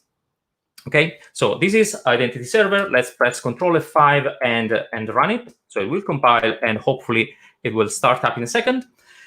In the meantime, we have also a Blazor WebAssembly project. And the nice thing is that for Blazor WebAssembly, when it needs to work with an identity provider such as Identity Server, and this is the provider just started, sorry, Identity Server just starting. Let me zoom this in a bit. We have a template, right? So we can do add new project in Visual Studio. And when we select Blazor and we go here, select create, we get the template and we can select here that we want to use an individual user account. So this will create the template of the application, but obviously I need to configure then my identity server in it. And how do I do it? Well, the application is here, and I've already configured it for you. I've done it in code because it's a bit more readable, but you can also use a settings file for this. And basically what I'm doing here is within this add OpenID Connect authentication method, I am setting which is the authority. This is the URL of Identity Server. I'm specifying the client ID, which needs to be the same that I've set here, right? And I'm saying also that I want to use the code grant type. Okay, so this is basically the application. Let me start this one as well. And in the meantime that it starts, let's have a glimpse at the code, right? So for example, if I go into my pages and I look at the counter page, I think that Dan Roth this morning has done pretty much a similar demo, but there's an authorized attribute here, okay? So this will prevent me to navigate to this page when I'm not authenticated. And like I showed you in the slides, this is done through this authorized route view. So something that only works during the routing. And in the case I'm not authorized, I'm using this component here that redirects me to the login page. So let's see this in action 1 second. So here I'm in my application. I hit the counter button. And as you can see, I get redirected to Identity Server. I was already logged in, but let me just log out for 1 second and show you how this flow works from scratch. So let's go back to Blazor 1 sec. Okay, so again, go to counter, redirect to the login page. So this is now Identity Server. As you can see, I've left my Blazor application. I'm in a different website. I enter my my credentials. I get prompted to consent for this application to allow to use some of my information. I say yes. I go back to Blazor, and right now I can finally visit this counter page. There's an interesting thing that we can also have a look at, which is this component here that shows me a greeting message when I'm authenticated. And if we look at how this is made, it's this login display that, as you can see, it's using the authorized view. This is the very first component I presented you tonight, guys. And this has those two templates, authorized and not authorized. And when I'm not authorized, for example, I'm going to the authentication/login page to trigger the authentication flow. Okay, so this is roughly what's going on. But obviously, this application is not that interesting until we connect it to an API. So let's investigate what happens. How do we connect it to an API? So I'm talking obviously about a protected API, right? So something that requires a token for me to call it. And the idea is that we're going to use another interface implemented by this remote authentication service called IAccessTokenProvider that exposes a method called requestAccessToken, which speaks for itself, right? But what does it mean? It means that, as usual, I will use a JS interop to talk to OIDC client, and the OIDC client will just request this access token for a given resource to identity server. And this access token will then be sent as a bearer token in the authorization header to the web API. Okay, and since this token brings with itself information about the current user, effectively the web API, the claims principal within the execution within the context of the web API will be my user. So effectively, Blazor is impersonating myself during this call to the web API, right? Now, another good news is that I don't have to even use this IAccessTokenProvider directly. So there is another object, which is a message handler for HTTP client, which is something I will show you in a second how we configure it. But basically, the concept is that we can define we can configure this message handler to say, oh gosh, this every now and then it skips a slide. So to say, every time I try to access an API, I make a call to an endpoint which is has this base URL.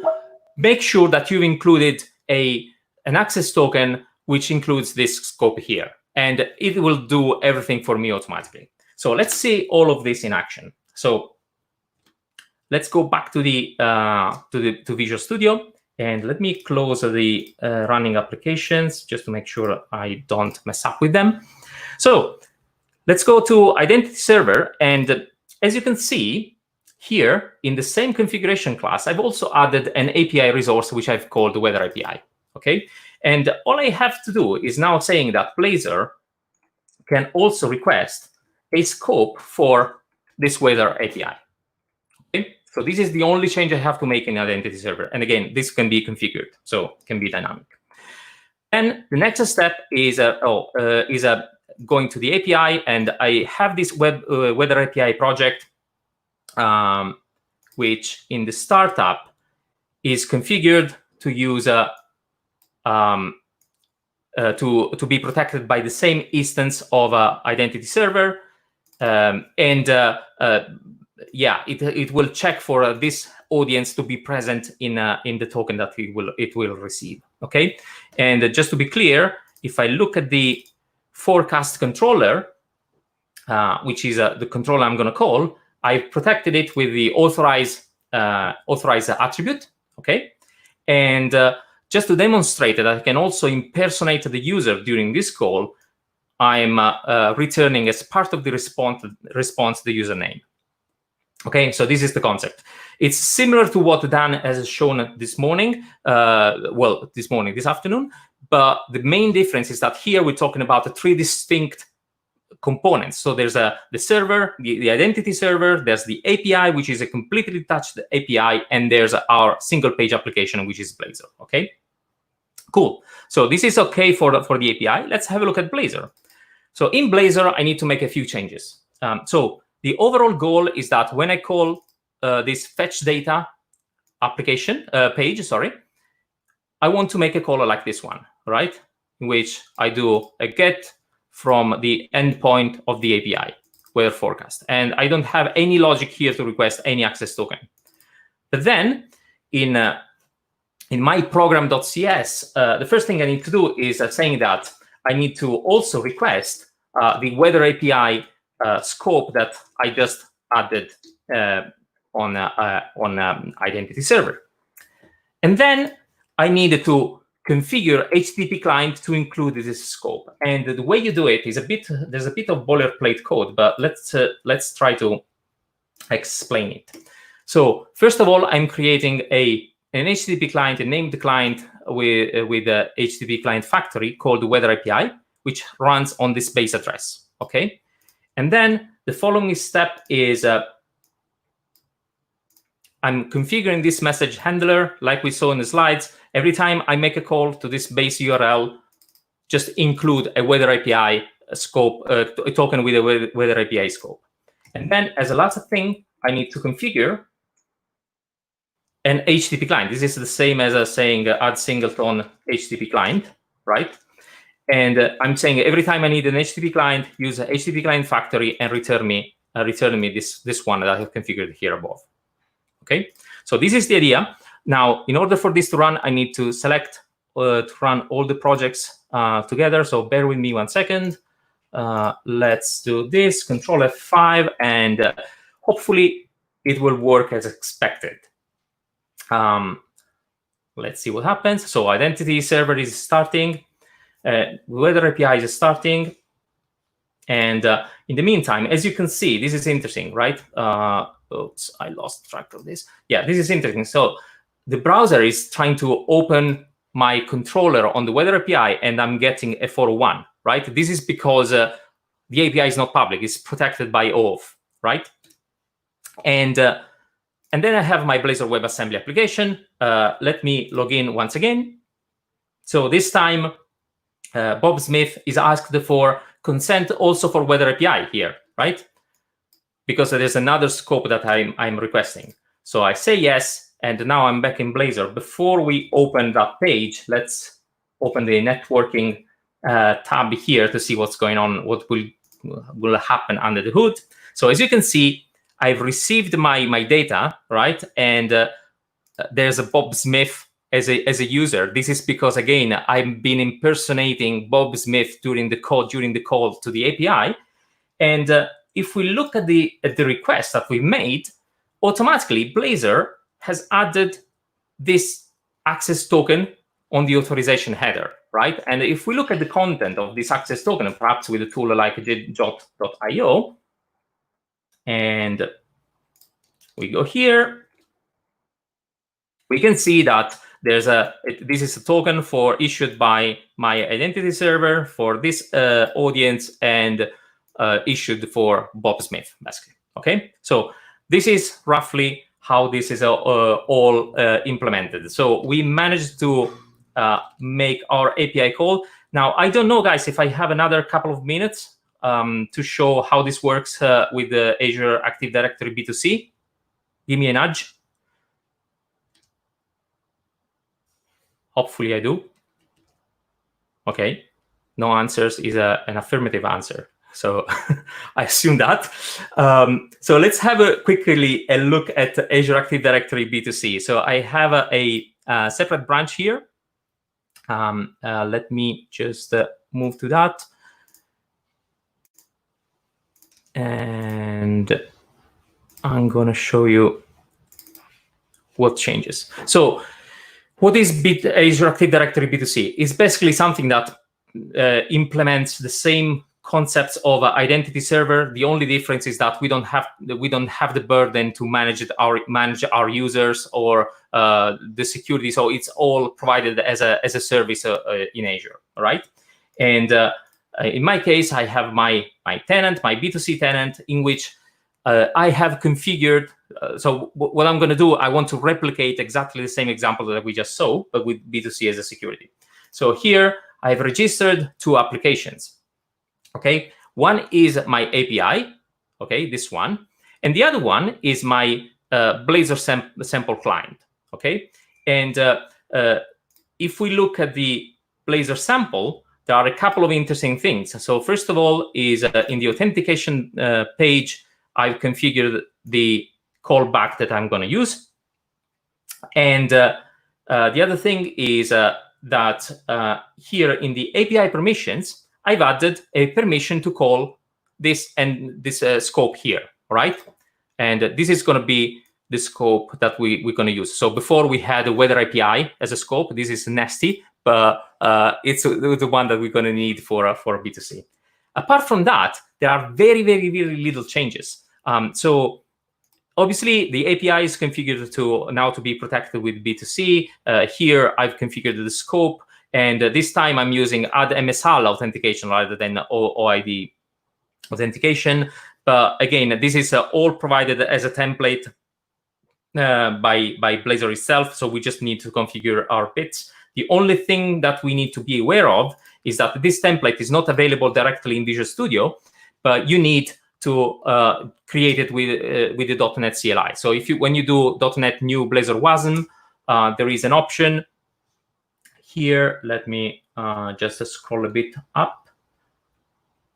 Yeah, this one, -AU, and here you can specify that you want to use Azure Active Directory B2C. Okay, so this is the way to do it. But apart from that, it's all pretty much the same. So, for example, if we look at fetch data, the code that I have in fetch data is exactly the same as before, right? It's just that configuration. So let's try to run this. And hi, Marcus. Just to say that we were here in the backstage. I was talking to you, but you couldn't hear me. Oh, and really? yes, feel free to finish in a tiny bit because there's a few questions for you. So just keep that in mind. Okay, yeah, definitely. I just need 1 minute. Awesome. Okay, now I'm running the demo again. Obviously, I've also started identity framework. Okay, I need to close a bunch of things. Let me run this again. Identity server, sorry. Okay.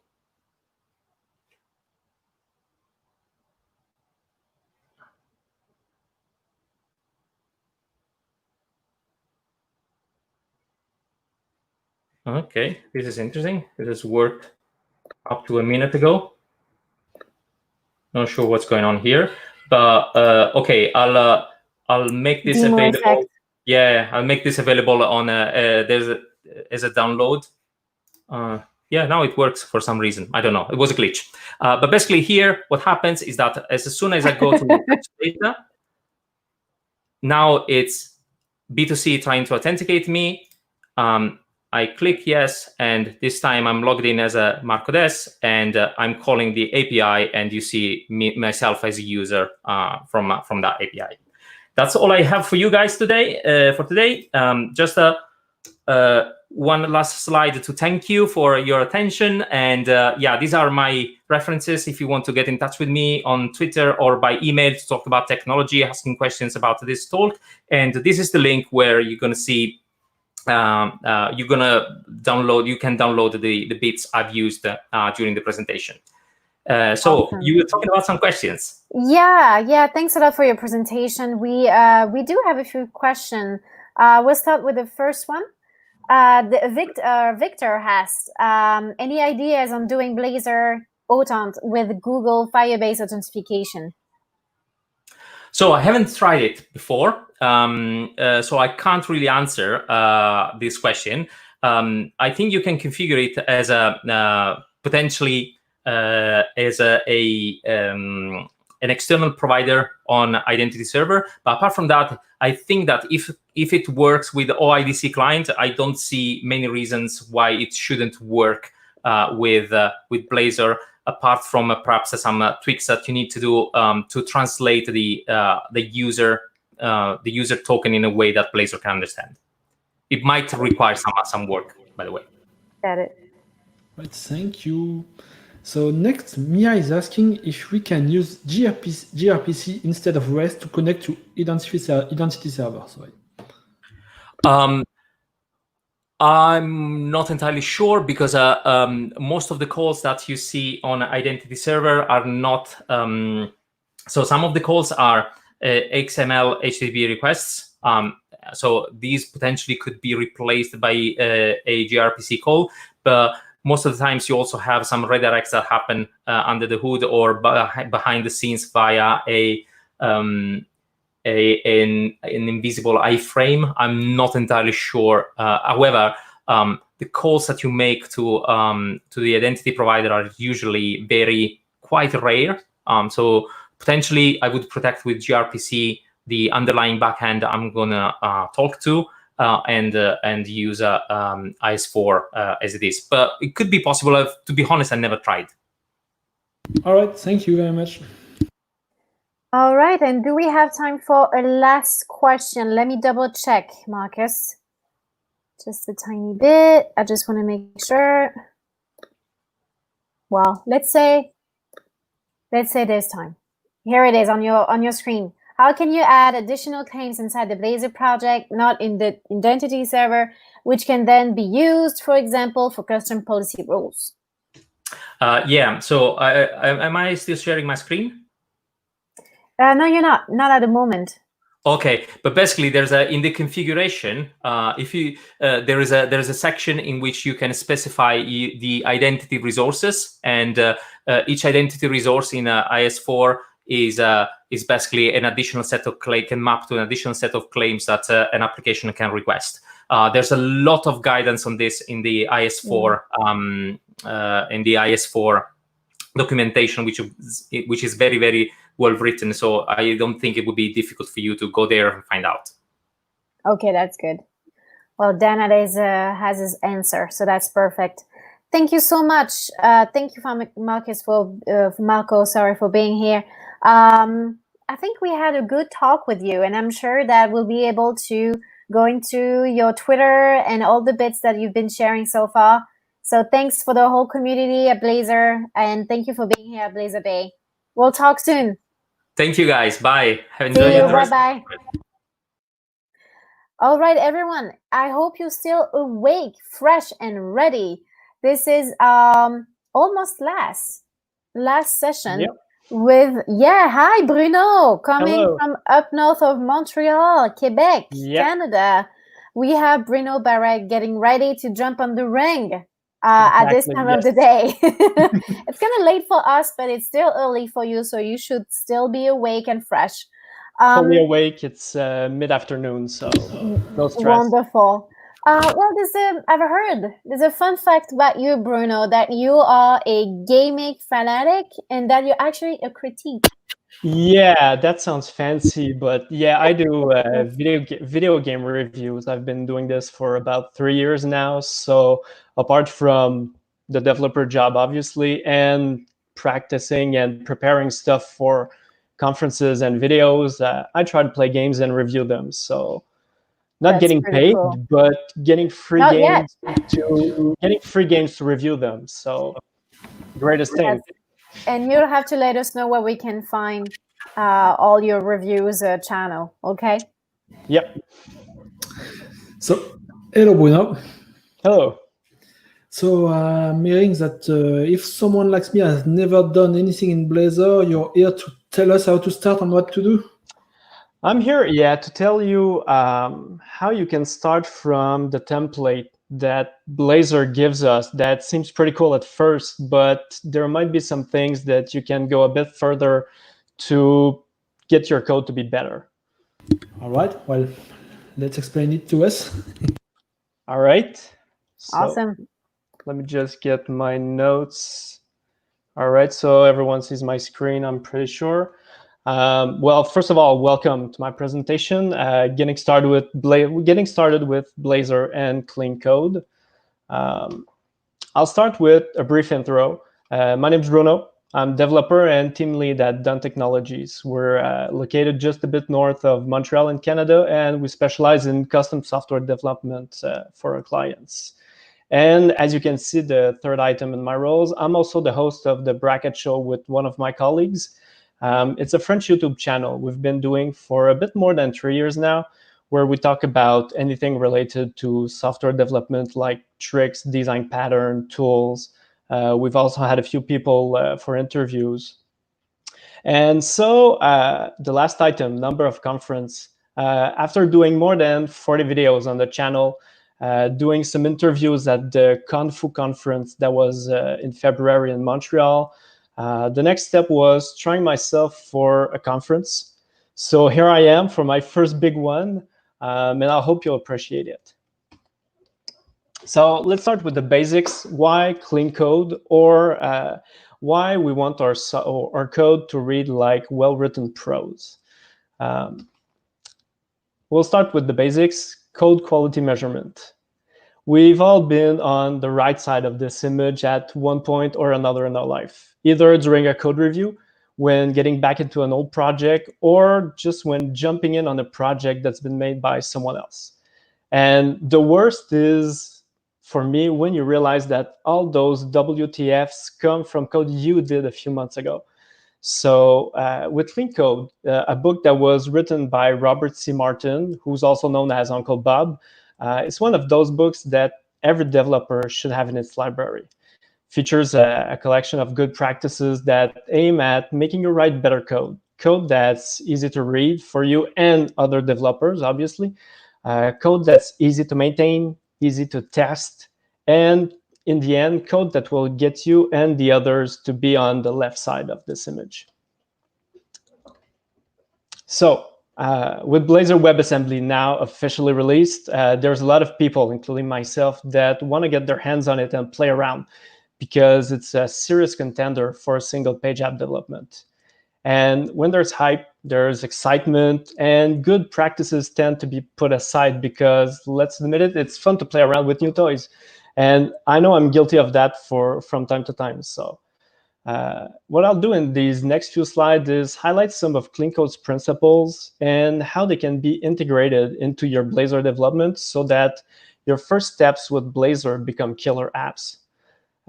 Although those principles apply to software development in general, most of my examples will be derived from the original Blazor WebAssembly template, showing you how we can take it from there and make it clean. So let's start with one of the most crucial things in Clean Code, meaningful names. One of the most important things to have are names that reveal their intentions, not only for variables, but also for methods and classes.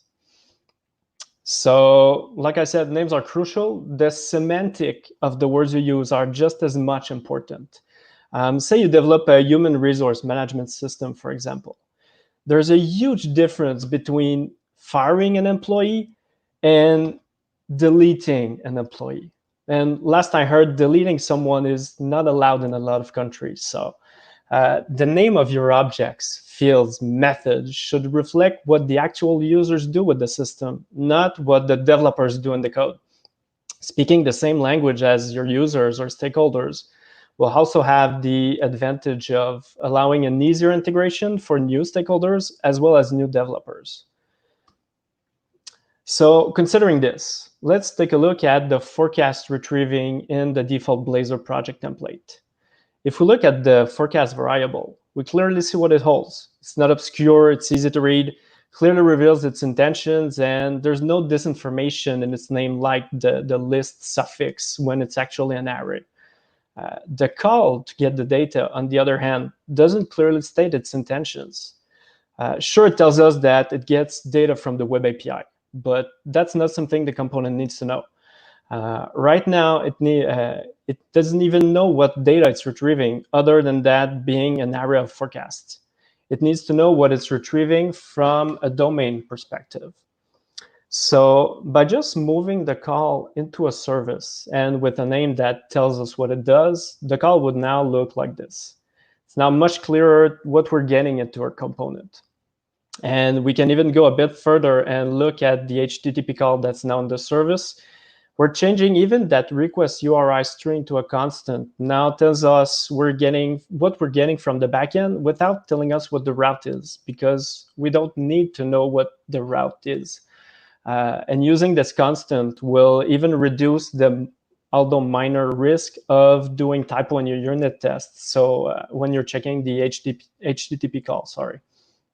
And Speaking of unit tests, having things separated like this will make it pretty easy to test each of those objects with the proper mocks. So with proper naming of variables and methods, readability and testability of your code will greatly increase. Now, if we move on to functions, the way you write your functions is also another step towards having clean code. As Uncle Bob would say, the first rule is that they should be small, and the second rule is that they should be smaller than that. So this is taken not from the default Blazor template, but actually from the bracket show website, which is done in Blazor WebAssembly, by the way.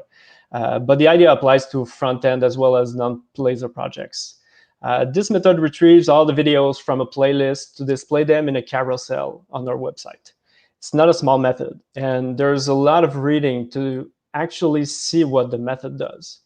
So the smaller the method, the easier it is to read and to test. If you give a proper name to your functions, it all combines together for some nice readable code. One thing also we tend to forget is that we can use local functions if we want to extract methods without adding them to the scope of the class. So with just a bit of refactoring, our method highlighted in the green border is much smaller, and with the help of local functions in this case. Notice at the same time that the naming of those methods is crucial to extracting into something that makes the code much more readable.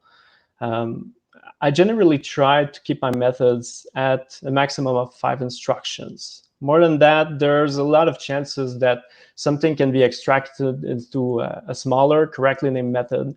So maybe that's the kind of thinking we need to have when we do our methods. And another benefit of those small methods, when you're a developer working, you're a few developers working on the same project, is that it will reduce the occasions of encountering merge conflict.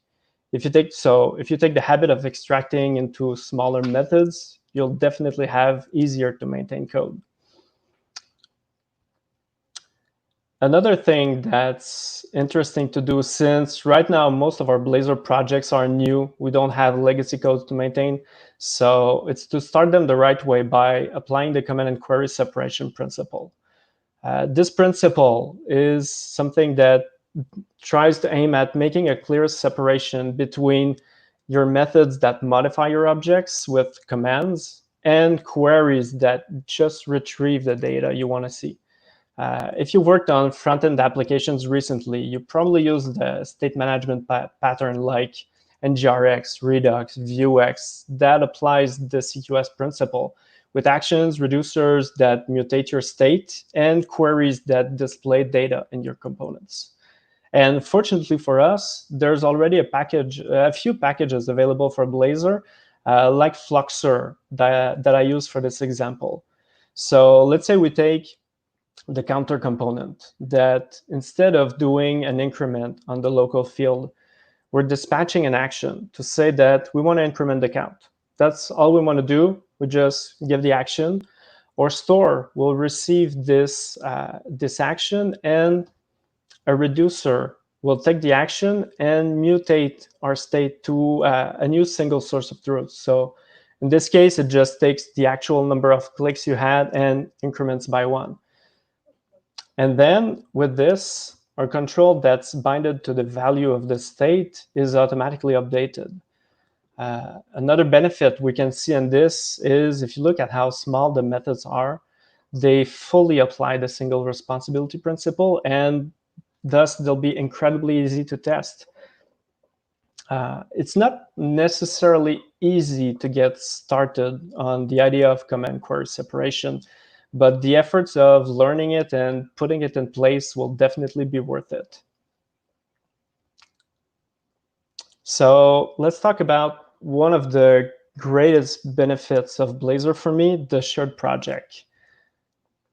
One of the things I enjoy the most of this is the idea that you don't have to do double maintenance doing your backend C# classes that are exposed from your web API and your TypeScript interface in an Angular project that receive them on the front-end side. we now have a single class in that shared project that both backend and frontend use. As you can see in those references, the shared project is used by server, client, and it should stay that way. What I mean is, don't allow those DTOs, data transfer objects, to cross the server boundary. I've seen a few times in the past projects, one, for example, in 100% TypeScript, so Angular frontend, Node.js backend, where the objects were used from the frontend all the way to the database. Don't do this. In the same way that your database objects shouldn't get out of your data access layer, only domain objects should, your objects in the shared project shouldn't go any further than the server. The other thing that I really like about the shared project is a place to put your validators. Since now you can have your validation rules implemented for both front-end and back-end, again, no need to write twice the code, it's shared. You can use data annotations, although I'd suggest going with something like the Fluent Validation Nugget package, since it's much easier to test and also preserve the single responsibility of your DTOs and your validators by not mixing them together in the same class. And for the front-end part, you can even use the Blazor Fluent Validation package to integrate the validation in your edit forms, a package that was actually made by Chris, one of the other speakers today. Now, unit tests. Nobody wants to do their brand new project in Blazor without unit tests, right? So let's see where our limitations are actually at the moment. Well, testing components is painful. The title says it all. Let's be honest, it is painful. Writing tests to see if some markup or some other that gets displayed just isn't fun for me, no matter the technology. If we take the default weather forecast template page, for example, where we would like a test that would verify that there's a table when we have data and there's no table when we don't have data. At the moment, there isn't yet a robust, solid solution to test Blazor components like this. There's a prototype Steve Sanderson made, or the BUnit library that's promising, but still in beta. So both are not ready for prime time yet. So we'll check how we can ensure the quality of our application considering this limitation. First thing, extract your logic into services or objects that you can test. Regular classes are always as easy as they were to test in C#, so extract the more you can in those and fully unit test them. Preserve only UI changing logic in your components. Components, to a certain extent, should be dumb. They should emit some actions to change the state of your application, modify the layout or style of what you see, but shouldn't do more. The logic should be, that logic should be in methods, or in the case of this screenshot, in your immutable state, not in the HTML markup. On top of making that logic extracted into something clean, it makes the code in your HTML much more readable. And finally, if that doesn't answer all your concerns about testing, there's always a solution with end-to-end tests with Cypress.io or Selenium. It's a bit more overhead to get started on end-to-end tests, but if you really need to test those layouts and can't wait for a complete component testing solution, this is the way to go, with all, obviously, the other benefits that end-to-end tests can bring. So now I'll go for a few tips that are not necessarily related to clean code, but that I feel should still be part of how you shape up your apps in Blazor. First one is don't group by type. Blazor, the Blazor template gives you the classic folder structure where things are grouped by type, pages with pages, shared components together. Imagine if you have a big project with lots of pages, components, services. You'll be scrolling around all the way in your solution. So that's not really interesting. Take the time to restructure things up, to have a more domain-oriented approach and group things by domain concept or feature for something much cleaner. Things that go together should be together. And even a small tip while working, if you want to make sure you focus on that feature you're developing, don't be afraid to open up a new Solution Explorer view that's scoped to this feature folder in order to stay focused. And also with lazy loading that should be coming with .NET 5, this approach will make it easier to be ready for it to, since your features will already be packed together. Then separating the view and the logic. Blazor template puts the component code in the same file in the add code section at the end. While that might seem like a viable solution, it's generally a good practice to separate them. Logic and presentation shouldn't go together. And it's now easy to do it with partial class support that was added in Blazor. Just for the simplicity of being able to put them side by side in Visual Studio when working on your component, instead of, again, scrolling up and down in your class, it's worth it. It will also help down the road in your commits. So you'll easily see when there's some changes to the actual UI, when there's a .razor file that's modified, versus changes to the actual component logic in your partial class. JavaScript. That's a funny one. When I first heard about Blazor, I thought I would not write JavaScript anymore, only C#. Dream come true, right? Then I realized that we just couldn't replace the huge list of packages available in JavaScript in an instant. So I'd probably end up writing some JavaScript for some time. Not my dream scenario, but at least it's easily usable with the interrupt Blazor offers. And then I found a post on Chris Sainty's blog, which is, by the way, if you haven't seen it yet, an incredible Blazor reference. So it got me back to square one, where I wouldn't write any more JavaScript. So I hope you want to know how, because that's my next slide, by writing TypeScript.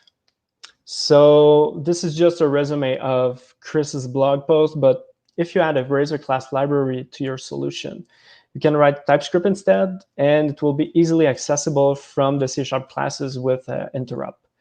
And after tweaking things up a little bit from his post, I ended up with this class.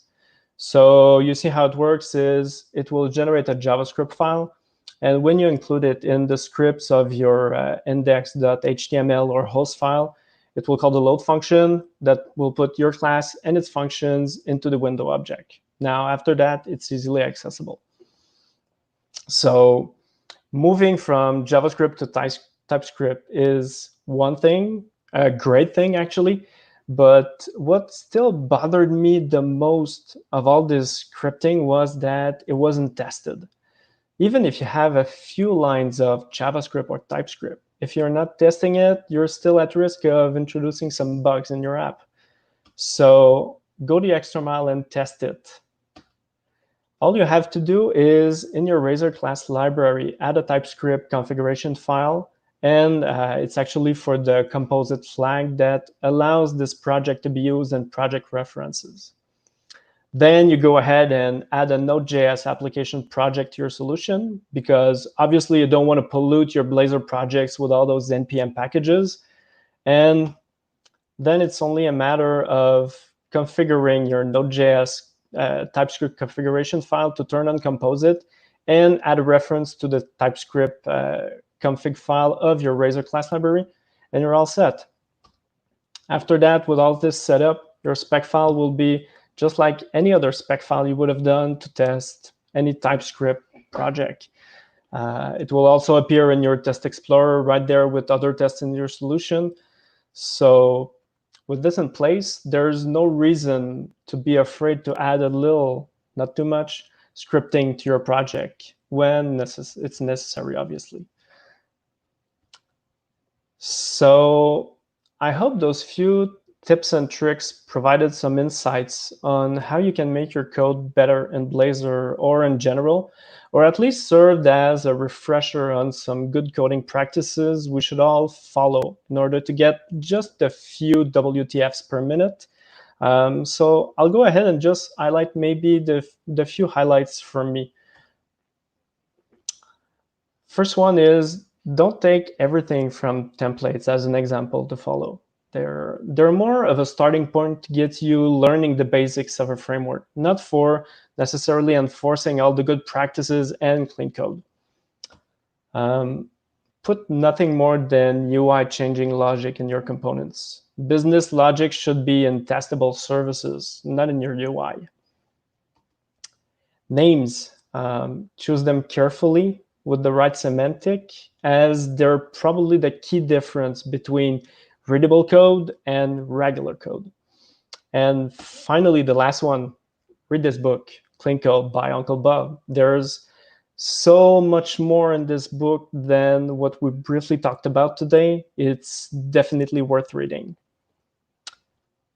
So thank you. Thank you very much for listening to my first conference. I hope you appreciate it.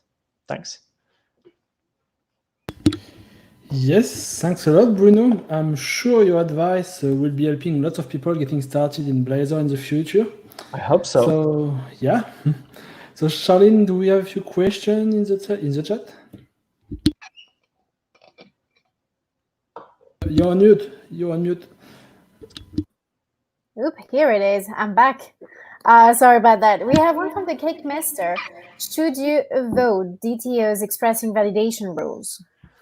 I'm not sure. Maybe that's the language barrier right there, because I'm French speaking normally, but I'm not sure what you mean by expressing validation rules. Not sure. Let's see if the Cake Master wants to rephrase his question, and then we can go to the next one. Yeah, I'll be glad to answer. Just want to make sure I answer correctly. Yeah. So in the meantime, Roma is asking if you think it's better to separate code from component or leave it all in the same file.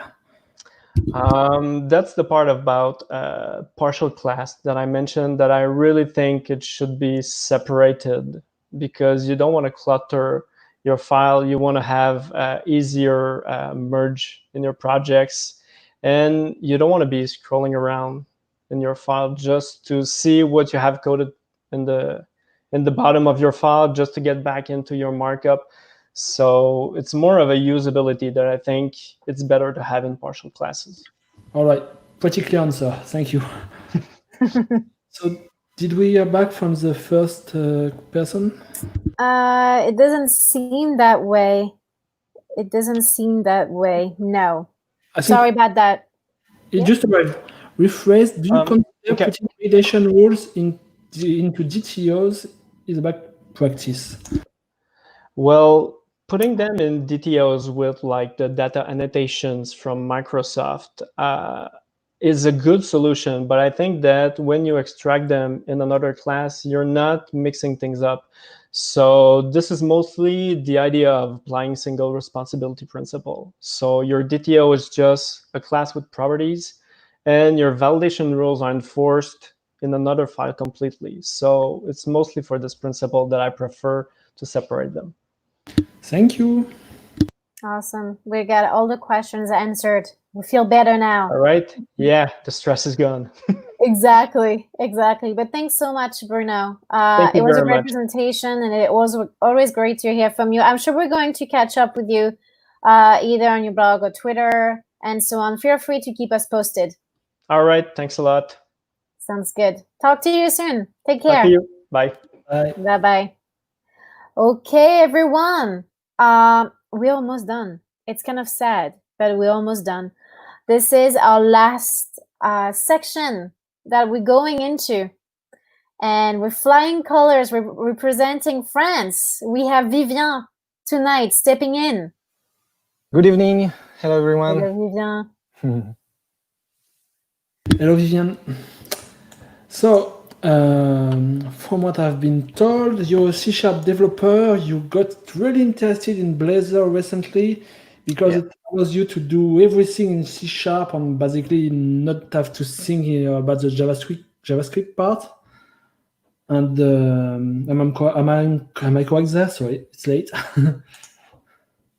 Oh yeah, I think like almost everyone in this conference, I'm mostly interested in being able to finally do web development without and like recent web development using C#. So yeah, that's great. So here you will talk about web development even more. You will tell us how to build a PWA in progressive web app with Blazor and WebAssembly.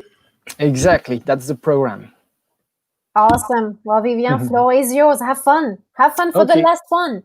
Yes, obviously. Thank you very much. See you in a bit. See you soon. Okay, so thank you, everyone. My name is Vivian Fabin, and I will be hopefully talking with you about building a progressive web apps, PWA, with Blazor WebAssembly.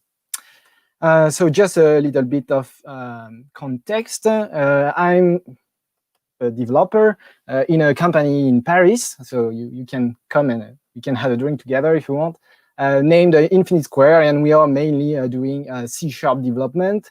And like I guess many Microsoft partner companies lately, we are a lot into web development. So we have a lot of developers which are doing TypeScript and React, Angular, and so on, included myself. But well, obviously, hopefully, maybe we can come back to C# and do web development using C#, right? So well, just to give a little bit of background, in Infinite Square, we are all C# developer, but we all have our own specialty. And personally, I was mainly focused on DevOps so far, but got interested lately in like a full stack development. Okay, so for this session, let's see what are the objectives of this session. So hopefully I will be able to give you an overview of what is a progressive web apps, if you, or at least my point of view of the progressive web apps, and especially what I like about that. And well, hopefully we'll see how Blazor is doing with PWA, right? So some key points to get started.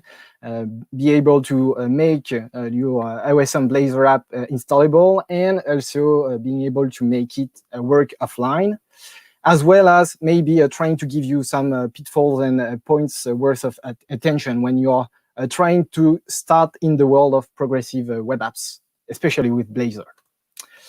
All right, so well, progressive web apps. So before jumping into the subject, at the beginning, we have web apps, right? So I told you I'm kind of a DevOps background. So web apps, great, super DevOps friendly, easy to deploy, easy to upgrade very often, and very easy to make it available to customer. Like you just deploy it on internet, and then people can access it.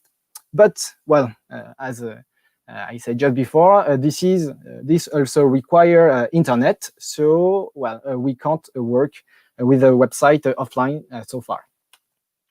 On the other hand, to make a comparison, I have, for instance, more native apps or smartphone apps, mobile apps. And well, hopefully this kind of application can work offline. But unfortunately, depending, and I think especially with the mobile apps, the deployment is kind of tedious, especially to be able to deploy on stores and so on. So well, personally, so far, I prefer deploying web apps, right? So well, doesn't it exist something which could get the best of both worlds? Well, hopefully you get the answer right. So PWA, progressive web apps, came in our world, and well, I was more than delighted to see this technology and see what we could achieve with that. So well, I had the opportunity to play a little bit with this subject using different frameworks. So either be it Angular, React, or even other frameworks, namely Svelte.js and Sapper, for instance. But well, I somehow managed to do what I was intended to, but to be honest, I also found it quite tedious. Well, maybe because I am not such a JavaScript expert, I don't know, maybe, probably. But well, I found it quite difficult to start inside in this subject. But hopefully, I came across a framework named Workbox. So I don't know if you've already heard about this framework, but this is made by Google. And well, in summary, it will help to make your application become a progressive web apps, have offline functionment, and etc.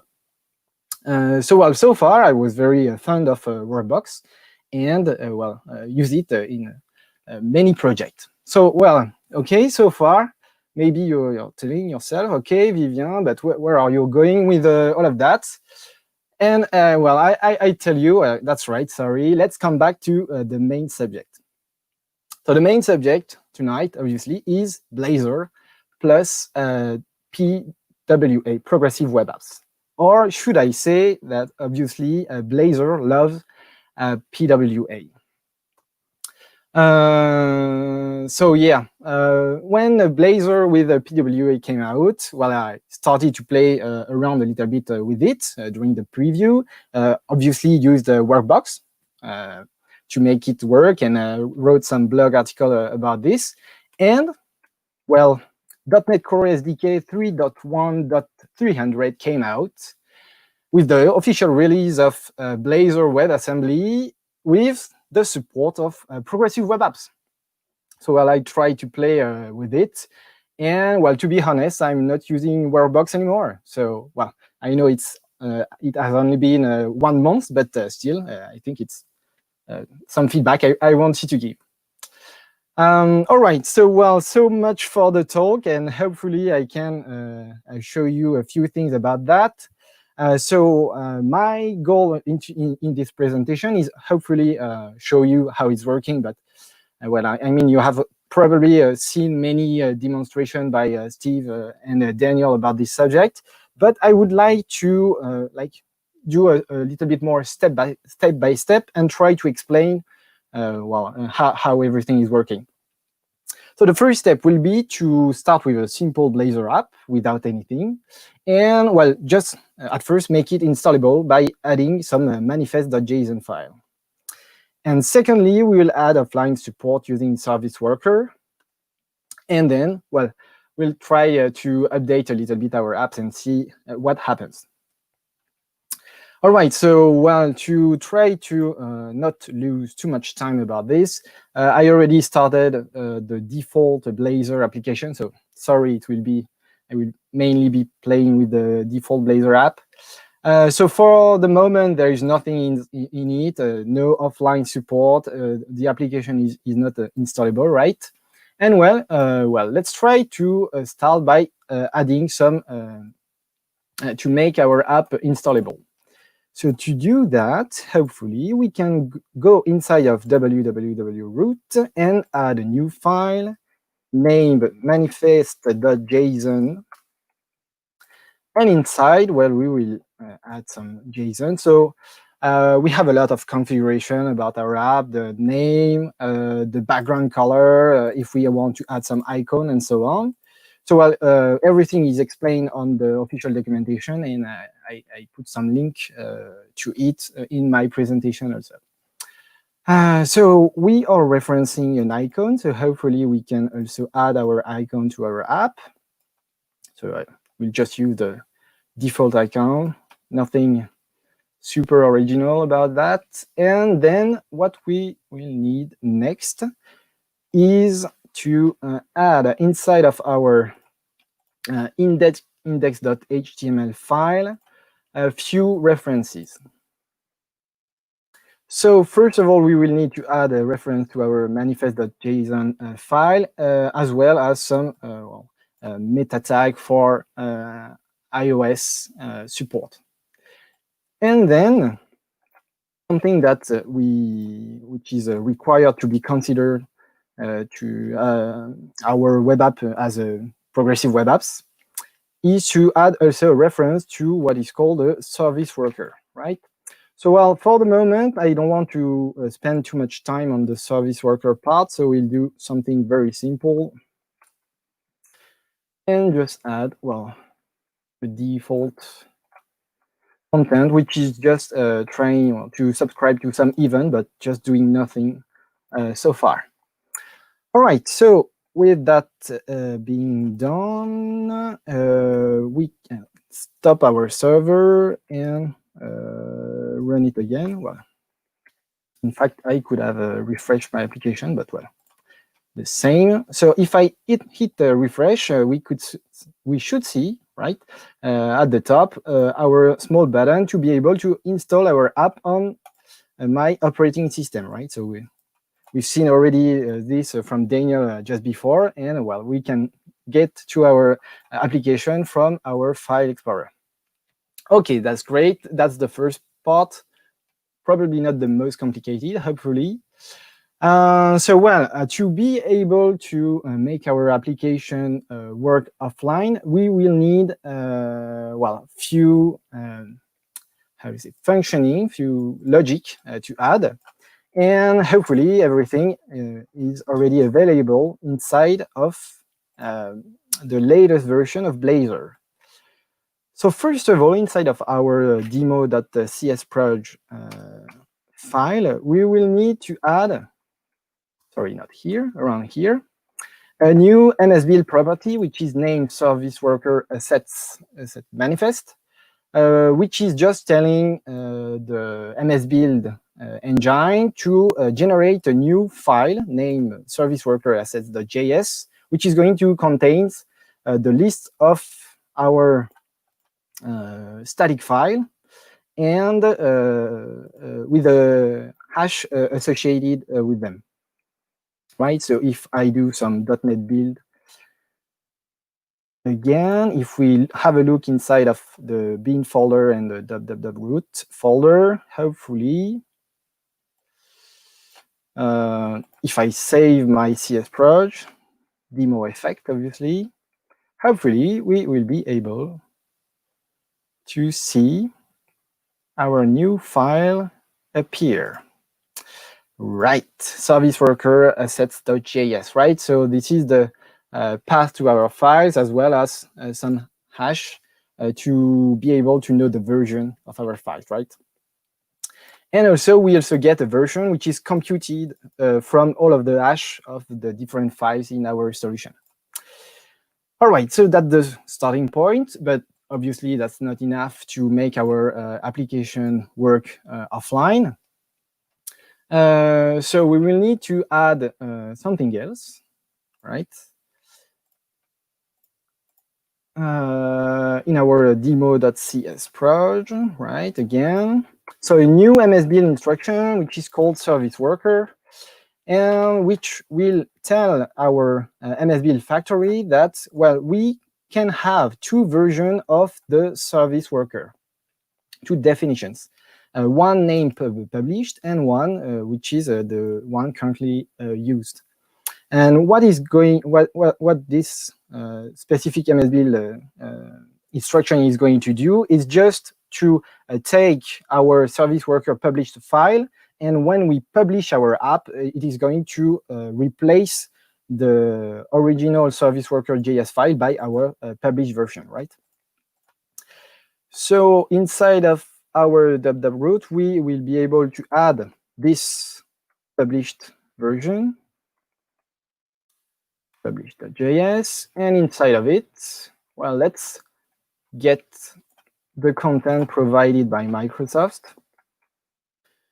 So, well, obviously this is, you can adapt it and improve it, but well, that's the boilerplate that we get from Microsoft when we create a new PWA with Blazor.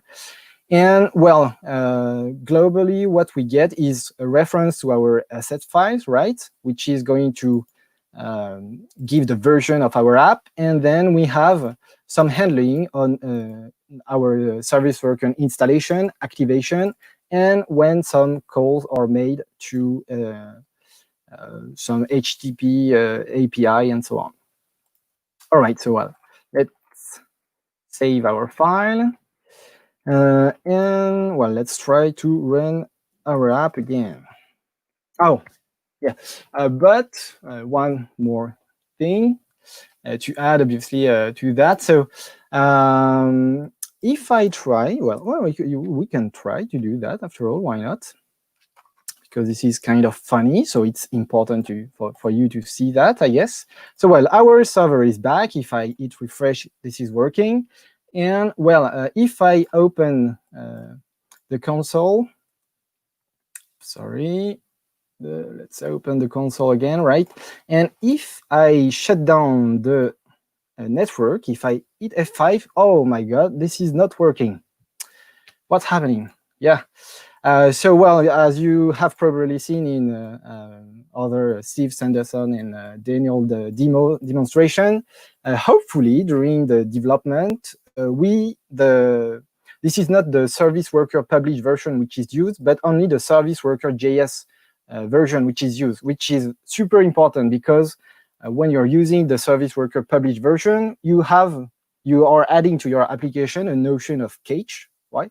So this is obviously what you want to be able to have an offline working application. But when you are developing, you usually want to have live updates, right? So, well, to simplify this process, the Blazor MSBuild engine is using, well, nothing during development and only the real service worker during publishing. So, right, how can I, well, we could obviously deploy on Azure very quickly and easily, but we can also do something which is very simple, like hosting our application on a super simple ASP.NET Core application, right? So, well, I have already created this application using a .NET New Web command line, and, well, hopefully we can add in few seconds the Blazor support to this new empty app. So, well, I can add some lines to enable debugging and HTTP redirection and Blazor support, right? As well as routing to redirect to our index.html file, all right? I can save that, and then hopefully we will also need to add few references inside of our server.cs project file, right? So the WebAssembly server, which is great to host our WebAssembly project, and a link to our demo project, right? All right, so, well, let's shut down our project. We will need to restore a few things, obviously. Yeah, so let's restore that. And then, well, let's navigate to this part and do some .NET publish. All right. So this time, I'm just doing publishing in debug mode. I could have done it in release mode, obviously. But, well, during the publishing, we are taking the Blazor app using the publishing workflow process. So this time, our app should use the service worker published. And, well, if the demo god are with me, maybe I will be able to show a simple Blazor app with offline support, right? So let's navigate inside of our server, right? In the publish folder. Here on Windows, we have a nice server.exe file. And yes, it's working. Yes, so if I hit a refresh on our app. Okay. Okay, this is great. Let's check a little bit about that. Oh yeah, this is offline, kind of crazy. How did it manage to update? All right, and, well, if I try to make it offline and hit refresh, well, hopefully we managed to make an offline application. Great. Okay, so, well, that's mainly all, okay? And maybe as you might already know it, well, you can do that by just creating a new project inside of Visual Studio and clicking on a small checkbox with a PWE support, or just add the right arguments to the command line. But well, I wanted to show a little bit more how it is done step by step, to try to understand a little bit more how everything is working, right? And since we have a few minutes left, I can show you something very cool, obviously, which is, on our app. Well, welcome. Let's change a little bit our app and modify it to welcome to BlazorDay. All right. So I made some modification. We will need to publish again our app. So let's publish it again. All right. And if we launch again our server, well, we have our app, right? And hopefully I can put it online. Yes. And hit refresh, and welcome to your new app, right? Okay, so welcome to the PWA world and the service worker world. So let's come back a little bit to some presentation, right? So this is obviously intended. So on one hand, at the left, we have our PWA progressive web apps, and on the right hand, we have our server, right? So the user is starting the app, and then we have a byte-for-byte comparison between the service worker inside of in the cage and between the service worker which is hosted on the server. If the system, if the web browser detects some difference, it thinks that there is a new version, and it will perform the installation part that we have seen inside of our service worker. In our service worker, what we have done is just downloading all of the new assets described inside of our manifest and adding them to the cage of the PWA, and name our cage with the version of the manifest.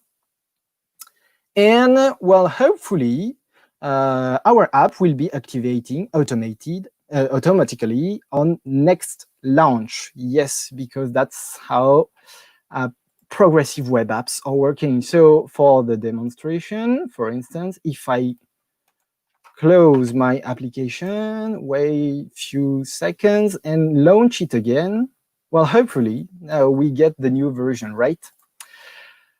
So this is intended, and in a way, it's great that it's working like this, because, the service worker detects a new version and gets updating in the background, but if we had automatic update on the service worker, it could have been quite complicated to handle, like a new service worker version, talking and working with old assets, all the static assets. So it's very important that both are synchronized.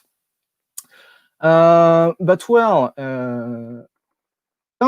you just want to add some simple update button, right? So we are, in fact, running out of time, but hopefully I can take just a few minutes to add this simple behavior. And hopefully you will be able to see all of that inside of my GitHub that I made publicly available just before the session.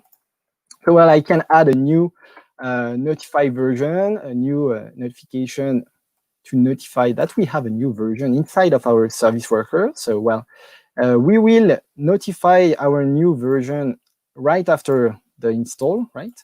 So right here. And the other part is a little bit of JavaScript. I'm sorry, service worker is very JavaScript oriented so far. Hopefully, maybe one day we will be able to do it in C#, but not right now so far.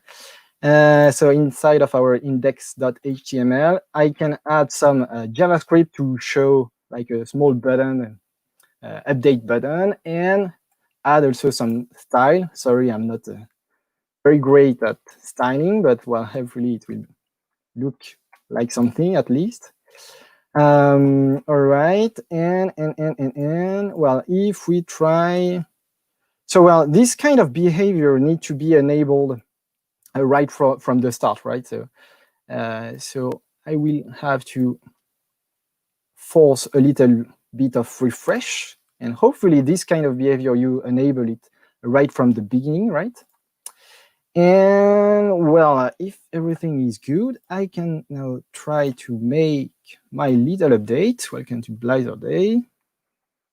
So great. Make my small modification. All right, and then publish again. And start our server once again, right? And well, if I hit the F5 again, I get an error, which is definitely the demo. Okay. Okay, well, sorry.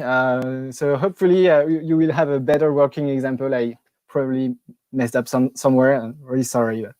But well, this is the end of my presentation. So I gave you some links to look a little bit further about all of this. The Microsoft documentation is great about this already. You also have a great workshop to do what I just showed before, and further another scenario as well, like push notifications and so on.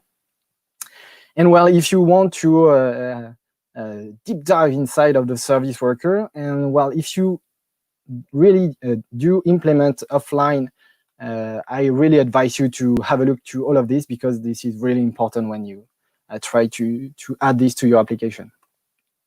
So thank you for attending, and well, hopefully we have a few minutes left for some question, maybe. Yes, we do, Vivien. Thanks so much for sharing and still being awake and sharp at this time at night. Obviously, no problem. Flobo, do we have any question in the chat? Yeah. So your first question is about the Apple world. Gabriel is asking if Safari for iOS on macOS supports PWA. It's a great question. And for iOS, I am at least able to add some a progressive web app to my iPhone, but it's a little bit tricky. Like you have to add it to your home screen, something like that, and it will be considered like a PWA, in fact. And for macOS, I'm sorry, I don't really know. Hopefully this is working, but maybe not the look and feel that you can have on Windows, and being able to uninstall it and so on. So maybe not. Right, thank you. All right, Vivien, here's the next one from Sam. If I have, I'm reading it, but you also have it on your screen. If I have a PWA application installed on my cell phone with notification, after restarting the cell phone, does the notification still work without opening the PWA? On my cell phone with notification, after restarting the cell phone, notification will still work without opening the PWA. Sorry, I'm not to misunderstand this, but well, notification is a little bit like really not associated. It's a little bit different than the PWA. You have some interaction, meaning that from the PWA you can authorize notifications, and then your cell phone will be able to receive notification, but totally independently from your PWA. But then you can also add inside of your service worker a handler to be able to read a certain type of notification sent for your PWA app. So if you receive notification outside when you're not navigating on your PWA, you should be able to click on your notification and navigate to your progressive web app. I'm sorry, I don't know if I'm answering correctly the question, but... and if not, the person would then come back to us and clarify if needed. Don't worry. Okay, perfect. All right, one last question from Caesar. He wonder what happens if you clear the browser's cache. Do you have to read and learn everything afterward? Yes, I mean, during the demonstration, I did something very hard, like going to the application and clear the storage. So like this, you are sure you have almost nothing left on your browser cache. So this is very great when you need to test your Blazor app and well, when you have some problem with the tester, and maybe you tell them, okay, try again. But yeah, the drawback of this is, well, you have nothing left on your device, so you need to re-download them once again from the server. Okay, noted. All right, thank you. And this was the last question, Vivien. Thank you very much, everyone. It was a great time. It was, and thank you for being so late with us. But it's really cool to see that we had so many people. So thank you for sticking around, Vivien. And we'll talk soon. Thank you very much. Bye-bye. See you. All right, this is only the two of us now, Flobo. Yeah, it is. It is the end. So, it is the end. But it's kind of crazy when you look at the numbers. My little finger is telling me that there was around 3,141 attendees within the 5 hours from 60 countries. That's insane. You guys are insane. For the first edition of an event that was supposed to be a small event at first. It was supposed to be small. Why is everyone coming? No, it's cool. I mean, we're very lucky, and Flobo and I had wonderful, wonderful organizers for this event. Denis, Adrien, and Tos. These guys are amazing, and they were quite amazed about how this event turned out. So kudos to all of them. And thank you for attending. Thank you, Flobo, for being here. It was great partnering with you. You as well. Yeah, it was kind of cool. I think we're going to do it the same again next time, the same duet. Hopefully. Hopefully. I don't know when the next one will be, but hopefully soon. Well, tell us when you want this to be. Put it in the comment section wherever you are. Tell us what you would like. Tell us if you have any feedbacks or anything. We're just welcoming them all. And we'll see you next time. We're logging off for the evening. See you guys. See you. Bye-bye.